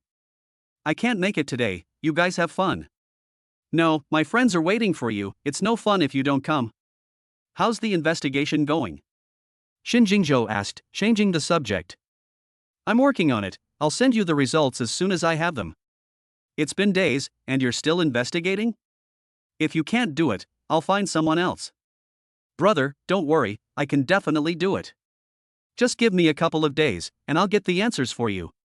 Let me ask you, how do you coax a girl when she's angry? You've come to the right person. I have a tried and true method. Do you want to hear it? Cut the crap and tell me. Shin Jingzhou said impatiently. It's easy. Send her red envelopes. If one doesn't work, send 10. If 10 don't work, send 20. Girls like getting red envelopes. Are you serious? Are you sure you're not just messing with me? Shin Jingzhou said doubtfully. Why would I lie to you? Anyway, whenever one of my girlfriends gets angry, if I give her a red envelope, she'll definitely come to me and make up. Lu Nian said proudly. Shin Jingzhou instantly thought of every time he gave Shin Yishu a red envelope, she would happily hug him and praise him for being handsome, and say she liked him, her little mouth was as sweet as honey. If you don't think this will work, I have. Lu Nian just wanted to say that he had other methods, but before he could say it, the other party hung up. This guy, for the sake of a woman, even skipped the only weekly gathering between friends, really not cool. Shin Jingzhou hung up the phone and transferred 5,200 yuan to Ji Nanyan in succession. Ji Nanyan had just dried her hair when she heard her phone ringing non-stop. She opened WeChat and saw that Shin Jingzhou had sent her several transfers, with the following note: voluntary gift, never to be recovered. Seeing so many transfer messages, Ji Nanyan really felt a little itchy, but she didn't accept them. Even if he gave it to her voluntarily, she couldn't take it. If she really took his money, what would she be? Ji Nanyan didn't want to be a laughingstock. Shin Jingzhou waited for a long time, but Ji Nanyan not only ignored him, she didn't even accept the transfer. She probably didn't accept it because it was too little. Shin Jingzhou then sent 10 more transfers of 13,140. Ji Nanyan looked at the series of transfer records on her phone, her heart itching with excitement. So much money, it must feel great to receive it. She raised her finger for a long time, but in the end she let it drop. It was ill-gotten wealth, she couldn't take it. Chapter 35 You are the woman I am looking for. Didn't Lu Nian say that this method has worked time and time again? Why didn't it work for him? Shin Jingzhou was about to send Ji Nanyan a few more transfers of 520,000 yuan, but he discovered that WeChat had reached its limit. What a shitty chat app, it's only transferred a few dollars and the limit is reached. Shin Jingzhou was so angry that he really wanted to uninstall WeChat, but when he thought about it, if he uninstalled WeChat, he wouldn't be able to see Ji Nanyan's messages back, so he didn't want to uninstall it. He had apologized, confessed his love, and transferred money, but the little girl didn't respond at all. Could it be that she doesn't like his person or his money? These two things are what he is most proud of. If she doesn't even like these things, then there is no hope for him. So, he called Lu Nian again. At that moment, Lu Nian was embracing a woman in the arms of love, when suddenly his phone rang. Seeing that the caller ID was Shin Jingzhou, he pushed the woman in his arms away and answered the phone. Brother Shin, did you miss me? Where are you? I'll come over right now. Lu Nian said in a carefree manner. That method you told me about didn't work at all. You didn't lie to me, did you? Shin Jingzhou questioned him. No way. That method has worked for me time and time again. Did you give her too little money? She didn't even look at it? I gave her the limit on my phone. It should be quite a bit, right? Huh? What kind of stupid idea was that? It didn't work at all. Maybe the girl isn't interested in money. Lu Yan's girlfriends have never been impressed by this method, and he didn't expect Shin Jingzhou's woman to be so difficult and not be moved by money. So what should I do now? Do you have any other ideas? Shin Jingzhou is now trying every method he can think of because he really has no experience in this area. He always sees Lu Yan fooling around with those women, so he thinks Lu Yan should still have some way to go. Then it seems I'll have to use my trump card, Lu Yan said mysteriously. What trump card?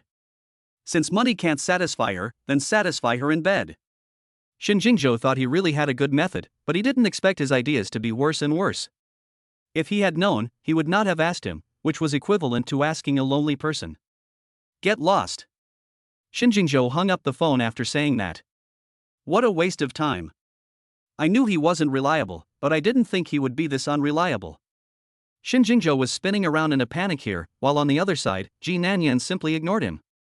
After taking a shower, she turned off her phone and went to bed early to sleep. The next morning, Ji Nanyan was awakened by a knock on the door. Who is it? Disturbing someone's peaceful morning sleep is really annoying. After thinking about it, she realized that none of the very few people she knew would knock on her door at this hour. Ji Nanyan rolled over, pulled the quilt over her head, and continued to sleep. However, the knocking on the door outside continued, and it was so noisy that she simply couldn't sleep. Ji Nanyan got up from bed in a huff, rubbed her sleepy eyes, and came to the door. She asked impatiently, "Who is it?" A man's voice said from outside. "You've got the wrong door, I didn't order any takeaway." Ji Nanyan said, about to go back to her room. "It's 301, right? Excuse me, are you Ms. Ji?" The delivery boy asked outside. "Yes, but I didn't order any takeaway." Ji Nanyan stopped and said. "Then may I ask, is this your mobile phone number?" "Yes, it's mine, but I really didn't order any takeaway." Ji Nanyan was very puzzled, who would order takeaway for her in the morning? "The address, name and phone number are correct, it is indeed your delivery, please open the door and sign for it." Ji Nanyan could only helplessly open the door and take the delivery in. When she took the delivery into the house, she was shocked. It was a breakfast from a Michelin-starred restaurant. Who was so generous as to order such a luxurious breakfast for her? Ji Nanyan was dumbfounded. Not knowing the origin of this food, even if it was expensive, Ji Nanyan didn't dare to eat it. Just as she was staring at the breakfast table, her phone suddenly rang. Ji Nanyan was so preoccupied with the breakfast that she didn't even look at the caller ID, and picked up the phone and pressed the answer button. "I hope you received the breakfast I ordered for you. Since I wasn't sure what you like to eat, I ordered a bit more. Let me know what you like, and I'll order it for you next time." Shin Jingzhou's voice came from the phone. It turned out that Shin Jingzhou had ordered it for her. This really seems like something he could do. Who would dare order this if they didn't have the money? "This table is going to cost a lot of money, I'm afraid." "Thank you for your kindness, but I will buy what I want to eat myself." You should not do this kind of thing again. Ji Nanyan would feel uneasy eating such an expensive breakfast. "If you don't like me ordering takeout, I can take you out to eat next time," Shin Jingzhou said with a good-natured smile. Ji Nanyan really couldn't stand it when Shin Jingzhou suddenly treated her so well. Could it be that he really liked her? Shin Jingzhou could indeed make any woman fall for him, but Ji Nanyan had never thought that she would have anything to do with him. The reason she agreed to go out with him for 10 days was all for Shin Yishu. Ji Nanyan felt that Shin Yishu was locked up by Shin Jingzhou for her sake, so she could not stand by and do nothing while she was locked up.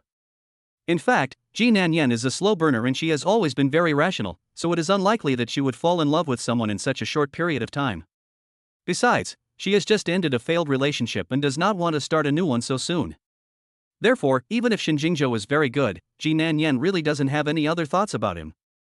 "Mr. Shin, if some of my previous actions have given you the wrong impression, then I apologize here. The reason I agreed to go out with you is all for Yishu. I don't have any other thoughts about you, so please don't misunderstand." Ji Nanyan felt the need to make things clear with him to avoid unnecessary trouble. "It's fine if you don't have feelings for me, I like you anyway, I just want to be nice to you, whether you accept it is your business, how to do it is my choice, I believe that one day you will like me," Shin Jingzhou said in silence for a while. Ji Nanyan almost fainted. From what he meant, he really liked her. How could this aloof big boss fall in love with someone so easily? This is also too inconsistent with his persona. We are not suitable for each other. Besides, what kind of woman are you looking for? I am so unremarkable, I am simply not good enough for you, so don't waste your time on me," Ji Nanyan said with a sad heart. "I think it's quite suitable, you are the woman I am looking for." Chapter 36 If we can't be friends, I'll be your sister-in-law. How can I make you understand? I can't do anything to hurt Yishu. Ji Nanyan was almost desperate. How can being with me hurt Yishu? Shin Jingzhou couldn't understand either.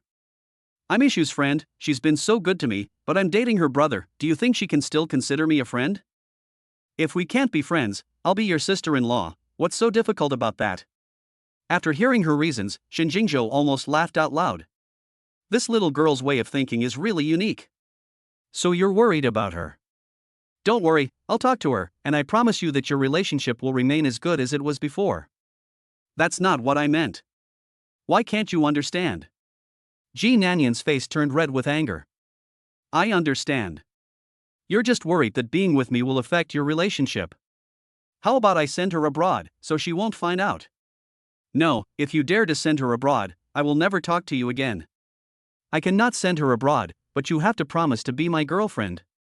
Shin Jingzhou, don't go too far. Ji Nanyan hates it when people threaten her. This is the first time you have called me by my name, and it sounds quite nice. Don't call me Mr. Shin again, it makes it seem so formal. Ji Nanyan was at a loss for words, and just as she didn't know what to say to him, there was a knock on the door. Someone's knocking at the door. I can't talk to you anymore. Ji Nanyan hung up the phone. It's been a busy day. Who is it this time? No one has come to see him for so many days since she returned, and it's really strange that so many people have been knocking on the door since early in the morning today. Ji Nanyan opened the door and saw 3 men dressed like staff members standing in the doorway, and the 3 of them were carrying a very large bouquet of roses. Ji Nanyan was dumbfounded. It was the first time she had seen so many roses. Excuse me, are you Miss Ji Nanyan? One of the men asked. Yes, what is it? Ji Nanyan said, confused. Then there is no mistake. Next, Ji Nanyan watched as the three staff members carried the large bouquet of roses into her home. Please sign here. One of the staff members handed her a piece of paper and a pen and said, I didn't order flowers, have you made a mistake? No mistake, it's for you. Please sign, otherwise we won't be able to hand it over. Ji Nanyan signed confusedly. After the staff left, she looked at the large bouquet of roses and was dumbfounded. Her house was not big, and placing a bouquet of this size made the living room look even smaller. Who could have sent these flowers? Ji Nanyan looked closely at the large bouquet of flowers, and finally found a card in the middle. She opened the card and a line of vigorous Chinese characters came into view. I like meeting you very much. I will take my time with you with sincerity. The signature was a single character, Shen. Ji Nanyan felt as if her heart had been hit hard by something. She had never imagined that he could be such a romantic person. His passion was really hard to resist, and meeting such a suitor was probably every girl's dream. It would be false not to be moved, but having experienced a failed relationship, Ji Nanyan would not let herself get deeply involved again. This time, she took the initiative to call Shin Jingzhou's phone. The phone rang once and was answered by the other party. You called me so soon, do you miss me? Shin Jingzhou's voice was full of joy. Can you ask someone to take away the flowers you sent me? And that breakfast, I won't agree to be with you, so I don't want these things either. There's no reason for me to take back the things I've given away. They're all yours now, you deal with them as you see fit. You are forcing me to do things against my will, do you know that? I like to force you to do things against your will. If you don't agree, bite me. Ji Nanyan could feel his face, which deserved a beating, through the screen. If he were in front of her right now, she would definitely beat him up without mercy. Ji Nanyan was so angry that she couldn't speak for a long time. Shin Jingzhou, on the other hand, seemed in a good mood. He laughed lightly and said, I'll pick you up after work tonight. Don't forget our date. He finished speaking and didn't give Ji Nanyan the chance to speak, and hung up the phone directly. Ji Nanyan angrily kicked at the bouquet of roses in front of her, and apart from dropping a pile of petals, it didn't budge at all. The three staff members carrying it looked like they were having a hard time, and with her thin arms and legs, she was sure she couldn't move it. After sulking for a while, Ji Nanyan angrily washed her face and brushed her teeth. Stupid men just have a bit of money, so what's the big deal? After washing up, Ji Nanyan looked at the breakfast on the table and her stomach grumbled unpleasantly. What a disgrace, you can't even hold back, Ji Nanyan slapped her stomach. In the end, she couldn't resist the temptation of the food and sat down at the table to enjoy it. It's good to be rich, if she could be as rich as Shin Jingzhou, she could do whatever she wanted. Ji Nanyan was prepared to wait until she was rich. She didn't want a quiet life, she wanted to be lively and pretty, to go out every day and spend money, and to have good-looking men smile at her. After dinner, Ji Nanyan changed her clothes and went out. After running around all day, she returned to the community in the evening, all sweaty. She had just walked downstairs when a black Maybach stopped in front of her. After the car stopped, Shin Jingzhou got out. What a coincidence, girlfriend, he said with a smile. Who's your girlfriend? Don't call me that. Ji Nanyan said, looking around. Fortunately there was no one around. Shin Jingzhou glanced at the few strands of wet hair on her forehead and couldn't help but ask, where have you been, why are you sweating so much? Why, do I have to report to you where I'm going? I'm not looking after you, so stop looking after me. Ji Nanyan said and walked upstairs. When she reached the elevator, she realized that Shin Jing had been following her the whole time. I'm going home to change, I'll be down in a bit, why are you following me? No boyfriend waits downstairs, I'll wait for you upstairs. Shin Jingzhou got into the elevator before her, saying, I'm warning you, if you have any bad intentions towards me today, I won't let you get away with it. I've always been a very well-behaved person, I won't do anything my girlfriend tells me not to do. You're a rule follower? I think you're clearly a lawless person who does whatever you want all day long because you're rich. For example? Have you forgotten what you did to me last night? And this morning's breakfast and roses aren't all evidence? Last night I was overcome with emotion and my brain really wasn't in control, so I didn't know what I was doing at the time. This morning's breakfast and flowers are all about my care and love for my girlfriend. Chapter 37 Ji Nanyan was punished by standing in the corner. Shin Jingzhou's mouth was just too eloquent, and Ji Nanyan simply couldn't argue with him. When they arrived at Ji Nanyan's house, she was about to push the door open when she suddenly stopped. She blocked Shin Jingzhou outside and said, I need to take a shower and change clothes. It's inappropriate for you to come in, so just wait outside. It's not appropriate for me to be outside. If a neighbor passes by and asks me why I'm standing outside, do I tell them it's because my girlfriend doesn't let me in? Shinjingjo said, put her in his arms, and slipped into the house. I'm warning you, sit still, don't move around and don't look around, do you hear me? Ji Nanyan pointed at the sofa and said to him. Go wash up, I won't look. Shinjingjo smiled and sat on the sofa. He thought to himself, what should be seen and what shouldn't have already been seen by him. Even if he was allowed to look now, he couldn't, because if he did, he would definitely not be able to leave. Ji Nanyan returned to the room, grabbed a set of clothes and ran to the bathroom. Hearing the sound of her locking the door, Shinjingjo couldn't help but smile a little. This little girl guards him like a thief every day, and he dares not imagine what she will do when the two of them get married. Ji Nanyan spent a full 40 minutes in the bathroom before finally coming out. As soon as she came out, she saw Shinjingjo leaning against the sofa, asleep without knowing when. She tiptoed up to him and took a good look at him. He was quite attractive when he didn't speak, but as soon as he did, Ji Nanyan wanted to argue with him. It's not good to be a cold and aloof male god like this, nagging on and on every day, talking so much that it's annoying. Ji Nanyan had been out and about all day and really didn't want to go out again. As it happened, he fell asleep, so she didn't wake him up. She simply let him sleep on, hoping that he would sleep until dawn so that she wouldn't have to go out on a date with him. Ji Nanyan quietly went back to her room, put on her headphones, and listened to music while playing games. When Shinjingjo woke up, more than an hour had passed. He looked around the living room but didn't see Ji Nanyan anywhere. The bathroom light was off, so there was obviously no one in there. He stood up and went to the door of Ji Nanyan's room, and found her lying on the bed playing with her phone. This little girl, after taking a shower, didn't even bother to call him, but hid in her room playing with her phone, so that he had fallen asleep for such a long time. Shinjingjo stood in the doorway and knocked gently on the door. As a result, he stood in the doorway for a long time, but Ji Nanyan not only didn't come out, she didn't even pay him any attention.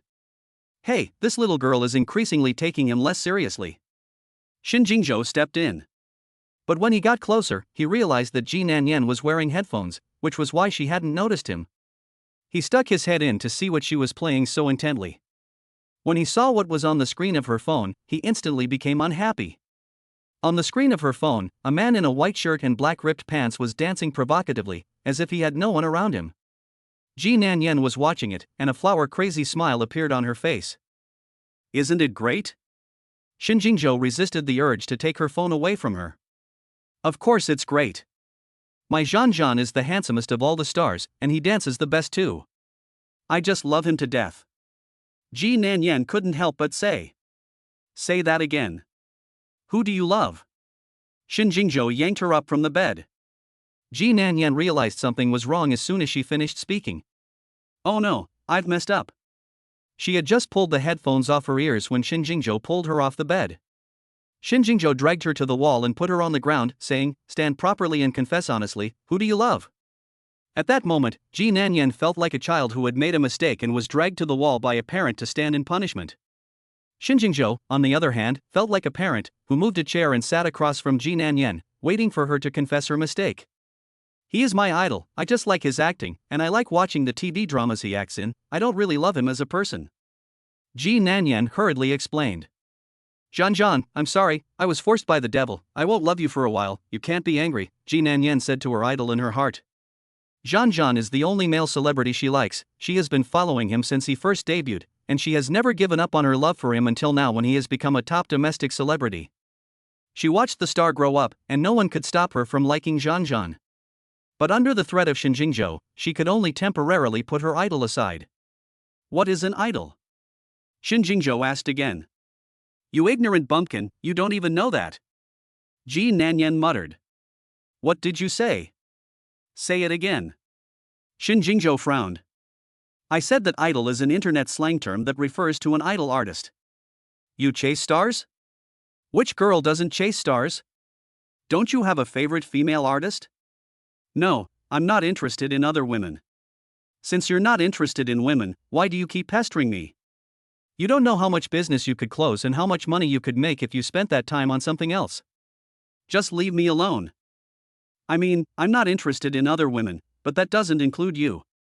There are so many women prettier than me, and there are so many female celebrities in the entertainment industry, all of them look like heavenly beings, so why don't you go like them? None of them are clean, I don't like them. Ji Nanyan rolled her eyes in silence, and there was no way to talk that day. How many other male celebrities do you like? Just tell me, and I'll ban them all at the same time, so you don't have to think about them every day. What? You want to ban my idols? Ji Nanyan said with wide eyes. In the future, I will ban whoever you like, and you can only like me. Pervert, big pervert, Ji Nanyan gritted her teeth and cursed Shin Jingzhou in her heart. With his strength and financial resources, it is easy to ban whoever he wants. Ji Nanyan will never allow her idol to be ruined by him. I just did it on a whim, watched the TV series he acted in, and liked the male lead in it. After I finish watching the TV series, I will definitely forget about him. If one day you also debut as a star and you go to shoot TV dramas, I will definitely like you even more. After all, there is still a certain gap in appearance between him and you. Ji Nanyan could only say against her will. At this time, you must go along with him, hold him up, and never provoke him. If you anger him and really block his idol, then she will become the sinner of all time. If that day really came, Zhan Zhan's fans would definitely chase her down the street with big swords, and Ji Nanyan thought about it and felt terrible. You won't like me unless I become a star. If I don't become a star, can't you just like me? Shin Jingzhou walked up to her, pinched her chin, and forced her to look at him and ask. Chapter 38 Brother, you're so handsome. Seeing his fierce look, Ji Nanyan's little heart had already started pounding. This guy was not someone to be trifled with, and she had to think of what to say to avoid making him angry. She definitely couldn't tell the truth at this time. If she told him the truth and said that she didn't like him, then wouldn't he become furious again? He has always been unpredictable. If he vents his anger on her beloved, then it will be trouble. She can bear the pain, but Ji Nanyan absolutely will not allow her beloved to be even the slightest bit implicated. You're hurting me. Ji Nanyan took his hand off her chin with a smile. With a face as good looking as yours, I'm afraid no one in the entire entertainment industry can rival you. Not to mention whether I like you or not, I'm afraid no woman in the world will not be confused when they see you. If you say that such a charismatic man, if I don't like it, then wouldn't that be a bit ungrateful? After listening to her words, Shin Jingzhou's tightly knitted brows finally slowly relaxed. Then you say you like me. I already said that earlier. You were talking about other women just now. I want you to say it yourself that you like me, otherwise, you're just fooling me. This smelly man is really not easy to deal with. Ji Nanyan had wanted to fool him a bit, but she didn't expect him to be so persistent. Brother, you're really so handsome, I like you so much, especially when you were asleep just now. When I came out of the bathroom, I thought you were an immortal from somewhere. Ji Nanyan said in a high-pitched voice. After she finished speaking, she almost felt like throwing up. Life is really like a play, and it all depends on acting skills. After hearing her words, Shin Jingzhou's heart blossomed with joy. He pinched Ji Nanyan's plump, smooth face and said, "Very good, that's what you'll be called from now on. Come on, brother, I'll take you out to eat something delicious." After saying that, Shin Jingzhou took her hand and walked out. This dog man turns out to be susceptible to this, and Ji Nanyan seems to have found a way to deal with him. Since she can't win if she goes against him, and she always loses out, she might as well change her strategy and coax him more in the future, so that she can have an easier time. Ji Nanyan did not resist this time, and let him take her hand and lead her downstairs. He opened the door like a gentleman and helped Ji Nanyan into the car. Ji Nanyan sat obediently next to him, smiling at him from time to time. Shin Jingzhou felt as if his soul was about to be lured away by her. He felt that Ji Nanyan was exceptionally obedient and well-behaved today. With a light smile from her, he felt as if the whole world had brightened up, and he wanted to give her the whole world. You must be hungry. What do you want to eat? I'll take you out to eat, Shin Jingzhou said, taking her hand and placing it on his lap. You make the arrangements, I'll do whatever you say, Ji Nanyan said with her big, intelligent eyes twinkling. Why are you so well-behaved today? Shin Jingzhou tried hard to resist the urge inside him to kiss her. You always say I'm not well-behaved, so I'll try to be a bit more well-behaved today. Don't you like it when I'm like this? I like it, I really like it, you've almost stolen my soul. Shin Jingzhou leaned over and whispered in her ear. Ji Nanyan blushed and hid her face. She didn't dare to look at Shin Jingzhou at all. He exuded a strong scent of male hormones. It was simply irresistible. If she wasn't strong in her resolve, she was afraid she would have long ago fallen into the sea of his tender affections. I haven't done anything yet, and I'm already blushing. In the future, won't you be even more embarrassed? Loosen up. You're all grown up now, you need to learn to be a little thicker skinned. Shin Jingzhou squeezed her hand and said with a meaningful look. Ji Nanyan didn't expect him to say such a thing, and she wanted to smack him. This slut, why is driving on her mind all the time? Is there nothing else he can think about except for that? This person is too dangerous, and it is better to keep your distance from him. Thinking of this, Ji Nanyan pulled her hand out of his palm, then sat a little closer to the door, trying to pull away from Shin Jingzhou as much as possible. Her sudden distancing took Shin Jingzhou by surprise. Shin Jingzhou stared at Ji Nanyan, his eyes full of questions. Just now, the two of them were doing fine, so why did she suddenly pull away from him? I feel a little hot, so it's better if we don't sit so close, Ji Nanyan said quickly, looking for an excuse. Shin Jingzhou just laughed. He was actually feeling a little hot too. Could it be that this little girl was also moved like he was? It seemed that she didn't dislike him. At this rate, it wouldn't be long before she couldn't live without him. Lower the temperature a little, Shin Jingzhou said to the driver in front. Yes, Mr. Shin. The driver in the front could sense the unusual atmosphere in the car. He had always thought that Shin Jing didn't like women, but today he discovered the secret charm of his boss. He was like a peacock spreading its tail feathers, always trying to flirt with the young girl. It seemed that the 1,000-year-old tree was about to bloom. Shin Jingzhou took Ji Nanyan to a Western restaurant. This was no ordinary Western restaurant, it was a social paradise for young people. Everyone here is young men and women, there are couples, ambiguous objects, good girlfriends, and good friends. The whole restaurant is shrouded in an ambiguous atmosphere. Just walking to the entrance of the restaurant, Ji Nanyan was romanticized by the flowers on the whole wall. What surprised her even more was that there was a singer singing lyrical songs live. The atmosphere was perfect for a date. In such an environment, it is difficult for people's emotions not to be affected by the environment. Ji Nanyan was obviously much livelier than when she was in the car. Shin Jingzhou had booked a private room, which was very private. The room had obviously been set up in advance. As soon as you entered, it gave you a feeling of being in love. Dining in such an environment would definitely lead to rapid progress in the relationship. Ji Nanyan felt that if she were in a relationship, she would definitely come to a place like this. It really was very moving. Do you like it? Just as she was daydreaming, Shin Jingzhou suddenly asked. How do you know about this place? Have you been here with someone else before? Ji Nanyan couldn't help but ask him. I heard about it from others, but I'd never been here before, and this is the first time today. How come you never came to such a romantic place before? Because there was no one suitable, I only want to come with the girl I like. Ji Nanyan's face began to blush unconsciously again. He was professing his love in a roundabout way. Chapter 39 full of dirty thoughts. Shin Jingzhou said that this restaurant, he only wanted to come with the girl she liked. Now that he has brought Ji Nanyan here, it shows that he really likes Ji Nanyan. After hearing his words, Ji Nanyan was not surprised at all, but instead felt very embarrassed. How could a man like him, who is decisive and powerful in the business world, fall in love with someone so easily? If Shin Jingzhou were just a young boy of 17 or 18, then she would believe it a little. But at his age, he has already seen countless women, seen all kinds of women, and he is not a beauty himself, so that no one would fall deeply in love with him at first sight. He must just want to sleep with her. After getting this idea, Ji Nanyan became even more on guard against Shin Jingzhou. So she picked a seat that was farthest away from Shin Jingzhou.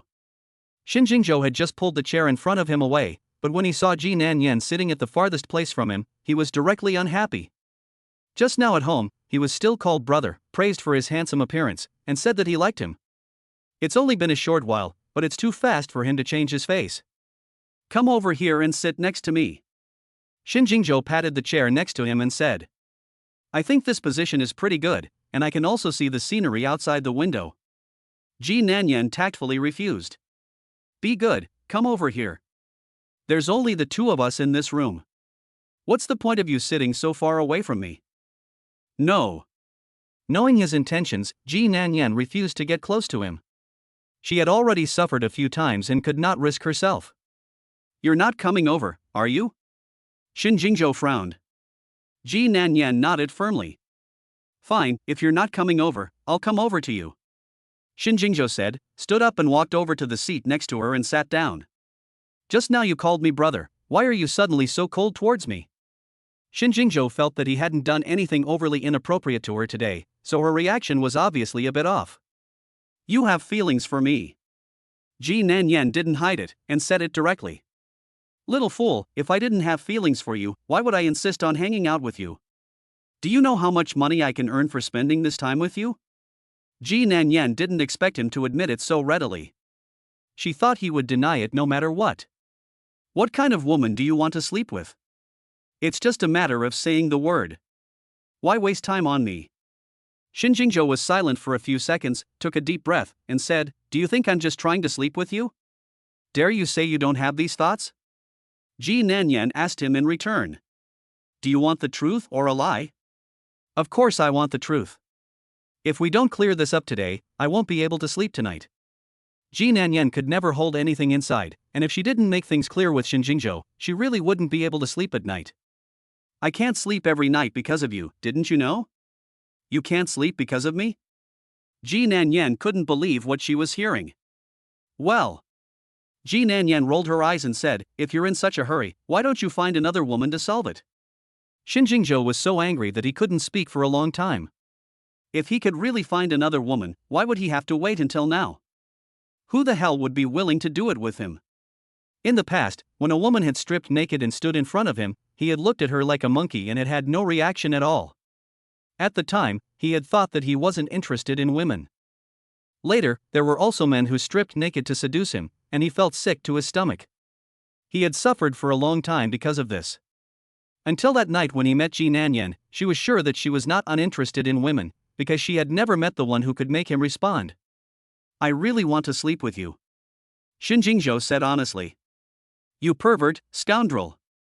Ji Nanyan raised her hand and was about to hit her. Xin Jingzhou grabbed her arm and said, It's true that I want to sleep with you, but it's also true that I like you. But I won't force you. I will touch you when you are willing to sleep with me. You're lying. Men are all bad, why should I believe you? I had so many chances before, if I really wanted to sleep with you, I would have done it a long time ago, I wouldn't have waited until today.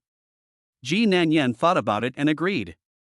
The first time, he could have done it, but he didn't. And that day in Xin Jingzhou's room, he had touched her all over. If he really forced her, she definitely wouldn't have been able to resist. Last night, when the two of them were watching a movie at her house, he could have forced her, but he didn't. What he said seemed to make sense. Could it be that he really liked himself? Ji Nanyan's heart suddenly wavered a little. Why are you silent? Now you believe that I really like you, right? I have never been so good and patient with any woman before. You are the first. Why? There is no why in love. It just comes. You just need to know that I really like you. I'd better stay away from you. Ji Nanyan said and was about to change positions again. What's wrong now? Xin Jingzhou asked, holding her down in the chair. Well, I'm afraid you won't be able to resist, so it's better if we keep our distance. If you really are worried about me, I don't mind if you help me. You said you wouldn't force me. I won't force you, but that doesn't mean you can't help me. Xin Jingzhou said, taking her hand and placing it on his lap. I'm going to wash my hands. Ji Nanyan said, running to the bathroom. Xin Jingzhou watched her wash her hands over and over again in the bathroom, and he was both angry and wanted to laugh. He walked into the bathroom and pulled Ji Nanyan out, saying, Stop washing, you'll break the skin if you wash your hands anymore. You haven't even touched them yet. Is it really necessary to have such a big reaction? If you say anything else, I'll go home. Ji Nanyan felt like he had desecrated her hands. You've been in a relationship before, so why can't you even hear this? Do you think everyone is like you, full of trashy thoughts? If a man doesn't want to do that with you, do you really think he likes you? Are you still talking? Fine, I'll stop talking. Can we eat? Chapter 40 I don't think it's too much to give you a kiss, is it? During the meal, Ji Nanyan didn't say a word, just buried her head in her rice. Xin Jingzhou didn't make things difficult for her again, but kept on serving her food. How can you only eat vegetables? Vegetables have no nutrition, come on, eat more meat. He said this and served a lot of meat in Ji Nanyan's bowl. Looking at the mountain of food in front of her, Ji Nanyan's little face crumpled into a ball. In fact, she didn't like it when other people helped her with her food, especially a man she barely knew. Even if Shin Jingzhou really liked her, she had no intention of continuing the relationship with him. She had just returned to China and everything was still unstable, not to mention the fact that she had just ended a relationship the other day, and she didn't want to get involved in a new relationship so soon. They hadn't even been able to last 7 years together, and she and Shinjing had only known each other for a few days. They didn't know anything about each other, and it would be irresponsible to get together like that. Although Ji Nanyan really didn't like it when other people helped her with her food, she endured it and finished eating her own bowl. Seeing her put down her chopsticks, Shin Jingzhou asked in surprise, "Why did you only eat so little? Is it because the food today doesn't suit your appetite?" "No, it's quite good. I'm full already." "Are you afraid of gaining weight, so you only ate so little?" "Don't diet. Health is the most beautiful thing. You're already skinny enough. If you lose any more weight, you'll just be a skeleton. I don't like skinny people." Shin Jingzhou still hopes that she has a little meat on her bones, so that it is more comfortable to hold her. "You're the one with the skinny frame. I haven't lost weight, I was born like this, I don't gain weight easily. If I really looked like a skinny frame, you would definitely dislike me." Men shouldn't be too skinny either, being too skinny means you don't have the strength, and it will affect the couple's sex life. Ji Nanyan really admired him. He could think of that kind of thing at any time. She didn't know many men, so she wasn't sure if other men were like him. If it weren't for the fact that he was Shin Yishu's brother, she would have called the police to arrest him a long time ago. "Boring," Ji Nanyan said, stood up, picked up her bag and walked straight out. Seeing her leaving, Shin Jingzhou got up and followed her out. "This little girl, her face is really too thin, she can't even make a joke." When they got outside, Ji Nanyan stopped and said, "Mr. Shin, I've eaten with you, so I can go back, right?" "What did you call me?" "Mr. Shin, is there a problem?" Ji Nanyan said inexplicably. "You said you would call me brother, how could you forget so quickly? You are Yishu's brother, not mine. She will be unhappy if she knows I called you like this. I don't care if she is happy or not, as long as I am happy. Be good and call me brother." "I won't."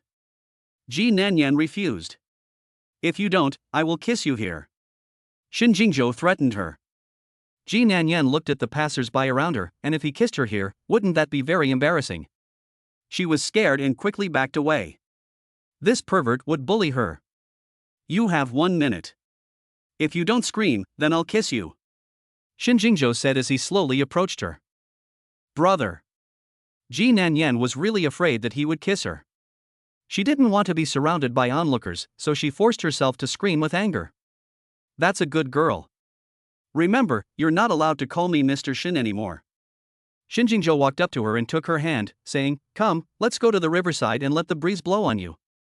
The restaurant was built next to the river.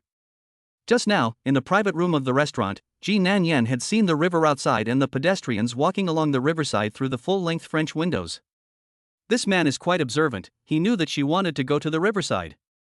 Ji Nanyan was led by him, and in just a few minutes they arrived at the riverbank. The riverbank was exceptionally lively in the summer, with several barbecue stalls full of diners, and many elderly people sitting on small stools along the riverbank to enjoy the cool breeze.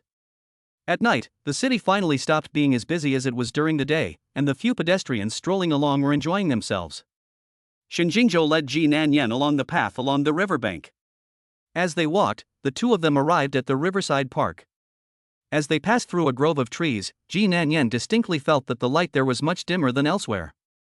Normally, there shouldn't be too many people in such a dim place, but the further she walked into the woods, the more she noticed people there. That's strange, why do people like dark places? Just as Ji Nanyan looked suspiciously, unable to figure it out, she suddenly heard a strange sound coming from next to her. She turned her head and suddenly noticed two people hugging and kissing under the tree next to her. That was the strange sound she had heard.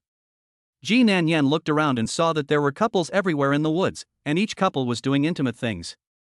No wonder so many people like this place, it turns out that this is a dating spot for couples. Shin Jingzhou, this pervert, what does he mean by bringing her here? Shin Jingzhou, are you sick? You said you were bringing me here to get some fresh air, why did you bring me to a place like this? She said angrily, shaking off Shin Jingzhou's hand. In fact, Shinjingzhou was as confused as she was. This was his first time here too, and he had no idea that so many couples would be dating here. If I say it's my first time here too, and I didn't know there were so many people dating here, would you believe me? I don't believe you, you're just being deliberately vague. It's not true. Shinjingzhou really didn't mean it, and he didn't expect this to happen. You rascal, you pervert, you're up to no good. Ji Nanyan scolded him. Shinjingzhou was at a loss for words, unable to explain himself. He felt even more aggrieved than Doi. I was wrong, can't I just apologize to you? Shinjingzhou could only bite the bullet and swallow it, because he was the one who suggested coming here in the first place. Brother, you're really a coward. What's the point of apologizing? Just hug and kiss, that's all. The girl followed you here to hear you apologize, right? A man suddenly said. Yeah, everyone knows that this place is a dating spot for couples at night. No one knows each other anyway, so just let go, another woman said. Ji Nanyan looked in the direction of the sound, and the man and woman talking were the ones who had just kissed. After they finished talking, they hugged and kissed again. What kind of people are these? It's fine for them to kiss, but why are they encouraging others to join in? Just as Ji Nanyan was in a daze, Shinjingzhou pulled her behind a large tree. She leaned against the tree trunk behind her, and placed her hands against Shinjingzhou's chest to prevent her from getting any closer. What do you want?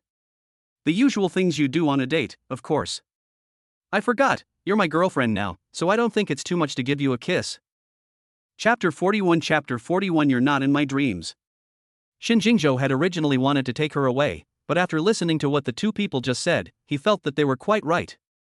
Since they had already come, why not make the most of the situation? She had already misunderstood him and taken his abuse, so if he just left, he would be missing out. The person who just spoke was right, he had been too timid, otherwise he would have eaten the meat already. Thinking about this, Shinjingzhou changed his mind. In fact, a little soup can also satisfy your hunger. So he dragged Ji Nanyan behind a big tree. How dare you? You touched me, so what's there to be afraid of? How about it, are my pecs okay to touch? How about I let you touch my abs too? Who asked you to touch me? If you won't touch them, then I'll kiss them. He said and kissed Ji Nanyan's lips. Before I can say let go of me, my mouth was blocked by Shinjingzhou. It was the first time Shinjingzhou had kissed a woman in such a place, and he was excited. I don't know how long it was, but Ji Nanyan couldn't stand up after he kissed her, and her body slowly fell down. Shinjingzhou picked her up and then wanted to kiss her again. Ji Nanyan's voice was soft. How long do you want to keep kissing for? She asked weakly. Shinjingzhou smiled and kissed her again, saying, Yen Yen, you are really very fragrant and easy to kiss. I can't stop for a bit. Have you ever had someone like you? I can't wait to kiss someone until they pass out. Have you never seen a woman before or what? Shinjingzhou inexplicably felt that her words were a bit familiar. Upon thinking about it, he seemed to have said the same thing when talking about other women before. She is worthy of being his favorite woman, even her words are exactly the same as his. I've definitely seen her before, but don't worry, I've never touched another woman, nor have I let another woman touch me. You're the first. Shinjingzhou had not only had his father trying to push women at him, but there were also women who had thrown themselves at him, so it was hard for him not to look. You're actually quite nice, so should I thank you? No need, I'm willing to do anything with you. Shinjingzhou laughed. I'm not willing. You've always forced me. I admit that I did force you at first, but dare you say you didn't enjoy it? Shinjingzhou was also angry and asked with a smile. That was a normal physiological reaction. Don't think it's your doing. Even if it was someone else, I would still act that way. Stubborn. You like it, so you like it. What's there not to admit? If you don't like it, you don't like it. It's not true, so why should I admit it? I'll see how long you can keep up the pretense. Do you believe that one day you'll come after me and say you like me? If that day ever comes, I'll take your surname. Ji Nanyan felt that he was overconfident. You don't need to take my surname. Just be in the same household register as me. Fine, go home and go to sleep. Ji Nanyan finished speaking and turned around and left. You want to sleep? Shinjingzhou asked after him. I told you to go back to sleep. I want to sleep with you. Shinjingzhou said, unable to contain his inner excitement. You're thinking too much. I told you to go back to sleep because when you're asleep, you can dream about anything. Shinjingzhou finally understood that she was talking about his dreams. You're more like sleeping with me. I'm not sleeping by myself because I don't have you in my dreams. Shinjingzhou said, putting his arm around her shoulders. Do you know what you look like? Ji Nanyan asked, turning her head to look at him. What do I look like? Shinjingzhou was quite curious about what she could describe herself as. Do you see this shirt I'm wearing? Ha! You're the same color as this shirt. Oh no, you're even darker than this shirt.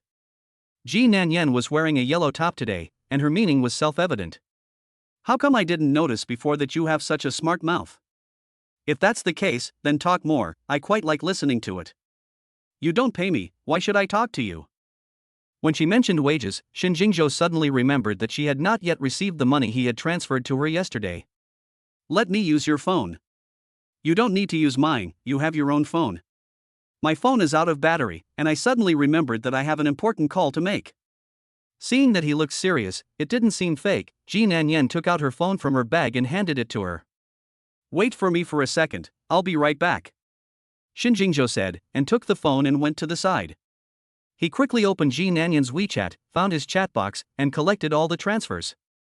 After doing this, he deleted his chat history so that she would not find out. Shinjingzhou casually dialed a number, said a few words, and then hung up. I'm done, let's go, Shinjingzhou said, returning the phone to Ji Nanyan. Ji Nanyan didn't think much of it, took the phone, didn't even look at it, and put it in her bag. On the way back, Ji Nanyan couldn't help but ask Shinjingzhou, how is Yishu these days? Have you been mistreating her? I haven't heard from her for a few days, and I'm quite worried about her. Don't worry, apart from not being able to come out, she's being well fed and watered every day, and she won't be wronged. You've locked her up, how could she not be wronged? She even dared to order a male model. I had to teach her a lesson, otherwise she won't learn. What's wrong with ordering a male model? She hasn't done anything wrong, so why can't she watch? Ji Nanyan felt that he was being completely unreasonable. Do you think I'm being too strict with her? If I don't keep a close eye on her, she'll definitely lead you astray too. That's why not only can't she watch, you can't watch either. Is this guy sick? He's not just controlling his own sister, he's controlling her too. Does he think he's the president of China? Even the president of China doesn't have the right to control him. Seeing her face full of resentment, Shinjingzhou smiled and said, What, don't you want to? If you really want to see, I can show you, even if you want me to take it off for you. Shut up. Ji Nanyan reached out and covered his mouth. There was a driver in the car, and although it was impossible to see through the partition, it was still possible to hear. Ji Nanyan didn't want him to go on talking nonsense. If Yishu knew that her brother was actually a pervert, she would faint from crying in the toilet. Never mind, it's better not to tell her such a sad thing. As a best friend, Ji Nanyan decided to bear it all alone. Chapter 42 Little thing, you want to see his nude photos? In Ji Nanyan's eyes, Shinjingzhou is nothing but a little yellow man. As long as he opens his mouth, he will definitely talk about those things, and he has never been serious. I really don't know how a man like him, whose head is full of impure things, can hold back from finding a woman. Early the next morning, before Ji Nanyan woke up, she was awakened by the sound of her phone dinging. Who is it, so annoying, sending a message so early in the morning and disturbing people's dreams? Ji Nanyan rolled over, reached her hand out from under the covers, and with her eyes closed, she felt for the phone on the bedside table. She opened the phone with sleepy eyes and saw that at the top of WeChat, Shinjingzhou's avatar displayed several new messages. She clicked in and first saw two photos, one of Shinjingzhou's selfie and one of the sun rising. Little thing, I'm going to work now. Did you miss me last night? A message came below the photos. Narcissist, who misses you? Ji Nanyan's hand slipped and she clicked on Shinjingzhou's selfie. She could see him wearing a black shirt, thin gold-rimmed glasses, sitting in a car, holding a document in his hand. He looked quite refined, but Ji Nanyan knew that he was actually a scumbag. However, it cannot be denied that this refined scoundrel is surprisingly good-looking, thick eyebrows, deep eyes, a high nose, sexy thin lips, and coupled with his good skin, he is the perfect look for a novel hero. When he doesn't speak, he is still very attractive. Compared to the real person, Ji Nanyan still prefers to look at the photo, at least the person in the photo will not be inappropriate. Ji Nanyan looked at the man in the photo and couldn't help but think of last night, in the small forest, the scene of Shinjingzhou pressing her against a tree and kissing her. He had to admit, his lips were quite kissable, and when she bit them, it made her whole body tremble. Thinking about it, Ji Nanyan couldn't help but lift her finger and touch his lips with it. As soon as her hand touched the screen of her phone, the photo automatically disappeared. Ji Nanyan then realized what she was doing. What just happened? She was actually fantasizing over his photo. Stupid man, sending photos to seduce him in the morning, what is his intention? Don't send me photos again. Ji Nanyan typed a line on her phone and sent it to Xinjingzhou. Xinjingzhou was sitting in the car reading documents when he heard his phone ring. He couldn't help but smile at the corner of his mouth. He didn't need to guess, it must be that little demoness replying to her. It's not an exaggeration to call her a little demoness. Last night, he couldn't sleep because he missed her so much. He wondered if that little ungrateful girl had thought about him last night. Xinjingzhou put down the documents in his hands, took the phone, and saw her reply. He smiled fondly. This little thing, quite impetuous early in the morning, is still angry after waking up, isn't it? What, is this not handsome enough? Are you not satisfied? What kind of guy do you like? Tell me, I'll take a new picture and send it to you. You sent me such a handsome picture early in the morning, deliberately trying to seduce me? Ha, Xinjingzhou couldn't help but laugh out loud. He didn't realize that the little thing was quite amusing. Xu Dong, who was concentrating on driving in front, suddenly heard his boss laughing alone in the car. He took a peek in the rearview mirror and saw his boss staring at his phone, wondering what he was giggling about. His boss's behavior had been strange lately, and he had noticed this several times. In addition, he had noticed that his boss had been daydreaming a lot these past few days. He had a vague feeling that the recent changes in his boss were inseparable from that Miss G. No wonder that in recent days, every night, the boss would not let him drive. Could it be that he was secretly going on a date with Miss G? He had to quickly report this discovery to Master Shen. Then tell me, did I seduce you? Xinjingzhou quickly replied. Don't think that I will like you just because you wear a black shirt and glasses. So you like me wearing a black shirt and glasses, then I'll wear them all the time from now on, okay? It's better if you don't wear it. You want to see my body? You guessed it right. Then dare you take a naked picture of me? Ji Nanyan knew that he was in the car right now, and there was a driver in the car, so she deliberately provoked him. You want to see my body early in the morning? You didn't have an illicit dream last night, did you? Cut the crap, I know you're definitely not going to dare to do it. Be good, I'm still on the road right now, and you don't want your man to be seen naked by others, do you? I'll take a picture of you when I get to the office, okay? Xinjingzhou had never felt better than he did today. He felt that Xiaowu must have been conquered by his manly charms, otherwise she wouldn't have wanted to see his nude photos so early in the morning. Cut it out, just say you don't dare to take the photos, don't make excuses. Ji Nanyan never spoke to him again after playing this game. Xinjingzhou waited for a long time, but didn't see her reply, and he guessed that she must be angry. She wasn't very old, but she had a big temper, and Xinjingzhou could imagine what she looked like when she was angry. Pouting, puffing up her cheeks, she looked fierce and menacing, but not intimidating at all, and was actually quite cute. Drive faster, Xinjingzhou said to Xu Dong. Xu Dong looked confused. He was already driving fast enough. This was his usual speed, and his boss had never complained about it. Did he have something urgent to do today? Okay, boss, Xu Dong said, and stepped on the accelerator. The car sped off like a whirlwind. Xinjingzhou had just arrived at the office when Su Hong followed behind him, reporting on the day's itinerary. Mr. Shin, you have 2 meetings in the morning, and you will have lunch with Mr. Bai from Ruijin at noon. As soon as Xinjingzhou walked into the office, he saw Su Hong following him in, talking non-stop. His face darkened, and he said sternly, "Get out." Su Hong was concentrating on reporting his boss's day's schedule when he suddenly saw his face turn dark and heard him say, "Get out." He was dumbfounded. After thinking for a while, he still couldn't figure out what he had done to offend him. Boss, did I say something wrong? Can you give me a hint? Su Hong asked cautiously. I told you to get out, didn't you understand? I understand. Su Hong was completely afraid to ask anymore, and he scurried out the door with his tail between his legs. Once Su Hong had left, Xinjingzhou closed the office door behind him. You have no sense, don't you know he has very important things to do? Why do you keep talking and talking? After closing the door, Xinjingzhou turned and went to the back restroom. This request from his little thing was really inconvenient to fulfill, and he had to find a private place to do it. She didn't want to look when they were together, but now that they weren't together, she was making this request. After closing the door to the restroom, Shinjingjo began unbuttoning his shirt. If only that little thing would help him unbutton it, Shinjingjo thought as he unbuttoned his shirt, imagining what it would be like if Ji Nanyan unbuttoned it for him. Chapter 43 Hitting is affection, scolding is love. Shinjingjo quickly took off the shirt on his body, and when he put his hand on his belt, he suddenly stopped. After thinking for a moment, he picked up the shirt he had just taken off and put it back on. Not everyone can see a man's nude photo, not even the woman you like. If they haven't been together yet, if she sees it all, won't there be no mystery left?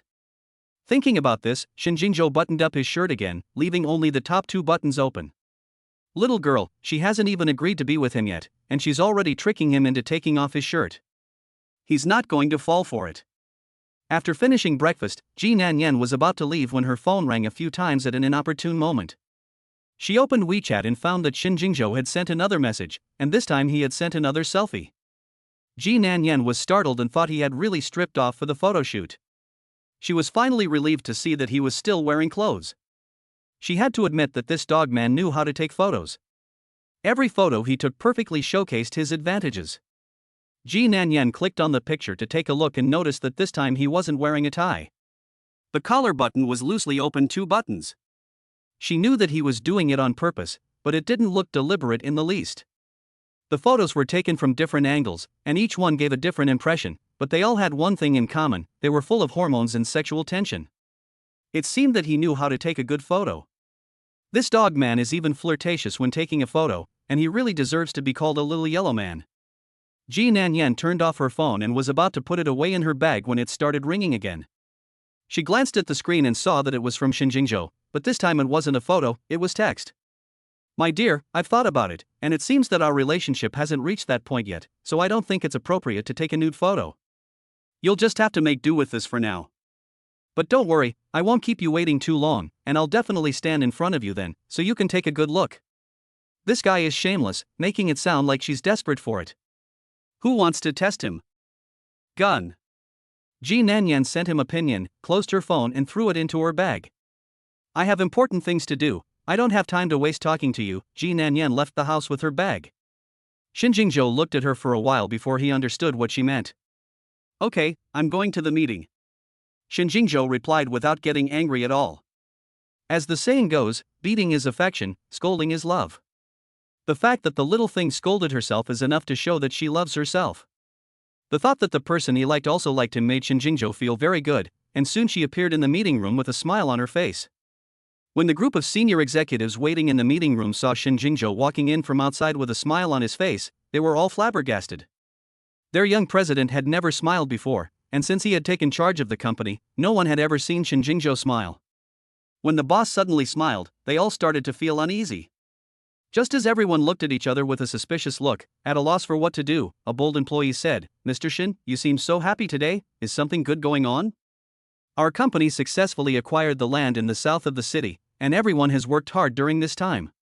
Assistant Sue, arrange something for tonight, you take everyone out to celebrate for me. The whole room looked at Shinjingjo, unable to believe that those words had just come from his mouth. Since he took office, almost all the senior management of the company have been scolded by him, and this was the first time he had recognized everyone's hard work. The boss suddenly seemed like a different person, as if he had become more approachable. During the meeting, everyone noticed that the boss kept staring at his phone, as if he was waiting for an important call or message, but his phone never rang, not even an SMS. Everyone was on tenterhooks, wondering if the boss would take it out on them for not getting the call he was waiting for. So no one in the meeting room, except the executive speaking, dared to make a sound. Finally, it was time for a break, and everyone gathered in groups in the corner to whisper. Hey, look, Mr. Shin seems to be smiling, said a sharp-eyed colleague. Everyone looked in the same direction at Shinjingjo, and sure enough, they saw him staring at his phone and smiling to himself. What's going on? Everyone looked at each other, not understanding why the boss was acting so strangely today. Is Mr. Shin in love? I remember my son being in that state when he was in love, said a male colleague in his 50s. You're right, now that you mention it, my daughter was the same way. She would often giggle for no reason, and I later realized that she was in love. Mr. Shin is in love, is that true?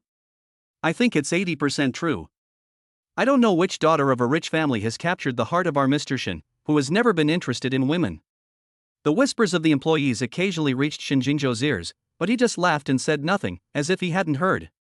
He was now waiting for Ji Nanyan to reply to him, but he didn't know where the little thing had gone, and she hadn't replied to him for most of the day. Didn't she know that he was waiting anxiously? On the other side, Ji Nanyan was busy with interviews. This morning, she had 2 interview opportunities. Fortunately, the 2 companies were not far apart, otherwise she would definitely be too busy to handle it all. Ji Nanyan planned to stay in the country for her career development, and she did not plan to go abroad again.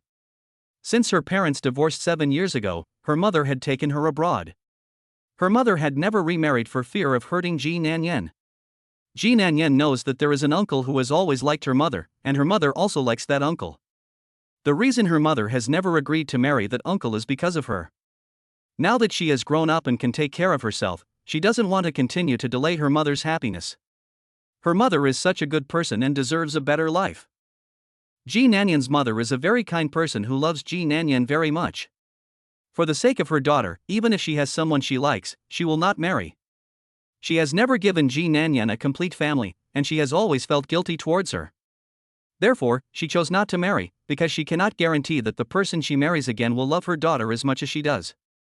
She will not let her daughter suffer even the slightest grievance, and she chooses to be a single mother. Which woman does not yearn for love?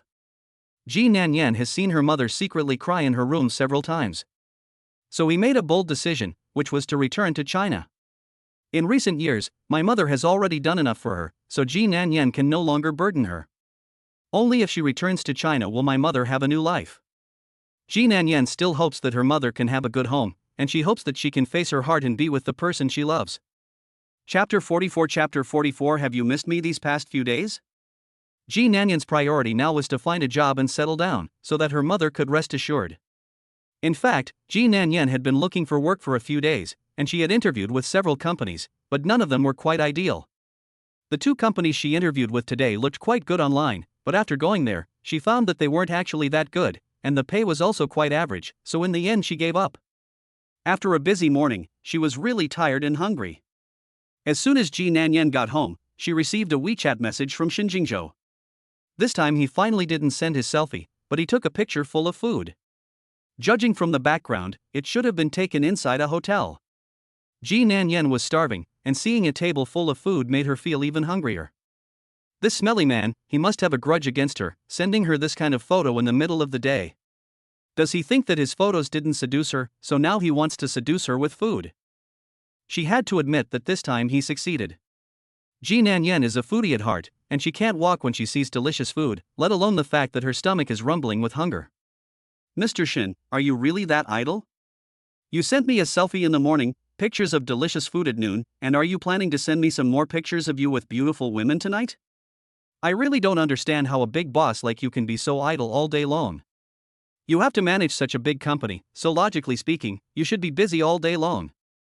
Instead, he goes on dates with her every night and now he's been harassing her on WeChat.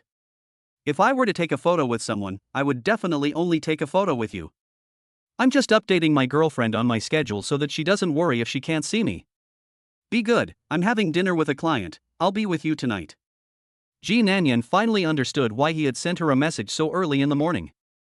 It turned out to be a report on his schedule for the day. Ji Nanyan suddenly remembered that yesterday Shin Jingzhou asked her where she had been, and she had said, "I'm not looking after you, so don't you dare tell me what to do." She had just said that casually, without any other meaning, but he had taken it seriously and had reported his itinerary to her directly today. If they were boyfriend and girlfriend, Shin Jingzhou's behavior would definitely score him bonus points, and I'm afraid not many women could resist such a considerate boyfriend. The point is that the 2 of them are not really in a boyfriend-girlfriend relationship, and there is no need for him to do this at all. Ji Nanyan wanted to tell him that they would break up in a few days and they might not see each other again in the future, but she didn't dare to say it because she thought he was with a client. If she made him unhappy and he offended the client again, she would be in big trouble. Oh. Ji Nanyan replied with an "oh" and ignored him from then on. In fact, Shin Jingzhou was not as idle as Ji Nanyan saw him. The reason why he had time to go on a date with her every day was because he had rescheduled all his social engagements to noon. In addition, after going on a date with Ji Nanyan every night, he would return to the office to continue working overtime. In order to facilitate his work, he basically lived at the office these few days. In this way, Shin Jingzhou went on a date with Ji Nanyan every night, and during the day, he would send her his schedule and chat with her. This way of life continued for 7 days. It wasn't until the 8th day that Ji Nanyan didn't receive any news from Shin Jingzhou all day. Ji Nanyan was used to seeing his messages every day as soon as she opened her eyes, and she was quite uncomfortable when he suddenly ignored her. That day, Ji Nanyan felt like the day was extra long. Finally, when the evening came, she didn't wait for Shin Jingzhou. Why did it feel like this person had suddenly disappeared? If she hadn't seen the gifts Shin Jingzhou had sent her over the past few days, Ji Nanyan would have wondered if Shin Jingzhou was a character she had imagined. It wasn't until she was about to go to bed that night that Ji Nanyan finally received a message from Shin Jingzhou. But it was only 4 short words. On a business trip. Don't worry. After that, Shin Jingzhou never sent her any more messages. Take care of yourself. Ji Nanyan typed these words onto the screen of her phone without thinking. All day, Ji Nanyan felt like something was missing, and it wasn't until she received a message from Shin Jingzhou that she realized it was his contact. In the next 2 days, Shin Jingzhou never sent her a message or made a phone call. The 10-day promise was almost up, and it was the last night. She didn't know where Shin Jingzhou was, and she wondered if he still meant what he had promised her 10 days ago, that he would release Shin Yishu. Ji Nanyan has been like a battered eggplant for the past 2 days, listless, and she feels like she can't muster the energy to do anything. She lies on the sofa like a person without any bones until almost 11 o'clock, and it seems that he is not going to come. She turns off the TV, gets up, goes to the door, and is about to turn off the light and go to bed when suddenly there is a knock on the door. Hearing the knock, Ji Nanyan's whole body springs up. Without thinking, she walks to the door and reaches out to open it. Before she could see who was at the door, she was pulled into a strong and broad embrace. Smelling the familiar scent, she knew who it was without looking. It was really inappropriate for the two of them to be hugging like this at the door, so Ji Nanyan tried to push him away and let him come inside. But Shin Jingzhou hugged her even tighter. Don't move, let me hold you for a while. She had thought he wouldn't show up today, but she never expected him to come at such a late hour. After hugging her for a while, Shin Jingzhou finally let go of her. Ji Nanyan's face had long since turned red and she could no longer bear to look at it. She lowered her head and let Shin Jingzhou into the room before closing the door behind him. As soon as he entered the room, Shin Jingzhou sat down on the sofa. His body leaned against the backrest, and with a tired look on his face, he stared at Ji Nanyan and asked, "Have you missed me these past few days?" No. Her ears were red, and her hands were anxiously intertwined as she dared not even look at Shin Jingzhou. Seeing her at a loss for words, Shin Jingzhou smiled and said, "Why are you so stubborn? You obviously missed me, but you refuse to admit it. Even if you don't say it, I know." On the way here, Shin Jingzhou was worried.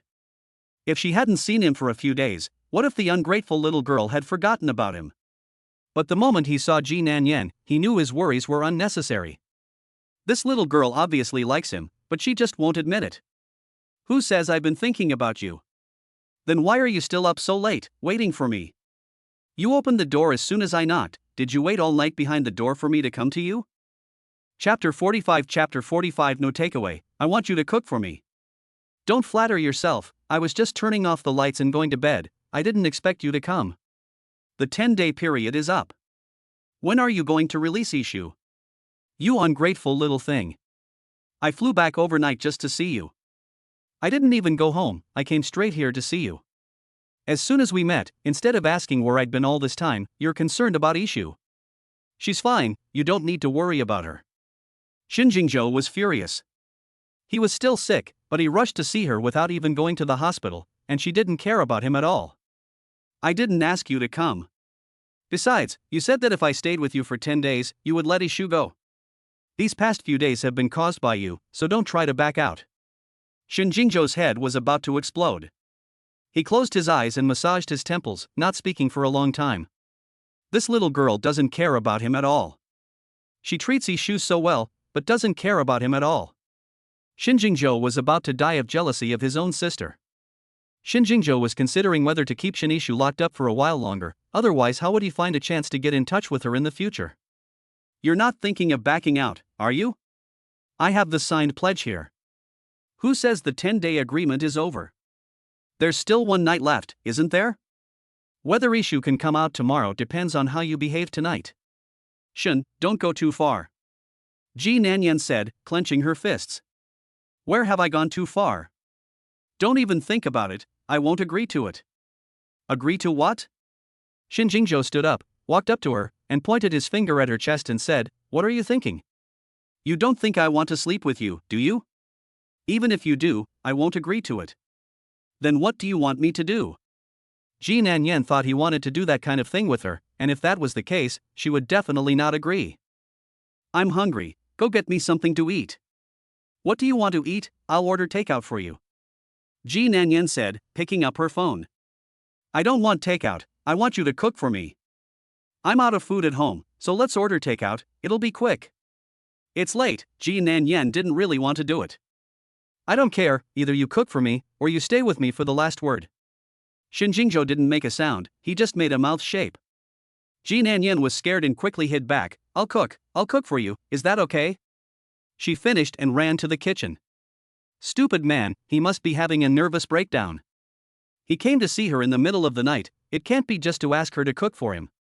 She looked around the kitchen and found only a pack of dried noodles and some vegetables.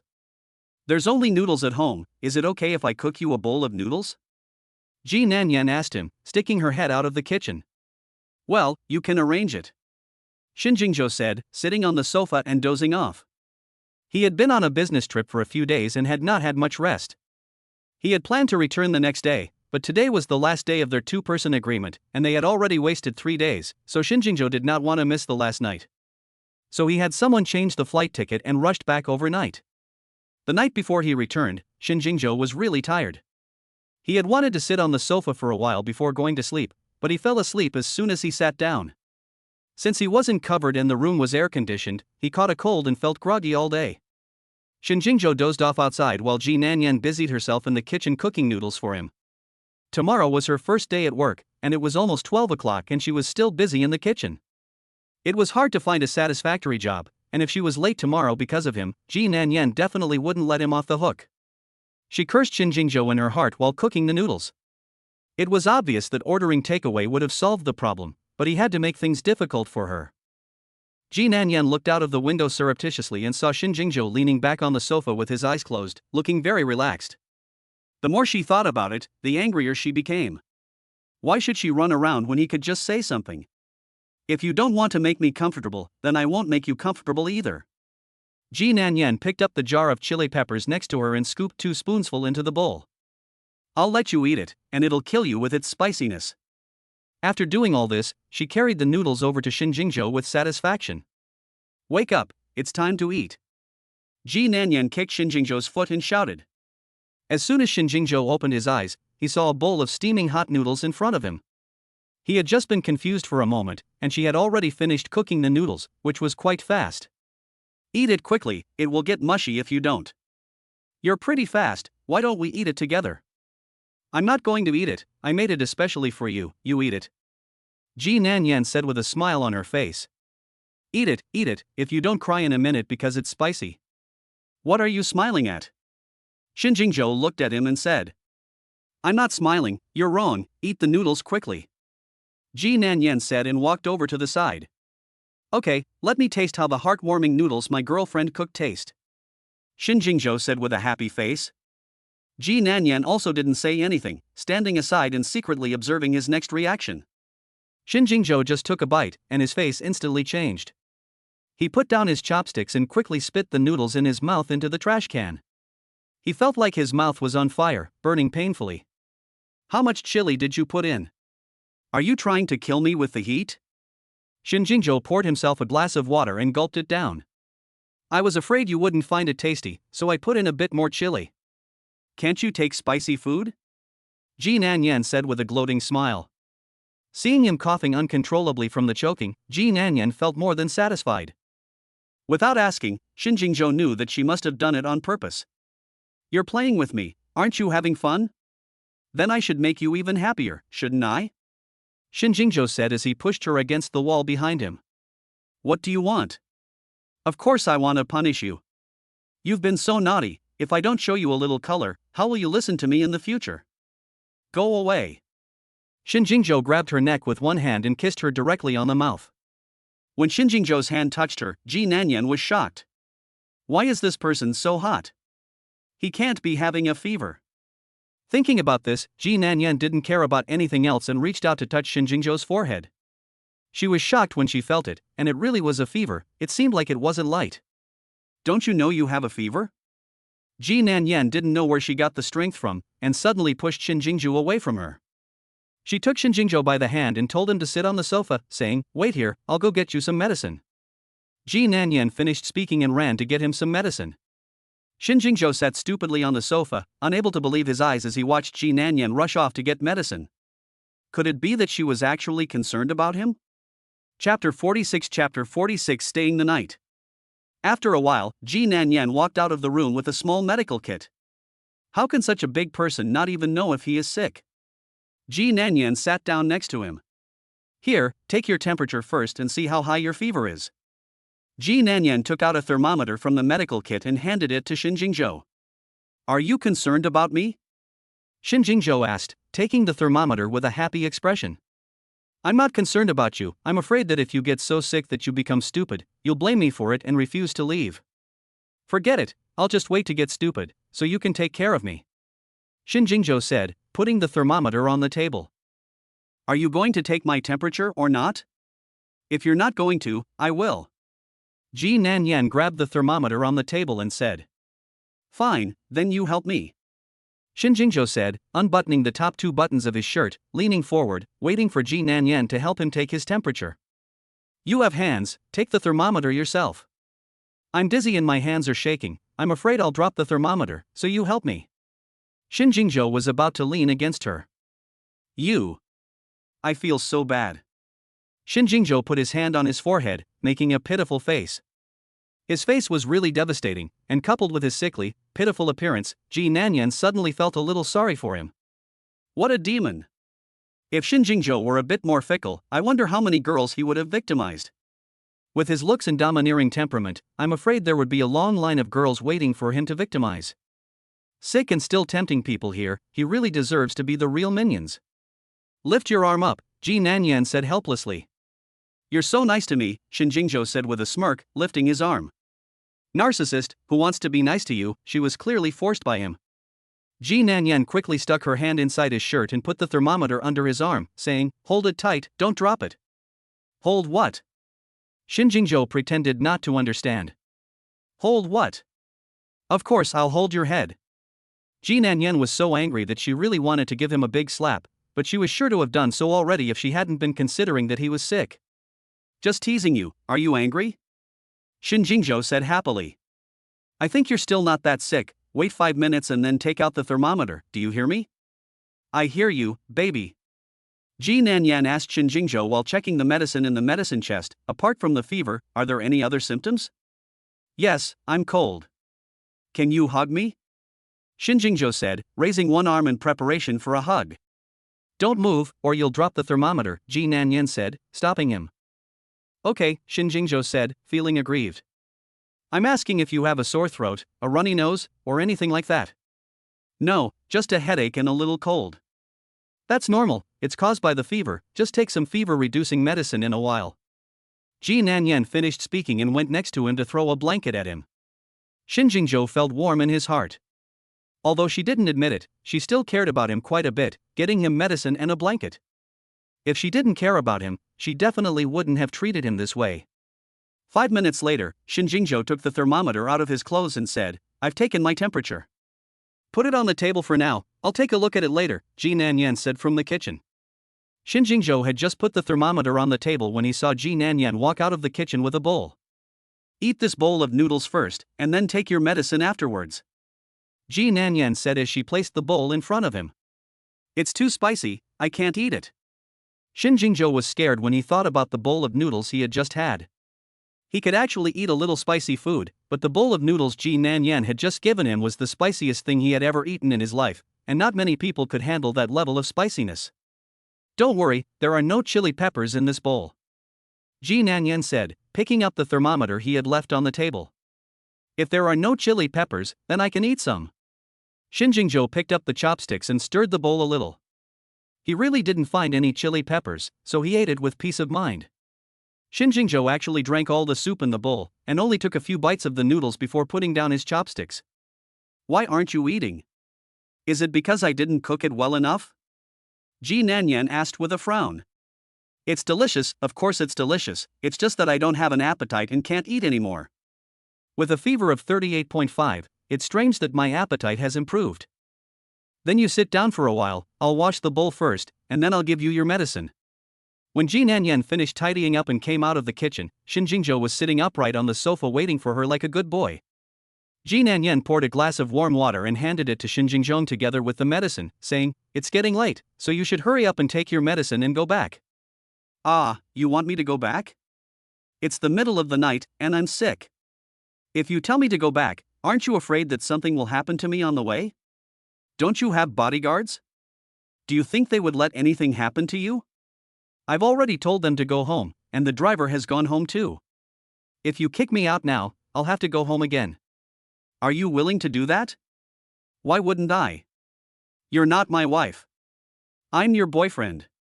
You said it yourself, it's the middle of the night, the 10-day period has passed, so our temporary boyfriend-girlfriend relationship has expired. I don't care. Anyway, I'm sick now, I have a headache, I'm weak, I can't walk, if you're capable, you can drag me out. Shin Jingzhou said, and lay down on the sofa, acting like a scoundrel. Ji Nanyan didn't expect that he, a big man, would act like a scoundrel. He was so tall and big that Ji Nanyan could not even push him, let alone drag him outside.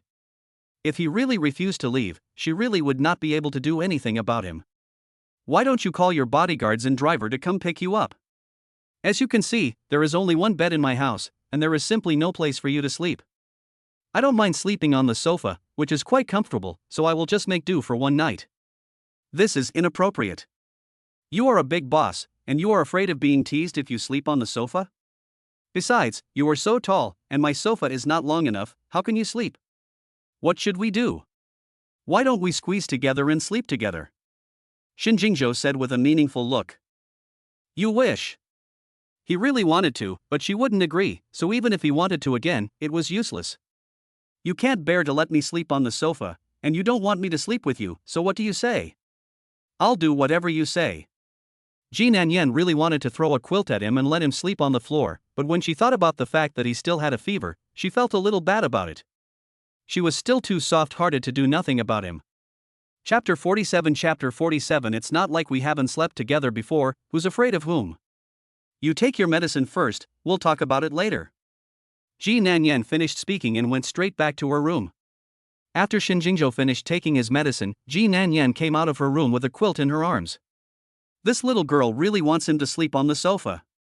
Although Shin Jingzhou knew that there really wasn't anywhere for him to sleep at her house, he still felt a little sad in his heart at the idea of him sleeping on the sofa. Did you get this for me? Shin Jingzhou stood up and said. This is mine, you go to your room and sleep. Ji Nanyan said as she spread the quilt on the sofa. This sudden reversal caught Shin Jingzhou a little off guard. He was prepared to sleep on the sofa, but he didn't expect the little thing to let him sleep in her room. Shin Jingzhou was quite surprised. He thought Ji Nanyan would at most give him a place to sleep on the floor, but he never expected her to. Are you really willing to let me sleep in your room? If it weren't for the fact that you're sick, I would have already kicked you out. You can sleep in my room, but tomorrow you must let Yishu out, do you hear me? I have already removed the bodyguards from in front of her door, she will be out first thing in the morning. You still have some conscience, okay, go to sleep quickly. Ji Nanyan was almost sleepy, and she had to get up early for work tomorrow. She didn't want to be late for work on her first day. Although Ji Nanyan agreed to let him have the room, Shin Jingzhou didn't want to sleep. He really couldn't let the girl he liked sleep on the sofa. Forget it, I'll just make do. You go back to your room and sleep, I'll just make do on the sofa for one night. You still have a fever, do you know that? The sofa is so short that you can't even sleep on it. Hurry up and go rest, get a good night's sleep, and sweat it out. Ji Nanyan said, pushing him into the room and closing the door behind him. As soon as Ji Nanyan lay down on the sofa, she heard the door open. She thought that Shin Jingzhou was going to the bathroom, so she ignored him. But Shin Jingzhou walked over to the sofa and stopped directly in front of it. What are you doing? Ji Nanyan sat up suddenly from the sofa.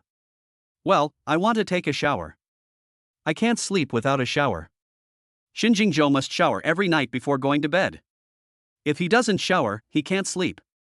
So no matter how late it is, he has to shower before he'll go to sleep. Why are you so nosy? You have a fever and you still want to shower. What if it gets serious? I don't want to take you to the hospital in the middle of the night. I can't sleep. If you can't sleep, sleep hard. Will you stay with me then? You're not a child, and I'm not your mother, so why should I keep you company? Just go, and don't keep me from sleeping. Ji Nanyan was about to lose her patience with him. Fine. Shin Jingzhou could only sulk and return to his room. Forget it, I'll listen to my wife. If she says I can't wash, then I won't. Walking to the door of his room, Shin Jingzhou turned around and said to Ji Nanyan, with no intention of giving up, I'll give you 100,000, just sleep in the same bed, and don't do anything else, how about it? Are you sick? How can you let someone sleep? Ji Nanyan picked up her pillow and threw it at him angrily. If you think it's not enough, I can add more. How about 500,000? How much? 500,000? Did she hear that right? That's 500,000 yuan, just for lying in the same bed and sleeping together, without having to do anything. I'm afraid no one can refuse that. Ji Nanyan was tempted. But she quickly regained her senses. She could not throw away her dignity just for money. Thinking about this, she lay back down on the sofa. 1 million, I'll give you 1 million, as long as you agree, I'll transfer the money to you right away. 1 million, this smelly man is really generous.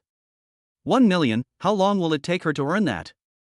To earn that much just by sleeping, it's like a pie in the sky. Ji Nanyan's heart began to stir. After some thought, Ji Nanyan gritted her teeth and sat up straight from the sofa. It's not like we haven't slept together before, who's afraid of whom, sleep. Just as Shin Jingzhou was considering whether to continue to increase the offer, he saw Ji Nanyan hugging the quilt, bypassing him and going straight into the room. She agreed. Shin Jingzhou was instantly so happy that he felt like he was going to float away. He followed Ji Nanyan into the room. Ji Nanyan put the quilt on the bed, took out her phone and tapped a few times on it, saying, I've sent you the card number, hurry up and transfer the money. Shin Jingzhou was so happy that he almost forgot to transfer the money. Okay, I'll transfer the money right away. Shin Jingzhou said, opening his phone. Wait a minute. Ji Nanyan stopped him again. What's wrong? We agreed that we would only sleep in the same bed and do nothing but sleep. I promise, we will only sleep and do nothing else. Ji Nanyan found a blanket, rolled it into a long strip, and placed it in the middle of the bed, saying, the left side is your place, the right side is mine, and no one can cross this blanket. Don't worry, I absolutely keep my promises, and besides, I'm sick, so even if I have the heart, I don't have the strength. Okay, transfer the money. Wait a minute, it'll be done soon. Shin Jingzhou took out his phone and transferred 1 million yuan to Ji Nanyan's account without hesitation. Since his money would be hers sooner or later, there was no harm in letting her spend it sooner. After all, he liked her, so of course he had to spoil her. Okay, it's already been transferred. In a short while, Ji Nanyan received a transfer message. Looking at the string of numbers on the text message, Ji Nanyan's little excited heart almost jumped out of her chest. This was the first time he had received so much money, and it seemed that making money was quite easy. With 1 million yuan in hand, he could sleep well. Ji Nanyan shut his phone with satisfaction and said, well, let's go to bed quickly. If we dawdle any longer, it will be dawn. Ji Nanyan lifted the quilt and lay down. Shin Jingzhou stood in front of the bed, looking at the clothes on his body, a little unsure of what to do. He couldn't take a bath, and he couldn't let him sleep in this dirty clothes. Well, how am I going to sleep? Shin Jingzhou asked again. Ji Nanyan had just closed her eyes when she heard him say this, and she got angry and sat up in bed again. How am I going to sleep? Do you want me to carry you to bed? Ji Nanyan was almost driven crazy by him. This whole night had been about him. I mean, shouldn't I take off this outfit? I've worn it all day and it's dirty, and besides, he doesn't feel comfortable sleeping with clothes on. Whatever, I'm going to sleep, don't bother me again. Ji Nanyan yawned. Then she lay back on the bed. She had just closed her eyes, but suddenly opened them again. He's going to take off his clothes, but not all of them, right? No, she could accept the idea of the two of them sleeping in the same bed, but if he didn't wear any clothes, she definitely couldn't stand it. Stop. Ji Nanyan sat up again. Chapter 48 Bed Partner. As soon as Ji Nanyan sat up, she saw Shinjingjo with his shirt off, preparing to take off his pants. She was so scared that she quickly covered her eyes and shouted, "Stop! Don't take off any more clothes. If you don't take them off, then how am I going to sleep? Either you sleep in your clothes or you go back to your own home and sleep there. Anyway, if you want to sleep in my home, you can't take off your pants." She could bear to have her shirt taken off, but if even her pants were to be taken off, she would definitely not agree. Seeing that she was so opposed, Shinjingjo was at a loss for what to do. He didn't want to be kicked out in the middle of the night. Forget it, just sleep in them. As long as he could sleep in the same bed with her, he was willing to bear with it. Ji Nanyan was really sleepy. She just lay down on the bed and fell asleep in no time. Shinjingjo, due to the cold medicine he had taken, was overcome by sleep in no time and also fell asleep on the bed. The next morning, Ji Nanyan was awakened by the alarm clock. She was so sleepy that she couldn't even open her eyes, and she reached for her phone on the bedside table without even opening her eyes, but instead she touched someone's chest. Ji Nanyan was startled and instantly woke up. This smelly man, he probably didn't sneak over to sleep on her side while she was asleep, he's really hateful. When Ji Nanyan opened her eyes and saw the situation in the bed, she was ready to die. Shinjingjo was still lying on his side, and Ji Nanyan had not only squeezed over to his side, but was also sharing the same quilt with him. What was even more mortifying was that she was wrapped around Shinjingjo like an octopus. This really left her with no chance to argue, and she was so embarrassed. Ji Nanyan kept silently praying in her heart that Shinjing would never wake up, and that she would be able to quietly slip out from under his quilt without him noticing. She had just taken her leg off Shinjingjo's body and was about to move her body when a voice from above her head said, "Woke up?" "Ah!" Ji Nanyan screamed in shock. What a shame, he found out. He wouldn't have woken up long ago, would he? The more Ji Nanyan thought about it, the more embarrassed she became. She rolled and crawled off the bed, and ran out of the room without even bothering to put on her shoes. She ran all the way to the bathroom, slammed the door shut, and quickly locked it from the inside. Ji Nanyan leaned against the door, her heart pounding furiously. This was really embarrassing. She couldn't understand how she had ended up in his bed, and the key point was that she was hugging someone. Given Shinjingjo's character, it should be him running over to her side, so how did it get reversed? After a long struggle, Ji Nanyan suddenly remembered that she still had to go to work today. She quickly finished washing up and collected a set of clothes from the balcony to wear. As she came out of the bathroom, she saw Shinjingjo standing in the middle of the living room. "I'm going to work. When you leave in a while, remember to close the door for me." Ji Nanyan finished, ran to the door, grabbed her bag on the shoe cabinet and was about to run. It wasn't until she opened the door that she realized she wasn't wearing any shoes. In a panic, she took a pair of shoes from the shoe cabinet, hurriedly put them on and fled. Shinjingjo stood quietly in the living room, watching her series of actions, and his smile could hardly hold back. He had never thought that she had such a cute side, which was quite interesting.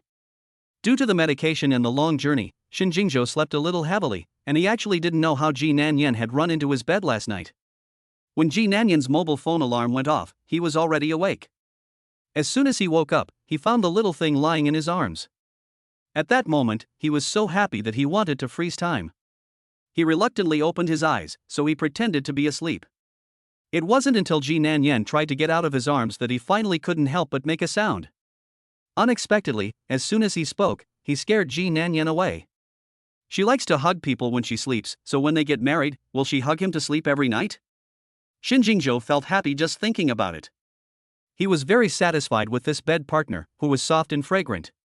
Although the two of them hadn't done anything, he liked the feeling of sleeping with her. After a night's rest, his fever had subsided and he felt much better. Just thinking about Ji Nanyan's panicked appearance earlier made Shinjingjo feel great. He made a phone call first, then went to the bathroom. Last night, he had a fever, and the young girl wouldn't let him take a shower. Now that the fever has gone down, he can finally take a shower. Shinjingjo turned on the shower, took off his clothes, and stood under the water to rinse himself off. The warm water washing over his body was so comfortable, like a woman's hand caressing him.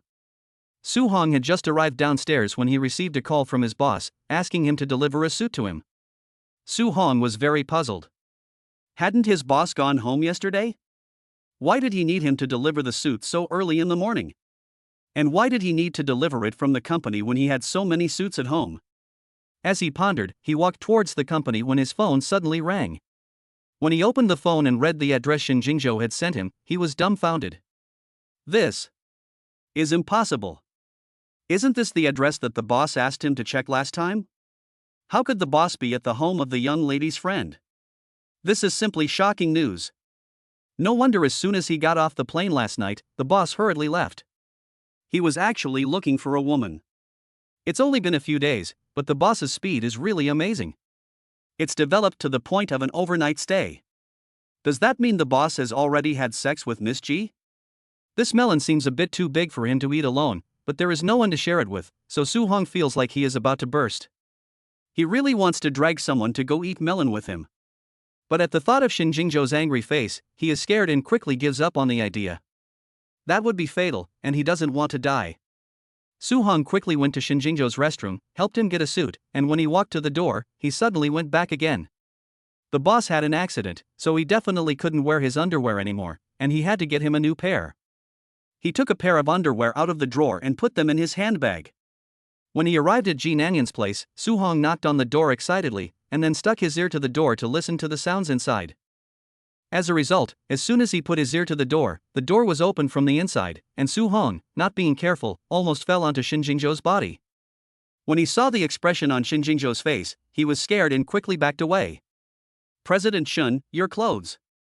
Su Hong handed over what he was holding with his head down. When he saw the lower half of Shin Jingzhou's body, he was so shocked that his eyes almost fell out. What? He looked up in shock, looking at Shin Jingzhou with his mouth wide open. Is this still his boss? He was a little reluctant to believe it. What are you looking at? Get downstairs and wait for me. Shin Jingzhou slammed the door shut and said. Chapter 49 Double Whip Aphrodisiac Soup? Su Hong looked messy as he watched the closed door. He had just seen his boss wrapped in a pink bath towel. The towel was obviously not his size, and apart from covering his important parts, his two long legs were clearly exposed. Looking at his haggard face, it was obvious that it was the result of overwork last night. The boss was a bit too anxious, he played so hard as soon as he came up, without considering if his body could take it. But when you think about it, at 27, he hasn't even touched a woman, so of course he's anxious. He's a man, he understands. It seems that the boss is really moved this time. In the past, when women stood in front of him naked, he was unmoved, and Su Hong thought he wasn't interested in women. Now it seems that there is nothing wrong with his boss, and he no longer has to guess whether his boss is gay or straight. 10 minutes later, Shin Jingzhou walked downstairs from the upstairs in his clothes. Su Hong quickly opened the car door and waited for him to get in. Boss, where do you want to go next? Su Hong thought that he had just returned from a business trip and had worked hard again last night, so he must be exhausted and should go home to rest. Go to the office. Shin Jingzhou bent down and got into the car. Boss, you're so tired, why don't you rest a bit? There's a ton of work waiting to be done at the office, so what's the point of resting? Shin Jingzhou said impatiently. Su Hong quickly shut up and said nothing more, concentrating on driving. Did the boss have a bad time last night? Normally, after a night like that, the body should be relieved and the mood should be happy, but the boss doesn't seem very happy. Why? Suddenly, a flash of inspiration came to Su Hong's mind, and a terrible thought popped up. Could it be that the boss is not good at that? He secretly glanced through the rearview mirror at Shin Jingzhou sitting in the back seat. His eyebrows were knitted together, his expression grave, and it seemed quite serious.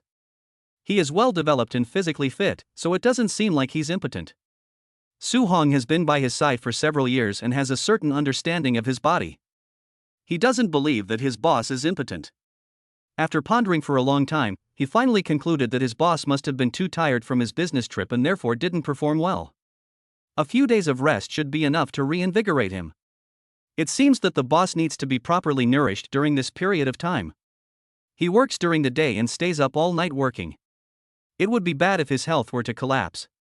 At lunchtime, Shin Jingzhou looked at the dishes in front of him and his face grew increasingly ugly. Who ordered today's meal? Shin Jingzhou asked Su Hong with suppressed anger. I ordered it. Sui said with a happy expression on his face. He felt like a genius. The dishes he had ordered for Shin Jingzhou today were all kidney strengthening. He was sure that as long as Shin Jingzhou ate them, they would definitely save his back. You ordered them, so you come and tell me what they are. Unexpectedly, the boss actually asked him to name the dishes. It seemed that these dishes must have attracted his attention, so the boss must be able to see his good intentions. Okay, boss, I'll introduce them to you. Su Hong, feeling a sense of accomplishment, pointed to the dishes on the table and introduced them. This is oysters with spring onion and ginger, this is stir-fried pork kidneys, this is stir-fried lochen sauce, and this is stir-fried lamb with spring onion. After introducing the meat dishes, Su Hong pointed to a plate of stir-fried cloud ear mushrooms with yam and a plate of scrambled eggs with leeks and said, I don't need to introduce these two dishes. What about this? Shin Jingzhou asked, pointing to a stew pot next to him. This is ginseng and deer meat soup, Su Hong said apologetically. In fact, he wanted to order a double penis aphrodisiac soup for Shin Jingzhou, but that would have been too obvious, so he was afraid Shin Jingzhou would hit him, so he changed it to ginseng venison soup. As he introduced it, Shin Jingzhou's face grew darker and darker. Su Hong suddenly realized that the situation seemed a bit bad. Was she embarrassing the boss like this? At that time, she didn't think much about it, just thinking about supplementing him. Could it be that she had done a disservice out of good intentions? Su Hong became more and more guilty, and the boss seemed unhappy. Mr. Shin, you enjoy your meal, I'll be going out first. After he finished speaking, he ran out of the door. Come back. Before he could run out, Shin Jingzhou called him back. Explain, who told you to order this? No one, I ordered it myself. Su Hong said with courage. Reason? I saw you looking pale this morning, and I thought you might be tired from being with Miss G last night, so I wanted to give you a boost. Shin Jingzhou was furious. He looked pale because he had a fever and a cold yesterday, and who knew he would think of something like that? Giving him so much tonic is questioning his ability, isn't it? It's none of your business if I look bad. If you dare to make wild guesses again, I'll send you to the club to be a male model. Mr. Shin, I'm sorry, I won't do it again. Su Hong quickly apologized. He didn't want to be a male model, serving those rich wives all day long. As a punishment, you have to eat all these dishes and order me a new one, something light. Shin Jingzhou didn't make things difficult for him, he just told him to finish the dishes on the table. Okay, Mr. Shin, I'll order again for you. Su Hong looked at the table full of dishes that were supposed to strengthen the kidneys and almost cried. She didn't even have a girlfriend yet, and if he made her eat all of this, how would she survive the night? Seeing his face full of difficulty, Shin Jingzhou said unhappily, What, you ordered it yourself, and you don't want to eat it? I want to eat it, I'll take it out and destroy it all. Don't take it out, just eat it all here, in front of me, and don't leave any leftovers. Help! Su Hong really had a hard time explaining himself. He had just shot himself in the foot. He gritted his teeth, sat down in front of Shin Jingzhou, and picked up his chopsticks. Is it delicious? Shin Jingzhou asked, giving him a look. It's delicious, so delicious, would you like to try some? I think the most important thing is to nourish you, so from now on, your lunches will be based on this standard. No need, Mr. Shin, I'll just go to the company cafeteria, the food there is pretty good too. Once is enough. If he eats like that every day, he'll probably die of a sudden illness in a few days. Shin Jingzhou wouldn't let Su Hong go out until he had finished all the food on the table. From then on, Su Hong never dared to make such a rash decision again. The boss's personal affairs must never be questioned. If you're not careful, you might be sent to work as a male model for the entertainment of those rich women. He followed Shin Jingzhou around every day, walking on thin ice, always having to be careful. If it weren't for the high salary Shin Jingzhou paid, he would have long since slipped away and quit his job. Chapter 50, Maxing Out His Card. In fact, Ji Nanyan's home was not too far from the company, about 20 minutes by bus. The reason she chose this company in the first place was because of the convenient commute. On her first day of work, she had planned to arrive half an hour early, so as to at least make a good impression on her supervisor. However, due to the appearance of Shin Jingzhou, she had overslept that morning. Not to mention half an hour early, it would be good if she could just arrive on time. Ji Nanyan was standing at the bus stop, and it had been 3 minutes since she had arrived. The bus had not yet arrived, and if she waited any longer, she would definitely be late. Just as she was extremely anxious and didn't know what to do, she suddenly thought about the 1 million she earned from Shin Jingzhou last night. She was already so rich, so why was she wasting time waiting for the bus here? She could just take a taxi. Thinking about this, Ji Nanyan didn't hesitate to hail a taxi and rush to the company. Taxis are fast, and not only did she not arrive late, she arrived 10 minutes early. It's good to be rich, she never thought that she could earn 1 million just by sleeping. Only that idiot Shin Jingzhou could do something like that, but if there's a good deal like that again next time, she wouldn't mind spending another night with him. There's no difference between sleeping once and sleeping twice, and she'll just sleep anyway, so she's not going to mind. On her first day, Ji Nanyan was quite satisfied with her new company. Not only was the office environment spacious and bright, but her colleagues were also very friendly. She was especially happy to receive some candy from a colleague as a welcome gift. In the afternoon, the department manager held a welcome tea party for her and the other new colleagues in the conference room. She heard from some of the older employees that the company would also hold a welcome dinner for new employees at the end of each month, and that the president would attend. It seems that her female colleagues are quite interested in the company president, because when they talk about him, they all have sparkling eyes. Ji Nanyan is not impressed by this. She is now only thinking about how to make money, and she is not interested in anything that has nothing to do with making money. At lunchtime, Ji Nanyan received a call from Yishu. It seems that bastard Shinjinjo did not go back on his word, and Yishu must have been released, otherwise how could she call herself? It's been 10 days since I last saw her, and I must say, I've missed her. As soon as the call was connected, I heard Yishu chattering away inside. Nanyan, I've been released. Let's go shopping together this afternoon. My brother gave me a bank card. I'm not going home until I've maxed out his card today. Yishu was confined to her room for 10 days, and her phone was confiscated. The internet was also cut off, so she was really stifled. As soon as she was released, she went to the company and caused a scene by looking for Shinjing. Later, Shinjingjo gave her a bank card and said that she could use it as she wished and buy whatever she wanted, so she finally gave up. As soon as she left Shinjingjo's office, she couldn't wait to call Ji Nanyan. That's great, but I'm at work now and can't go shopping with you. How about this, after I get off work, you can come to my place and I'll cook you something delicious. You found a job? Yishu said a little surprised. Well, today is my first day at work, otherwise I would definitely take leave to accompany you. It's okay, you go to work, and we'll meet in the evening. Okay, I'll send you the address later. After hanging up the phone, Yishu left the office happily. But what she didn't know was that Shinjingjo had overheard her conversation with Ji Nanyan. It seems that the relationship between these two young girls is much better than he had imagined. The one who, in order to get her released early, agreed to be his temporary girlfriend for 10 days, the first person she thought of once she was released. Shinjingjo was a little worried. If he really ended up with Ji Nanyan, wouldn't it be troublesome with his sister in the middle?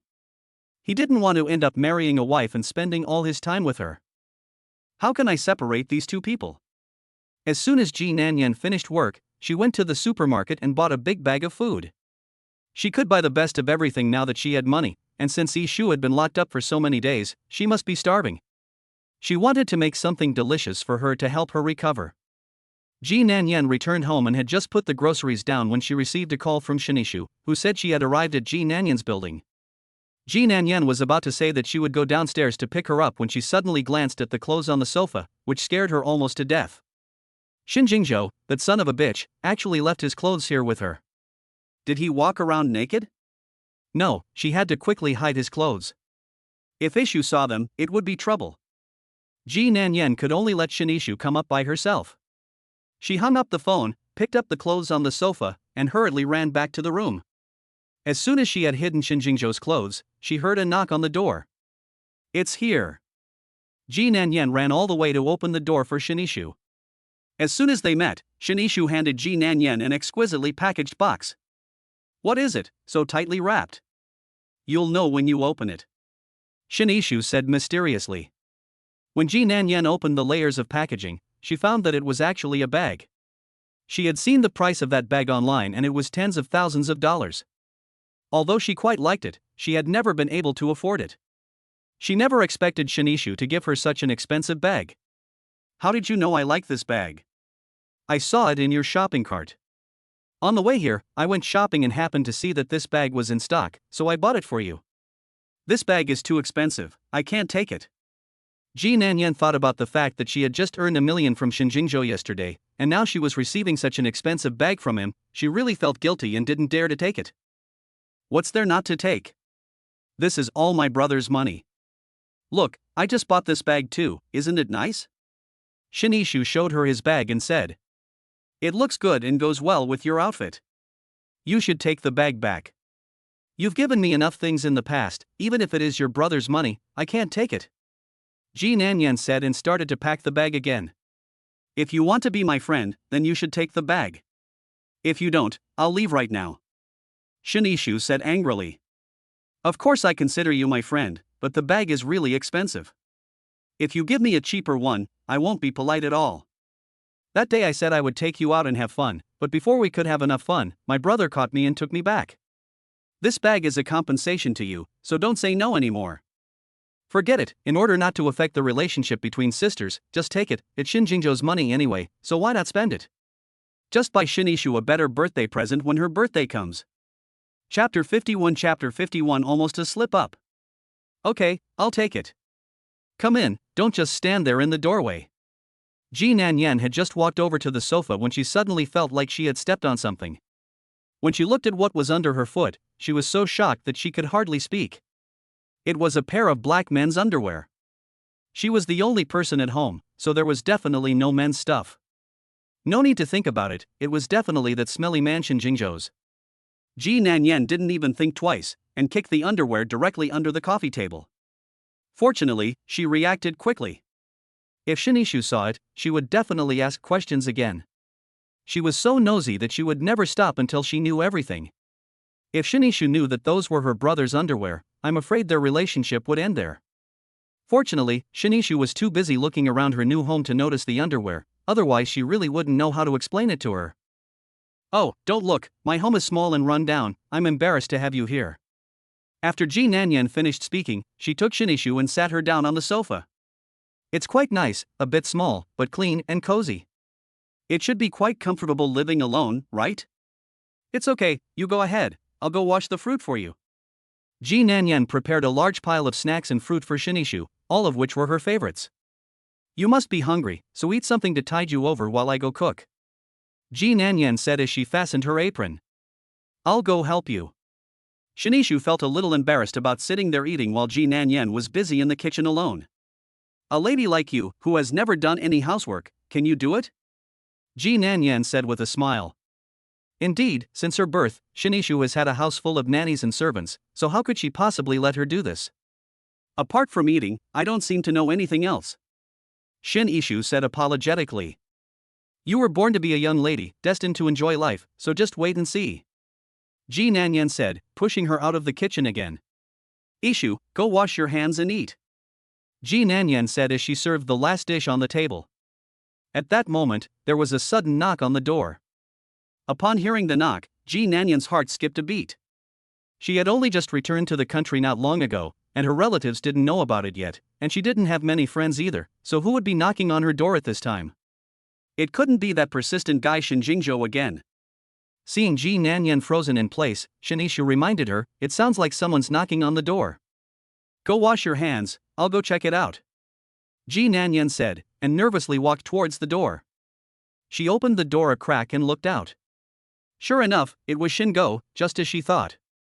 What are you doing here? Ji Nanyan said in a low voice through the crack in the door. I came to get my clothes. I left in such a hurry this morning that I forgot to take them. You go ahead, I'll send them to you when I get the chance. Ji Nanyan didn't dare let him in. Yishu was still inside, and if he came in, it would blow the cover. I've already come, so just let me in. I promise I'll just get my clothes and leave, I won't disturb you for a minute longer. Your clothes are dirty, I washed them for you, but they're not dry yet, so come back when they are. Ji Nanyan made up a random excuse. You're so afraid of me coming in, you're not hiding someone at home, are you? You'd better go, I can't let you in today. Who is it? Just as Shinjingjo was pushing and shoving to get in, Yishu walked out of the house. No one, you've got the wrong door. Ji Nanyan said and tried to slam the door shut. But she was no match for Shinjingjo's strength, and before she could slam the door, she was pushed open from the outside by Shinjingjo. Seeing Shinjingjo standing outside, Yishu was shocked and her mouth directly opened wide. Brother, you've gone too far. I'm just having dinner at a friend's house, you don't have to come arrest me, do you? Yishu's voice changed with anger. Ji Nanyan was originally terrified, but when she heard Yishu's words, she instantly calmed down. Luckily, Yishu thought that her brother was here to arrest her, otherwise she really would have been in trouble. I happened to be nearby on business, and when I heard the bodyguard say that you were here, I was worried, so I came to check it out. Shin Jingzhou said without changing his expression. This person has really good acting skills, and he didn't even blush when he lied. You actually had someone spy on me. Where did I offend you so much that you did this to me? Shin Yishu was about to cry from anger. Although she was released, she was under surveillance everywhere she went. What was the difference between this and being locked up? She was such a big person, but she didn't even have a little bit of freedom. Shin Yishu was about to die of grievances. Seeing her sad, Ji Nanyan quickly went up and gave her a hug and said, "Don't be sad, he probably cares about you too." He doesn't care about me at all. He's old, he can't even find a wife, and he has nothing better to do than to control me every day. If you're capable of finding a wife, you go find a wife, and mind your wife. Why do you have to mind me? Shin Yishu's tears came out as she spoke. You're not a child, why do you cry so easily? Your parents don't take care of you, I'm your brother, I don't care about you, who will? You're a big girl now, I'm just afraid that you'll do something bad. Don't worry, I will definitely find you a sister-in-law, and I will let her take care of you. Shin Jingzhou said with a meaningful look at Ji Nanyan next to him. Then go find one, I don't see anyone willing to marry you. Shin Yishu said angrily. Okay, don't be angry, I just came to take a look. How about this, I promise to stay here with your friend tonight, is that okay? You mean I don't have to go home tonight? Shin Yishu's tears stopped instantly. Yes, you don't have to go back tonight. You've seen for yourself that I've done nothing wrong, so you can go back now without any worries. Miss G, you don't mind if I go in and take a look, do you? She's my only sister, and she's been spoiled since she was little, living a life of luxury. She's never spent the night at a friend's house before, so can I go in and take a look at the room she's staying in? Brother, you're going too far. Fine, you can go in if you want. Ji Nanyan just wanted to get rid of him quickly, so she agreed without hesitation. No. Shin Yishu stopped Shin Jingzhou and didn't want him to go in. Yishu, let him come in and take a look, it's fine. Ji Nanyan pulled Shin Yishu inside. Shin Jingzhou pretended to look in each room and said a little discontent, "There's only one bed in your house, do you plan on letting my sister sleep on the sofa?" Shin Jingzhou asked Ji Nanyan. How could I let Yishu sleep on the sofa? Can't the two of us sleep in the same room? What's the point of two girls sleeping in one bed? I'll have someone bring a bed over.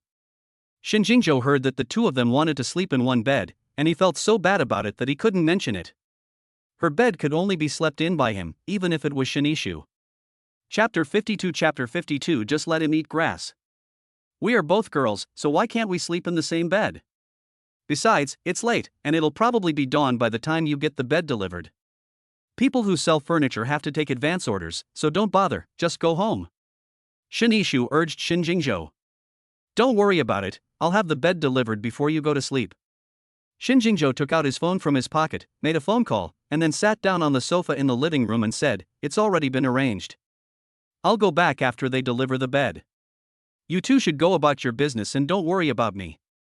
You still aren't leaving? We too have to eat, so you should hurry home too.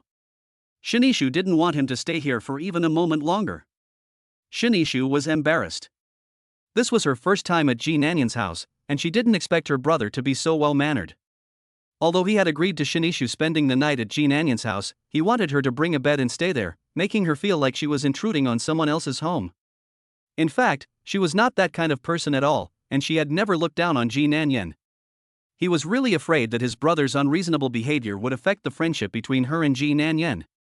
The delivery men are all men, and they will have to install the appliances. It's not safe for you two girls at home alone, so I'd better stay here.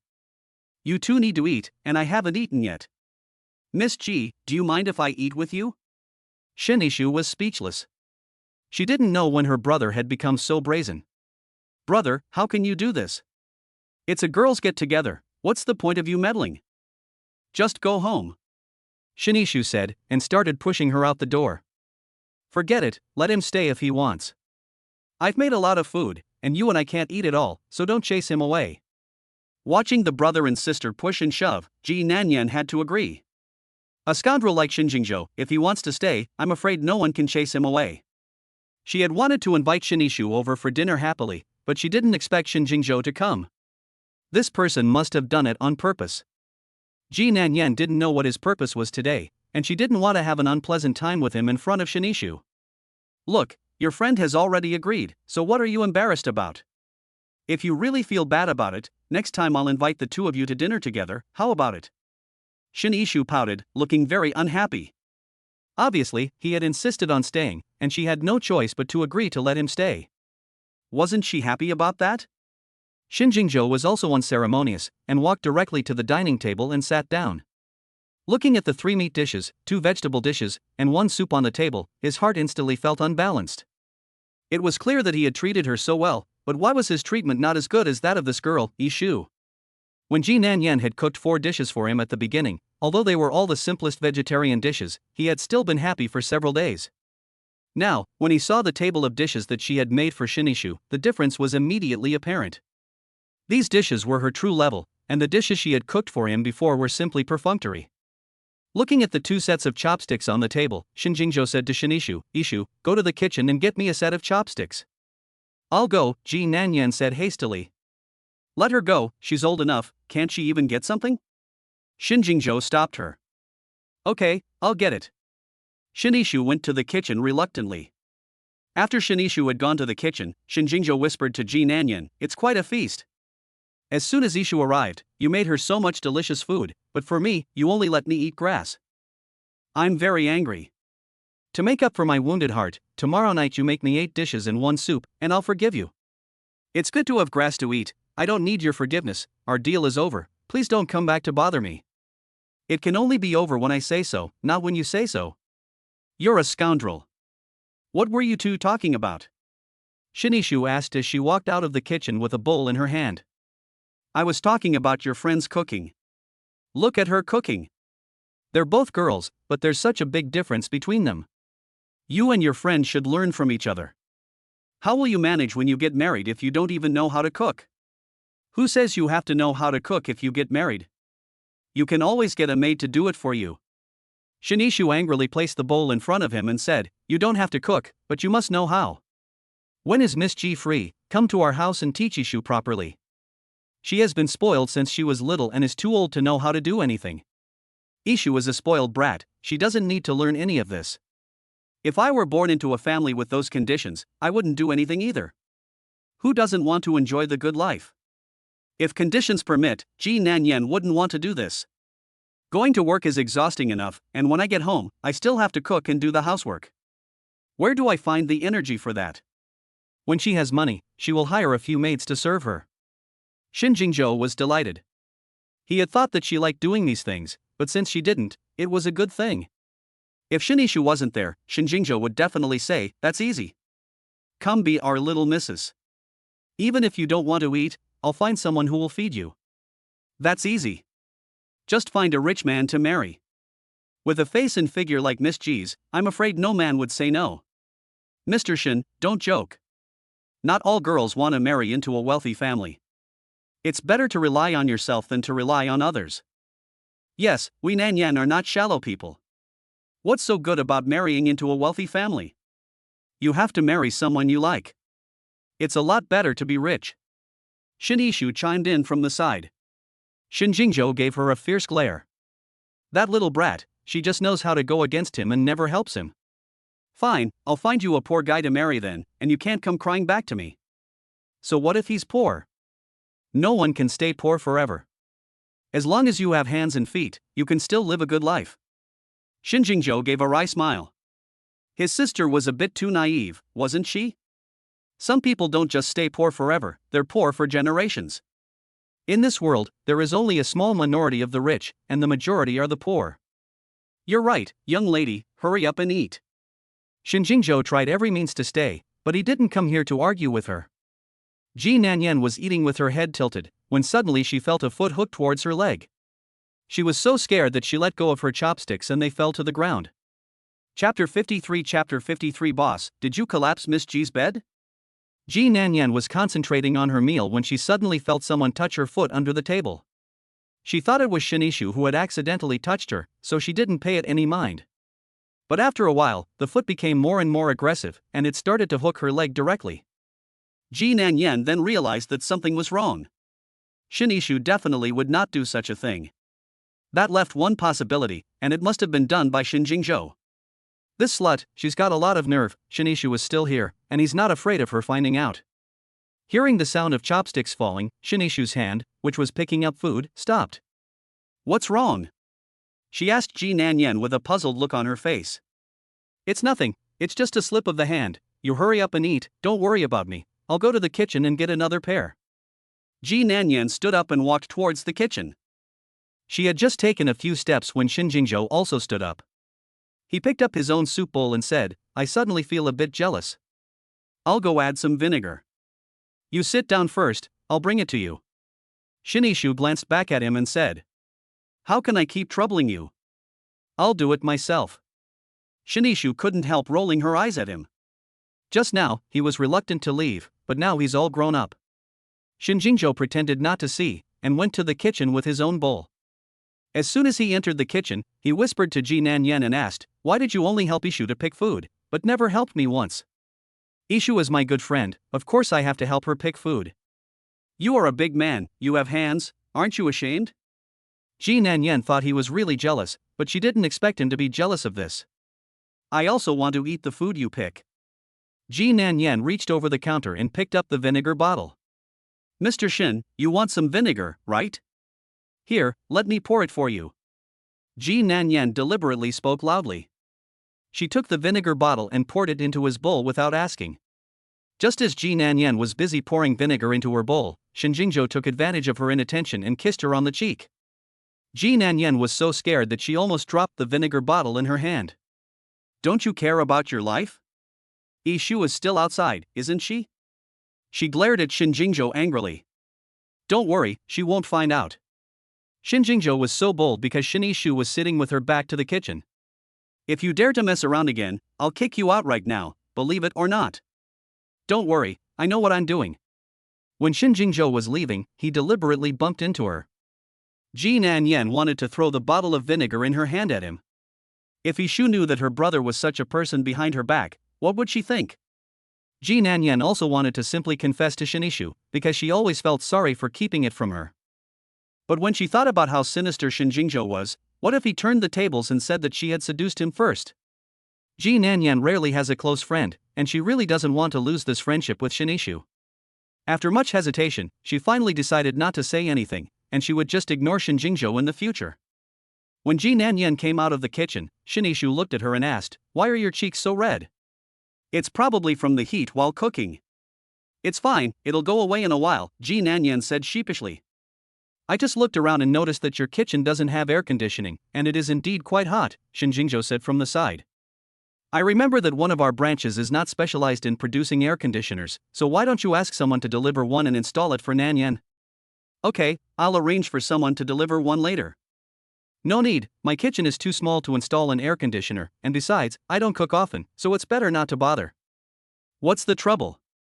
It's just a phone call from my brother. The air conditioner is produced by our own company, so it doesn't cost anything. Brother, do you think I'm right? Shinishu looked at his brother and said. Yes, you're absolutely right. Shinjingzhou thought to himself, why didn't you just give me to her? He wished that Shinishu would give him to Ji Nanyan as well. On the other side, Su Hong was just about to leave the office and go home when he received a call from Shinjingzhou. When he heard Shinjingzhou ask him to buy a bed and deliver it to Ji Nanyan's home, he was so shocked that he jumped straight up from his chair. My God, what is this earth-shattering event? The boss has once again shocked him with his actions. It's not even time to go to bed yet, and the boss is in such a hurry. The bed collapsed, so you can see how crazy it was at the time. Once this man gets started, he's like a hungry wolf, and he can't wait until nightfall to get started. I wonder if the boss couldn't finish what he was doing before the bed collapsed. He must have been so angry. With his temper, he probably took the broken bed apart. This is the most dangerous time, and you mustn't provoke him in any way. Su Hong drove as fast as he could to the nearest furniture store from the company.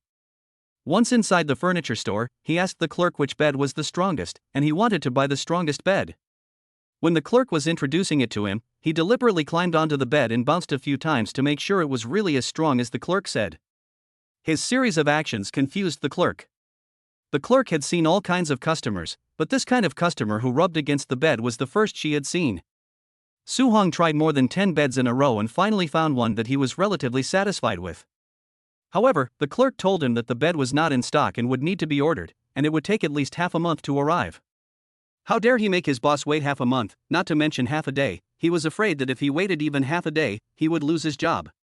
In the end, Su-hong simply bought the sample. After paying, he told the workers to hurry and disassemble the bed and load it onto the truck to deliver it to Xinjingzhou. When it was delivered, Ji Nanyan and the others had just finished dinner. As he watched the workers carry the bed into the house, Ji Nanyan couldn't help but marvel at Xinjingzhou's efficiency. Su-hong ran to Xinjingzhou with a look of invitation on his face, lowered his voice, and whispered, "Mr. Xin, don't worry, this bed is absolutely sturdy. I've already tried it. The clerk said that even if 10 people jump on it, it won't collapse." Xinjingzhou didn't quite understand what he meant, and he didn't bother to care as long as the bed was delivered. After the new bed was installed, Su-hong leaned over to Xinjingzhou's side again, and while secretly looking in the direction of Ji Nanyan and Yishu, he asked in a low voice, "Mr. Xin, where is the collapsed bed? I'll have them get rid of it for you." "What collapsed bed?" Xinjingzhou felt that he couldn't understand anything Su-hong said today. "You and Miss Ji collapsed the bed, right? You bought a new one, so you definitely don't want the broken one." Chapter 54 Kicked out by his own sister. Xinjingzhou listened for a long time before he understood what Su-hong meant.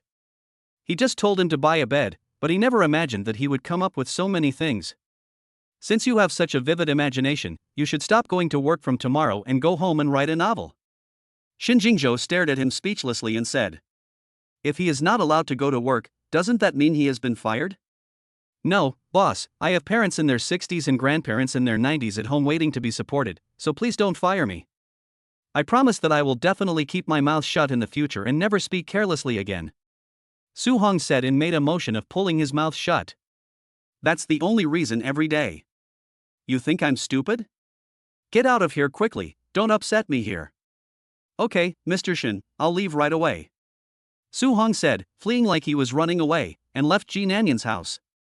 "Oh my, the boss is so grumpy, it must be because of the bed. It's halfway through the process, and the bed breaks, I guess anyone would be annoyed." Su-hong never expected that the young lady was also there. The boss bought a bed in front of the young lady, doesn't he feel awkward? I have to say, the boss has really strong tastes. He didn't even try to hide such a private matter. After Su-hong left with the installer, Xinjingzhou sat on the sofa without the slightest intention of leaving. Ji Nanyan didn't say anything, but Yishu couldn't stand it anymore. "Brother, the bed has been delivered, so you should be able to go back with peace of mind now. Nanyan and I are going to go to bed soon, and it's not appropriate for you to stay here and not leave, is it?" White-eyed wolf, he usually cares for her so much, but she always wants to get rid of him. Xinjingzhou was about to die of anger, but he couldn't show it. Watching Ji Nanyan and her close relationship with her sister, Xinjingzhou was envious, jealous, and hated his sister. "When will I be able to receive the same treatment as her? Okay, I'll go first. You two must lock the door at night. If someone knocks on the door, don't just open it. If anything unexpected happens, remember to call me." Ji Nanyan thought to herself, "As long as you don't come knocking, no one else will. We're not children, so stop nagging and go back inside. Tomorrow you still have to go to work." Yishu said this and pushed him out of the house, not even saying goodbye to him, and just closed the door. At first, Xinjingzhou secretly rejoiced that Yishu and Ji Nanyan got along so well, which would be of help to him. But now that he saw Ji Nanyan being monopolized by her, he didn't even have a chance to get close to Ji Nanyan. Now he didn't want the two of them to get along so well. If they got along too well, when he married Ji Nanyan in the future, it would definitely affect their marriage. Xinjingzhou's heart was conflicted and entangled. Once Xinjingzhou left, Yishu hugged Ji Nanyan and said happily, "That's great, finally no one can disturb us. I don't have to go home today, this feeling is just too good. In this small and shabby house of mine, don't you feel suffocated living here, you little missy?" Ji Nanyan didn't expect her to be so happy. "You don't know, this is the first time I've stayed overnight away from home since I was little. If I dare to stay out for a night, my brother will definitely break my legs.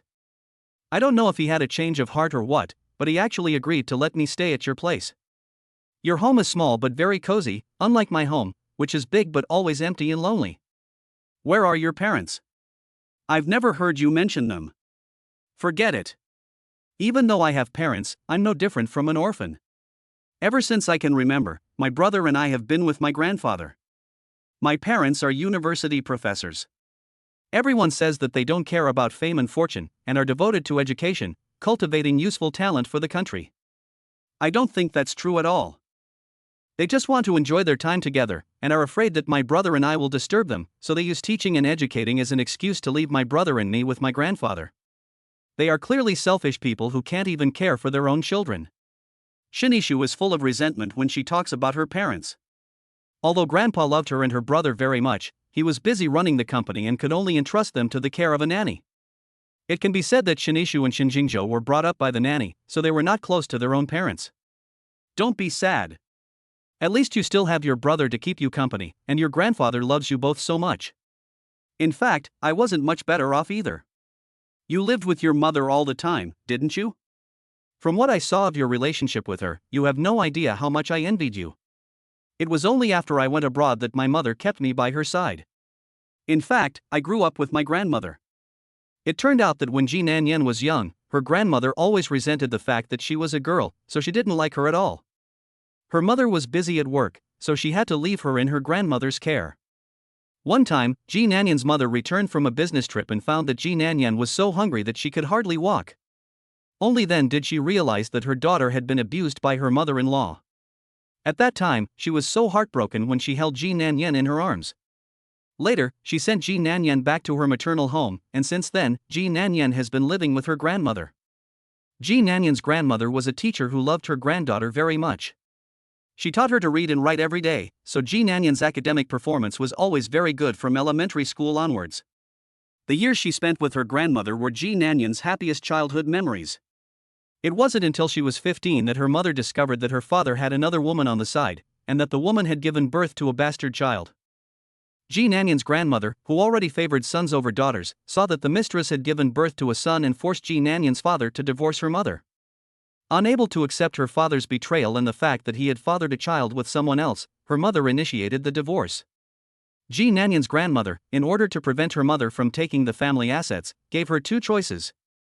She told Ji Nanyan's mother to choose between the family assets and the child. She guessed that Ji Nanyan's mother would definitely not give up Ji Nanyan, so she deliberately made that request. Ji Nanyan's mother knew that if she gave her daughter to them, they would only ruin her, and no one would really care about her. In the end, Ji Nanyan's mother had no choice but to divorce her husband and take nothing, and the house she is living in now is the only property the Ji family gave them. For this reason, Ji Nanyan's mother was heartbroken. After the divorce, she took Ji Nanyan and went abroad, and they were gone for 7 years. Ji Nanyan didn't just come back this time for emotional reasons, she also wanted to take back her mother's share of the property. Just because her mother didn't want it didn't mean she didn't want it. In the past, she was too young to help with anything, but now that she's grown up, she's capable of protecting her mother. She definitely won't let her scumbag father get away with it. Chapter 55 The new company president made a stunning appearance. Once the topic was opened, the two girls felt as if they had found kindred spirits and confided in each other. The two of them poured out their hearts like they were talking about nothing, talking about all the grievances they had held inside for so many years. After they were done, they both felt a lot more relaxed. Because of this in-depth conversation, the friendship between the two has reached a new level, and their relationship is even closer than before. They chatted until midnight, and Ji Nanyan had yawned many times. Looking at the clock on the wall pointing to the early morning, she pulled Shinishu's clothes and said, "Let's stop here for today, I'm really sleepy, we can continue the conversation next time." I'm sleepy too. I've never spoken so freely before, and I don't want to go to sleep. Shinishu rubbed his eyes, which were about to close. There will be plenty of opportunities in the future. Come on, let's sleep in the same room tonight. Do you think my brother is full of it? I'm just going to stay here for one night, and he insists on having a bed delivered. He thinks that if he brings a bed over, I will actually sleep. He's thinking too much. Even if you don't let me share a room with you, I'm not leaving. Shinishu tugged Ji Nanyan's arm and said, "No matter who I don't let sleep in my room, I can't not let you sleep. In the future, as long as you come, we'll all sleep in one bed. Then I'll live in your house and never leave." When they arrived at Ji Nanyan's room, Shinishu directly lay down on her bed and refused to get up no matter what. In this state, she looked exactly like her brother Shinjingjo, who had also stayed at her place and refused to leave, just like a real brother and sister. "You go take a shower first, I'll change the bed sheets and covers, I haven't done it for a few days." Ji Nanyan took out a set of her own pajamas and pushed Shinishu into the bathroom. Back in the room, she quickly changed the bed sheets and covers on the bed, which Shinjinjo had slept on last night. Maybe there was still a lingering scent of him on them. In any case, they could no longer be used by Shinishu. If she smelled them, it would be trouble. When Shinishu came back from the shower, the room had already been tidied up by Ji Nanyan, so she could finally relax. Although there were no more loose ends, Ji Nanyan still felt a little guilty. She had slept in this bed with Shinjinjo last night, and now she had to sleep here with Shinishu. Even though she and Shinjinjo hadn't done anything, she still felt strange. On the 5th day of Ji Nanyan's employment, the company held its monthly welcome dinner for new employees. She heard from her colleagues in the department that the president, who had been on a business trip for a week, was returning that day and would attend the welcome dinner. She had been working for 5 days, but had yet to meet the president, who everyone said was a god. She had heard that he was handsome, elegant, and the male god in the hearts of countless female colleagues. Ji Nanyan had heard a lot of gossip about the president over the past few days. She heard that he was the apple of his parents' eye from the moment he was born, and that he was groomed to be the family heir apparent from a young age. However, he didn't seem interested in taking over the family business, and at the age of 20, he started his own business. Under his leadership, the company he founded has grown from just a few people to a large group with thousands of employees. Ji Nanyan is still quite curious about her new boss. He didn't want to be a prince, but instead started his own business. This kind of courage is not something that just anyone can have. The company's welcome banquet was held at a 5-star hotel. When she arrived at the venue, Ji Nanyan was really surprised. She didn't expect a welcome banquet to be as grand as an annual meeting. Colleagues from various departments went, and Ji Nanyan had only been at the company for a few days, so apart from her own department's colleagues, she hardly knew any of the others. The welcome banquet had a new employee self-introduction session, and fortunately everyone only had 30 seconds to introduce themselves. Ji Nanyan was most afraid of speaking in front of so many people in such a large setting. When it was her turn, she was sweating all over her palms. Seeing so many pairs of eyes watching her, she almost forgot the self-introduction she had prepared in advance. Fortunately, the host beside her kept enthusiastically guiding her, so Ji Nanyan didn't make a mistake. After the introduction, she hurriedly ran down the stairs. Halfway through the banquet, there was a commotion at the entrance of the banquet hall. Ji Nanyan heard someone in the crowd say, "President Song is here." Then, a group of senior executives surrounded a man with perfect proportions as they walked in from the entrance to the banquet hall. The man walked at the front, wearing a crisp suit that accentuated his upright posture. He was already tall, and with his stunning face, he stood out among the senior executives. As soon as he entered, he attracted everyone's attention, and the atmosphere of the entire banquet became more enthusiastic. The male colleagues were in awe of him and looked up to him as a role model. The female colleagues were starry-eyed when they saw him.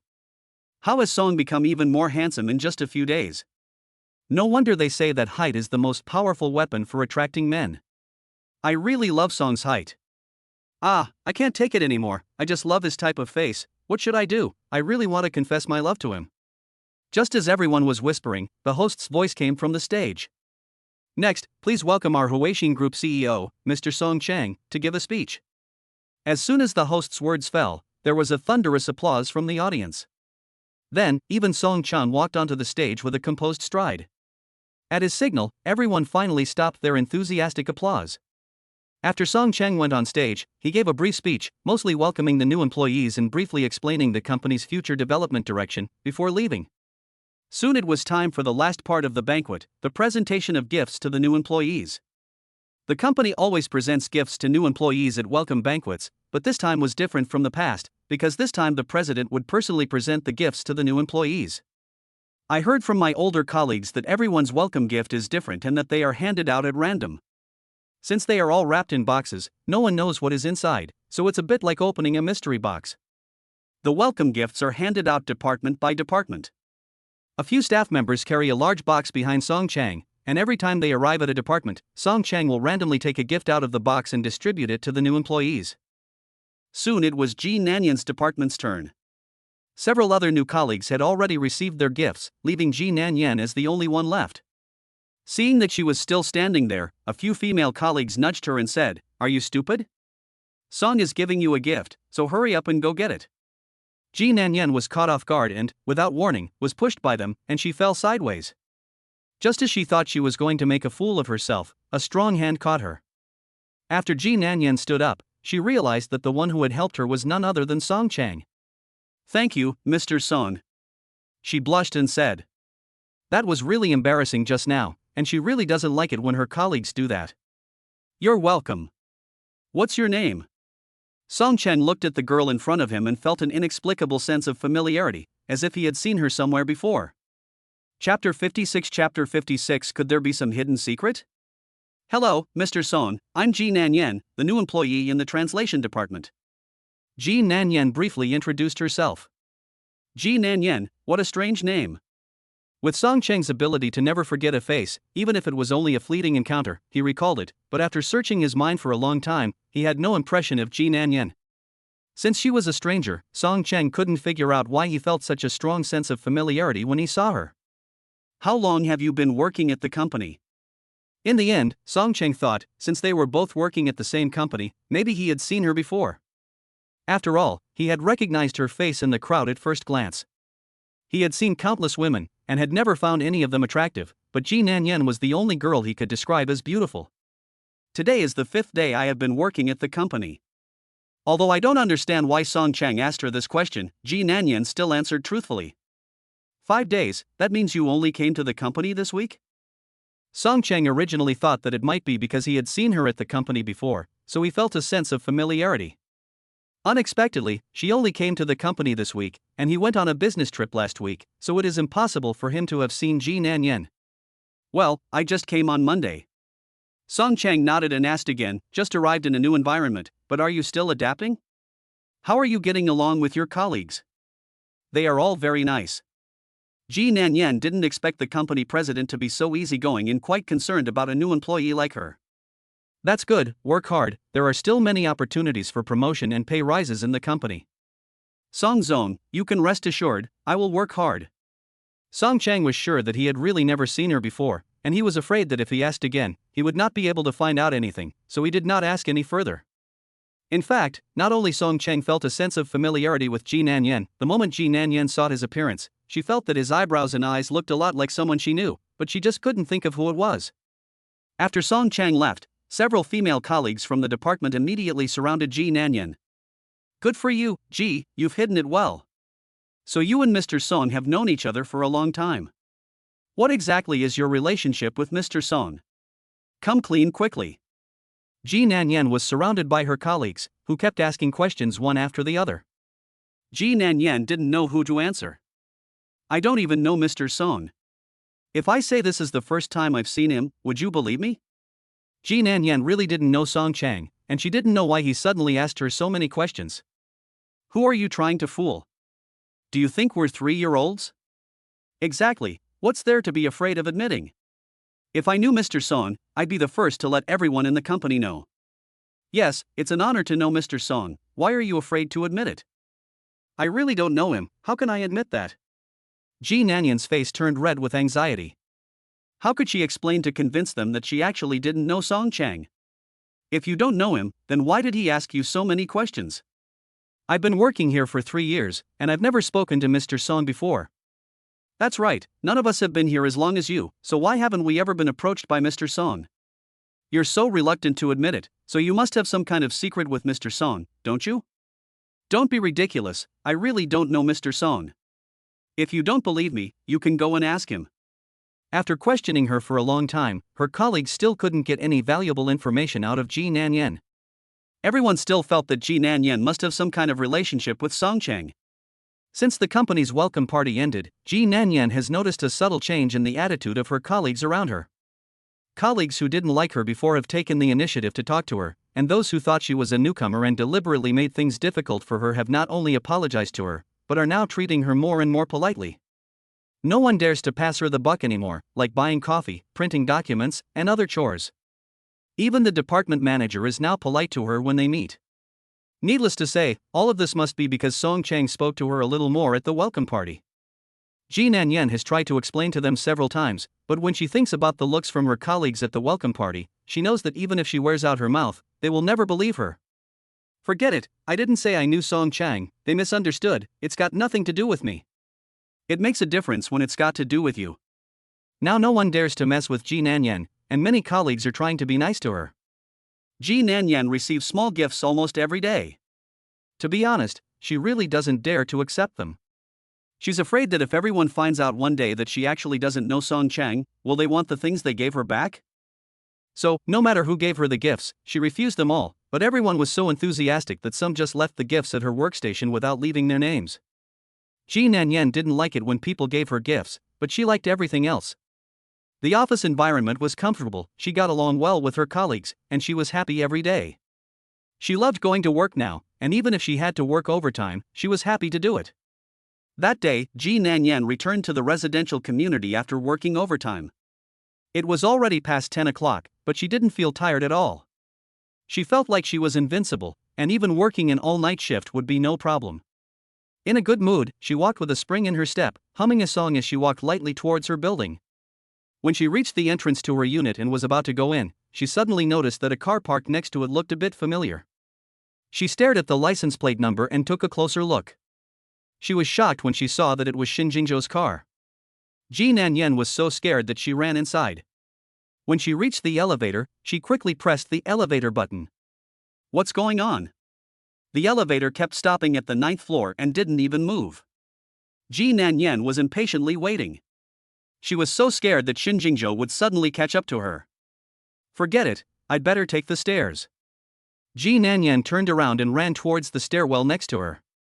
As soon as she turned around, she ran headlong into a wall of people. I'll be damned, this person must be made of stone. Ji Nanyan's eyes were filled with stars after the collision. She rubbed her head that had been hit and raised her head to say sorry, but when she saw the person standing in front of her, she let out a scream of fear. Don't scream. The man reached out and covered her open mouth. Chapter 57 5,000 for a pair of underwear? Why doesn't he just go rob a bank? At that moment, the elevator door happened to stop on the first floor. The man covered her mouth with one hand and pushed her into the elevator with the other. Once inside the elevator, Ji Nanyan forcefully took his hand away from her mouth and said, "What are you doing? Seeing me like a mouse seeing a cat, do you think I can eat you or what?" Just thinking about the way she had panicked and run away made Shin Jingzhou angry. If he hadn't come looking for her, was she going to ignore him forever? She hadn't even bothered to give him a call after not seeing him for a few days. When did I see you running away? Ji Nanyan had only seen his car, not him. Then why were you running outside just now? Can't I run if I want to? Who says I can't? I didn't even see you. Who knows where you came from? You could see my car, so of course I was in it. It was dark, and I only saw a car, not anyone in it. Shin Jingzhou was indeed sitting in the car, but the lights were off inside, and it was nighttime, so it was normal that she couldn't see. Why did you come back so late? Do you know how long I've been waiting for you? I was working overtime, and how long did you wait? How would I know? Ji Nanyan stood in front of her own door, unable to open it. I've been waiting for you for 2 hours. Why, you won't even let me in? Seeing that she wouldn't open the door, Shin Jingzhou couldn't help but speak up. It's too late, it's not appropriate for a man and a woman to be in the same room alone. If you have something to say, just say it here. Ji Nanyan made it clear that she didn't want him to come in. I've been waiting for you for so long, and this is your attitude? He was very dissatisfied. It wasn't me who told you to wait. If there's nothing else, you should go, and I should go to bed. Ji Nanyan gave the order to expel him. Shin Jingzhou was so angry at her that he lost his temper. He liked her after all. He felt like he was just looking for trouble. He knew she didn't want him, but he just wanted to come over. I've come to get my clothes. You left them here last time. As soon as he said he wanted to get his clothes, Ji Nanyan remembered the underwear. It was still under her coffee table, and she wouldn't have remembered if Shin Jingzhou hadn't come today. Okay, wait outside, I'll go get it for you. Ji Nanyan said, took out the key from her bag, and opened the door. As soon as she pushed open the door, Shin Jingzhou walked in, putting his arm around her. How can you be like this? I told you to wait outside. I don't want to wait outside. Shin Jingzhou said, strutting over to the sofa and sitting down with a thump. Fine, wait here, I'll get them for you now. Ji Nanyan crouched down next to the coffee table and used 2 fingers to pick up his underwear from underneath. This is yours, take it away quickly. Ji Nanyan said and threw the underwear in his face. Shin Jingzhou was once again angered by her. She had even thrown his underwear under the coffee table, treating him too lightly. He took the underwear off his face and threw it on the sofa without even looking at it. Why haven't you washed it? Ji Nanyan almost laughed at his words. This person really has been used to being a young master and thinks that everyone is her servant. I'm neither your nanny nor your employee, and I'm not obliged to do your laundry. Ji Nanyan finished and ran back into the room, taking out his shirt and pants. Your clothes are all here, now you should go, right? Ji Nanyan once again gave the order to leave. That's not what you said last time I came to pick them up. You said you had already washed some of them for me, so I don't want the ones that haven't been washed. Ji Nanyan once again saw his rascality. You can take it or leave it. If you really don't want it, I'll throw it in the trash. Ji Nanyan picked up her clothes and walked over to the trash can. Just as she was about to throw them in, Shinjingzhou said nonchalantly, those clothes cost 100,000 yuan a set. You can throw them away if you want, but remember to pay me 100,000 yuan after you're done.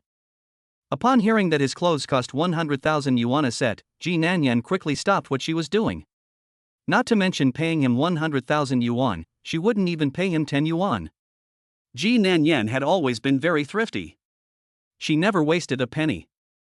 Once money was in her hands, it was unlikely that it would leave her. Although Shinjingzhou had given her 1 million that day, she would not pay him back. In order not to pay him 100,000 yuan, Ji Nanyan gave him the clothes back. Shinjingzhou glanced at them and said, "Where are my underwear?" Underwear? Ji Nanyan quickly ran over to the trash can and looked inside. Sure enough, her underwear was lying there. She had been so preoccupied with wondering how his clothes could be so expensive that she hadn't even noticed his underwear had fallen off.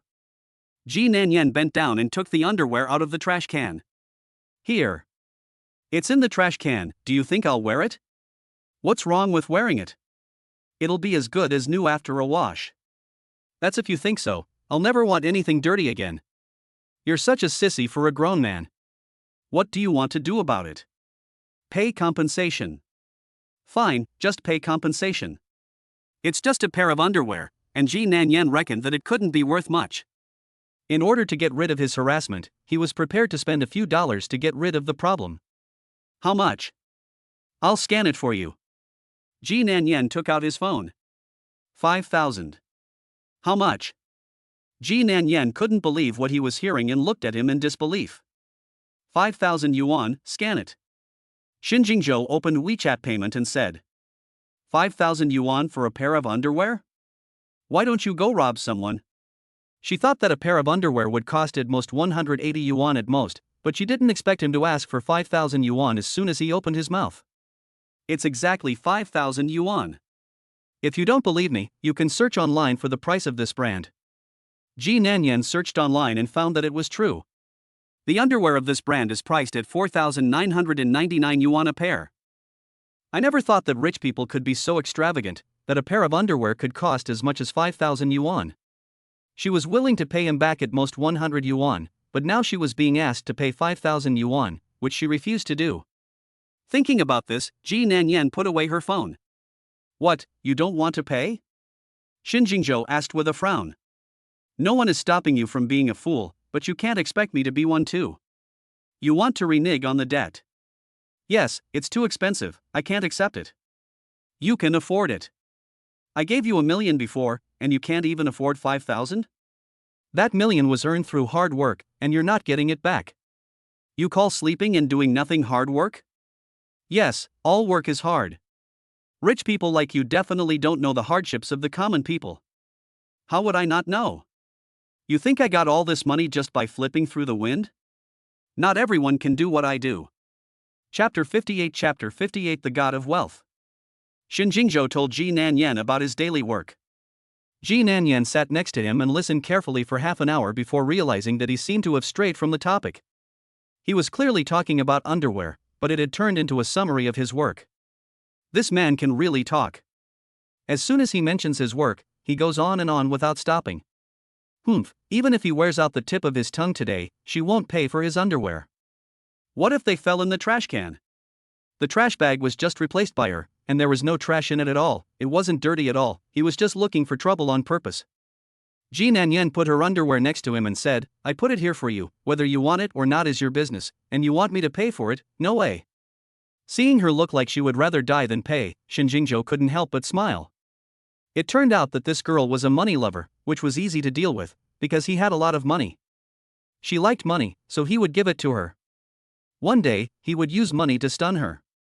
The best way to get close to someone is to cater to their interests and satisfy all their demands. Since Ji Nanyan liked money, Shinjingjo decided to create more opportunities for her to earn money. It wasn't impossible to not pay compensation, you could just offset it in another way. What method? As soon as she heard that she didn't have to pay compensation, Ji Nanyan became interested. Go wash these clothes for me, and as long as you wash them for me cleanly, I won't make you pay compensation. She thought it was some difficult request, but she didn't expect it to be such a simple thing as washing clothes. This she could do, she washed her own clothes every day, it was no challenge at all. Okay, I promise. Ji Nanyan finished and picked up the clothes on the sofa and prepared to wash them. Before she reached the bathroom, she stopped again. This person's clothes are so expensive, shouldn't they be dry cleaned? What if I damage them when I wash them, and he asks me to pay for it again? That's 100,000 yuan. You can't wash these clothes, right? If I damage them, do I have to pay for it? You can wash them, so just go ahead and wash them. I can't prove it just by saying it, what if he denies it later? Ji Nanyan put the clothes aside, opened the camera on her phone, and said to Shinjingjo, repeat what you just said. What for? Shinjingjo didn't understand what she meant. Of course it's to record a video. I'll record what you said, in case I damage your clothes, and with this video, I won't have to pay you compensation. Quite cautious, can't I trick you? Shinjingjo didn't expect her to use this tactic.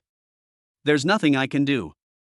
When I encounter a crafty opponent like you, if I'm not careful, what if one day you trick someone and they lose both their money and their dignity? Don't worry, I'm not interested in your money, I'm only interested in people. I don't care what you're interested in, I have to record it anyway, so say it again. At Ji Nanyan's request, Shinjingjo repeated what he had just said.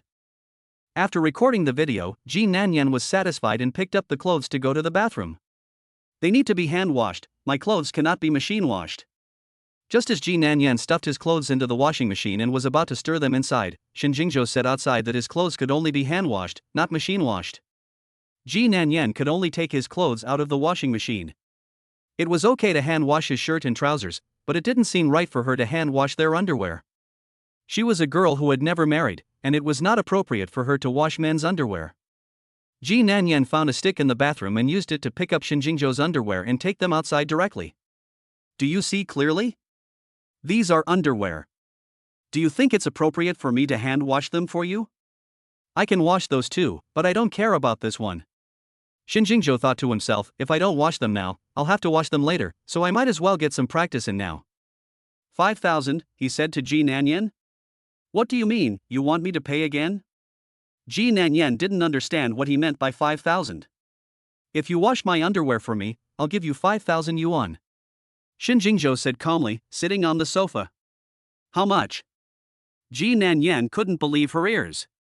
You can earn 5,000 yuan washing a pair of underwear? What kind of operation is this? Is that not enough? No, I'll go wash them for you right now, I promise to hand wash them and they'll be absolutely clean. Who would say no to money? She just moved her fingers and the 5,000 yuan was immediately credited to her account. This kind of good thing doesn't happen every day, so since this opportunity has come her way, there's no reason not to seize it. Hesitating for a second is disrespectful to money. What is face worth in the face of money? She was prepared to put face in her pocket first, and once she had earned the money, she would take it out, wash it, and put it back on. Ji Nanyan was hard at work in the bathroom when her phone received a reminder that the 5,000 yuan had been credited to her account. As soon as she heard the sound of the money being received, she was instantly full of energy, and she finished washing the clothes in no time. She had originally thought that she would have to pay, but she didn't expect to end up earning 5,000 yuan. Ji Nanyan suddenly became a bit addicted to doing laundry. She really wanted to open a laundry shop that specialized in taking business from people like Shinjingjo, who were such big spenders. If she got 2 orders a day for washing underwear, she could make over 10,000 yuan a day. I'm done. Do you want to check it? Ji Nanyan said, holding up the laundry. No, I'm sure you've done a good job. Just let it air dry.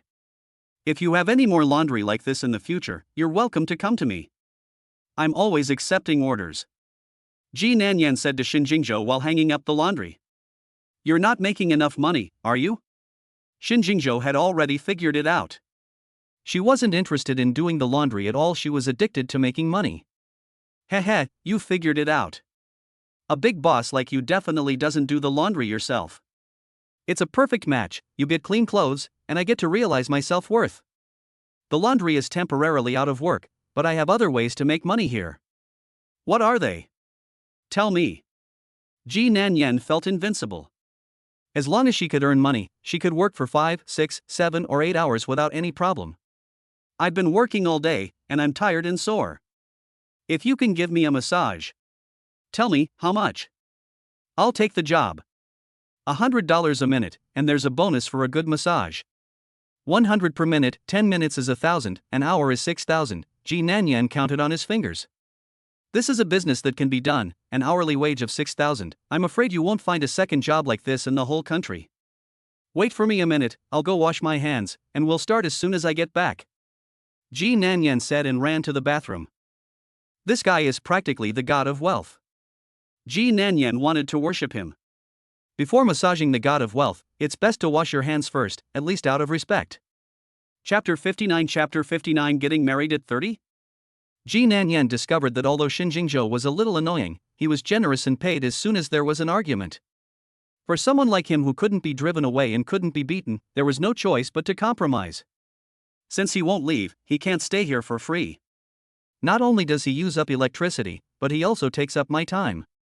I can't let him take advantage of me. I might as well give him a massage. It's just a little something to do with my fingers, and I can still make some money. Why not? Ji Nanyan suddenly came to her senses.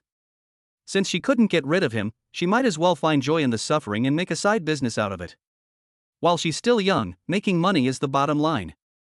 Upon thinking of this, Ji Nanyan's attitude also changed. She saw herself as a proper worker, and Shin Jingzhou as her benefactor.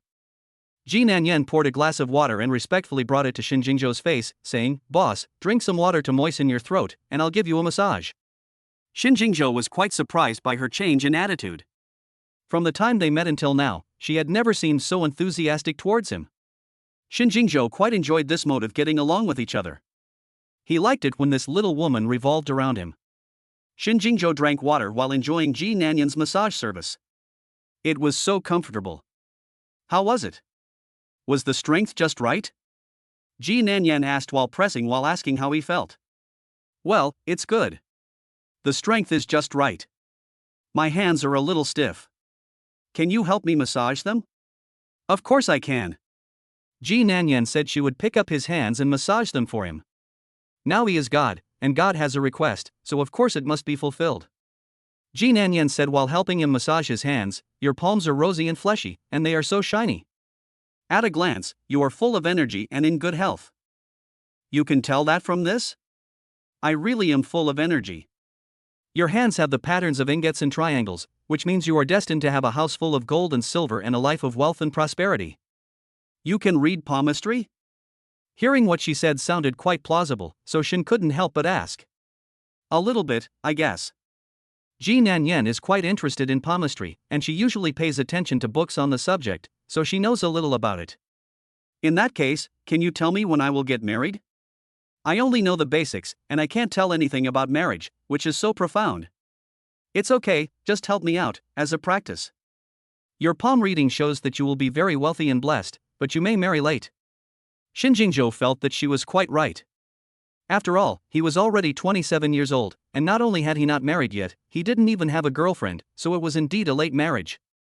Can you tell when I will find a partner? Shin Jingzhou asked again. I can't tell that, but although you will marry late, you will definitely be happy after marriage. I just want to know when I'll get married. I really don't know, I can't lie to you. Shin Jingzhou really wanted her to lie. As long as she could name a date for his wedding, he would definitely find a way to marry her. What you didn't say just now was pretty accurate, take another look. Shin Jingzhou wouldn't let her go. In the end, Ji Nanyan was really at her wit's end with him, so she said casually, "You'll probably get married when you're 30. 30 years old? That's too long. He's 27 now, so that's 3 more years. He can't wait that long. In this day and age, it's normal to get married at 30. I know someone abroad who's almost 40 and still not married. They're not worried, so what are you worried about? In the past, Shin Jingzhou would not have been worried even if he did not get married at the age of 40, let alone 30. The point is that things are different now. In the past, if there was no one he liked, it didn't matter, but now that there is someone he likes, if he is made to wait for another 3 years, it would be the end of him. Just because he doesn't want to get married doesn't mean that other people don't want to. Why get married so early? My ideal is to get married after the age of 30. While I still have time, why not enjoy the happiness of being single? Ji Nanyan doesn't plan to get married too early. She has planned for herself to first build a career, and to talk about marriage after she turns 30. What, you want to get married at 30? Shin Jingzhou jumped straight up from the sofa. She is only 22 years old now, and it will be 8 years before she turns 30. He is not willing to wait for 3 years, let alone 8 years. If he waits for another 8 years, he will be 35, and he will definitely be a leftover man. By then, if she likes young men, what will happen to him? Shin Jingzhou plans to take her down as soon as possible while he is still young. As long as he marries her, he will not be afraid of any young meat or puppy dogs. Your friend, male or female, is almost 40 and still doesn't want to start a family. Is there something wrong with his mentality? His way of thinking is wrong, so you must not learn from him. Girls should be in the age of flowers, have a passionate love affair, and then enter the marriage hall. You should do what you should do at that age, otherwise you will regret it when you get old. It's useless for you to tell me this, you should tell Yishu these words, you are her brother, she should listen to you. Ji Nanyan felt that he was a bit too nosy, and he hadn't even settled his own life's big events yet, and he had the nerve to talk about other people. I don't need to worry about Yishu, when she reaches the age, someone in the family will naturally arrange it for her. Shin Yishu is not the type of person Ji Nanyan believes will listen to her family's arrangements. Shin Yishu yearns for the kind of free love, saying she must marry someone she really likes, or she would rather not marry at all. It's the 21st century now, advocating free love and marriage autonomy, and arranged marriages are illegal. There have never been any arranged marriages in our family. Isn't it the case that noble families like to form alliances? You wouldn't let Yishu help you form an alliance, would you? Of course not. I only have one sister, how could I let her suffer like that? He locked Shin Yishu up before, but I never thought he would prevent her from marrying into the family. If you won't let Yishu go, do you want to marry into the family yourself? Am I that useless in your eyes? Only men without ability will rely on marriage alliances to consolidate their position, but I don't need to. So, don't worry, no one can stop us from being together. Are you out of your mind? When did I say I want to be with you? From the way he put it, anyone who doesn't understand would definitely think that the two of them are already together. I'm just telling you in advance, so that you won't have these concerns later. Chapter 60 Chapter 65,000 a night. This guy is so presumptuous, don't think that just because she doesn't kick him out, she has a good impression of him. First of all, because he is not an easy person to deal with, and secondly, she also wants to make more money, otherwise she would not be fawning over him. Ji Nanyan shook her tired and sore hands and said, "Sir, your massage service is over. It was 35 minutes long, so I'll charge you for 30 minutes, and the other 5 minutes is on the house. You said you'd charge 100 yuan per minute, so 30 minutes is 3,000 yuan. Will that be cash or a transfer?" Ji Nanyan didn't want to argue with him anymore.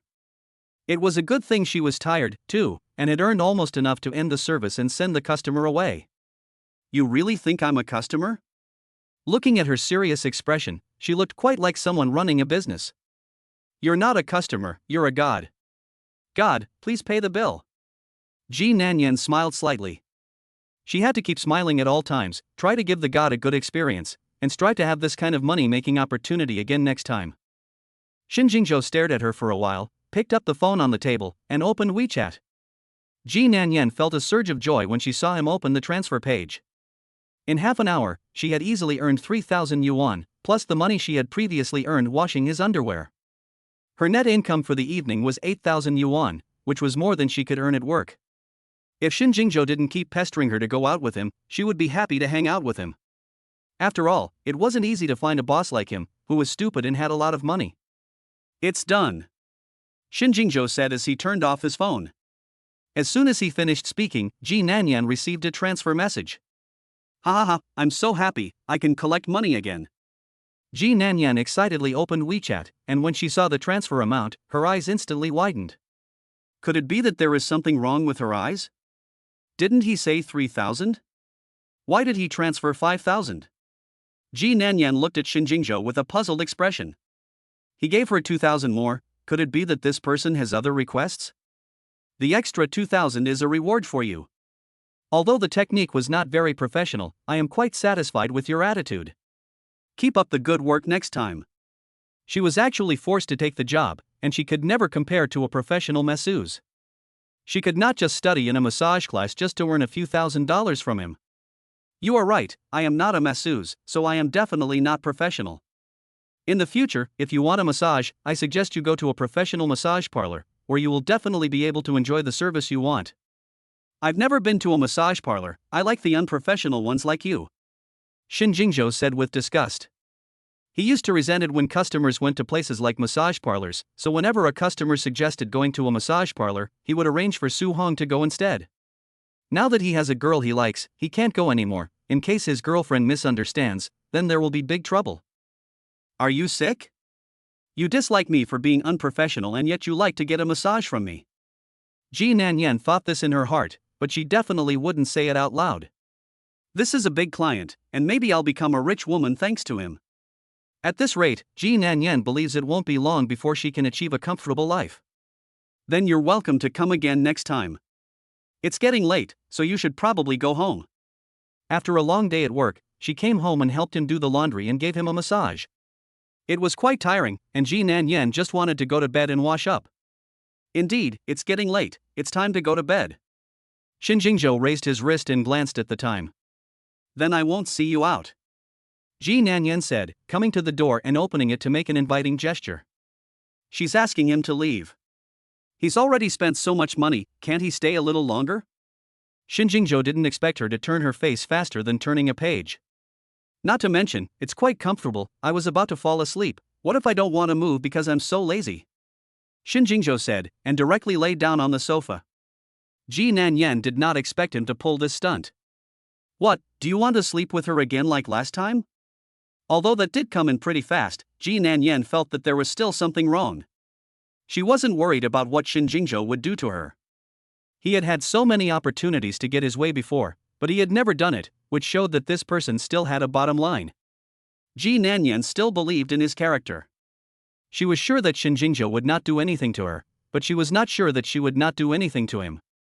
In view of her previous performance, Ji Nanyan decided that she would never earn this money again. In case she went crazy and did something to him, wouldn't she have to pay him back? She would never do anything that would cost her money. She remembered Shinjingyan saying before that it was his first time, and for a man in his position, his first night shouldn't be cheap. If he asked for a lot, she wouldn't be able to pay him back even if she sold the tower. No matter how much you pay me, I won't sleep with you again. I advise you to give up this idea. Before he could say anything, Ji Nanyan stopped him. In your mind, I'm the kind of man who only thinks about sleeping with women all day? You said that yourself, I didn't say anything. Don't worry, I won't let you sleep with me, I'll sleep in the room next to yours. Ji Nanyan suddenly understood why he had insisted on buying a bed next door in the first place. He had prepared it for himself, and he had long been prepared to live with him at any time. At the time, she was quite moved. She didn't expect him to be so good to Yishu. Now that she thinks about it, he did all this for his own sake. If Yishu knew, she would be crying again. Even though he said he would sleep next door, Ji Nanyan still wouldn't agree to it. If I agree to let him stay here so easily, then in the future he will regard this place as his territory and come and go as he pleases. We are not related, and you are a man living here with me. If the neighbors see this, they will gossip. I beg you, go back. Let them say whatever they want. It won't grow on them, so why care so much? They definitely won't say anything about you, so of course you don't care. It's fine, if anyone dares to say anything about you, I'll go explain to them, just let me stay for one night. Ji Nanyan could see that he was determined to stay here. Okay, you can stay here, but you can't stay for free. Ji Nanyan made a concession once again. Don't worry, I won't stay for free. Just let me know if you have any requests. As the landlord, I will rent you the room next door for one night. You can stay, but you have to pay rent. No problem, just tell me, how much is it for one night? 5,000 for one night. Ji Nanyan didn't want him to live here, so she deliberately said she would charge rent. She thought that if she asked for more, Shin Jingzhou would probably not stay. Okay, I promise you, 5,000 for one night. Ji Nanyan was dumbfounded. She didn't expect Shin Jingzhou to agree so readily.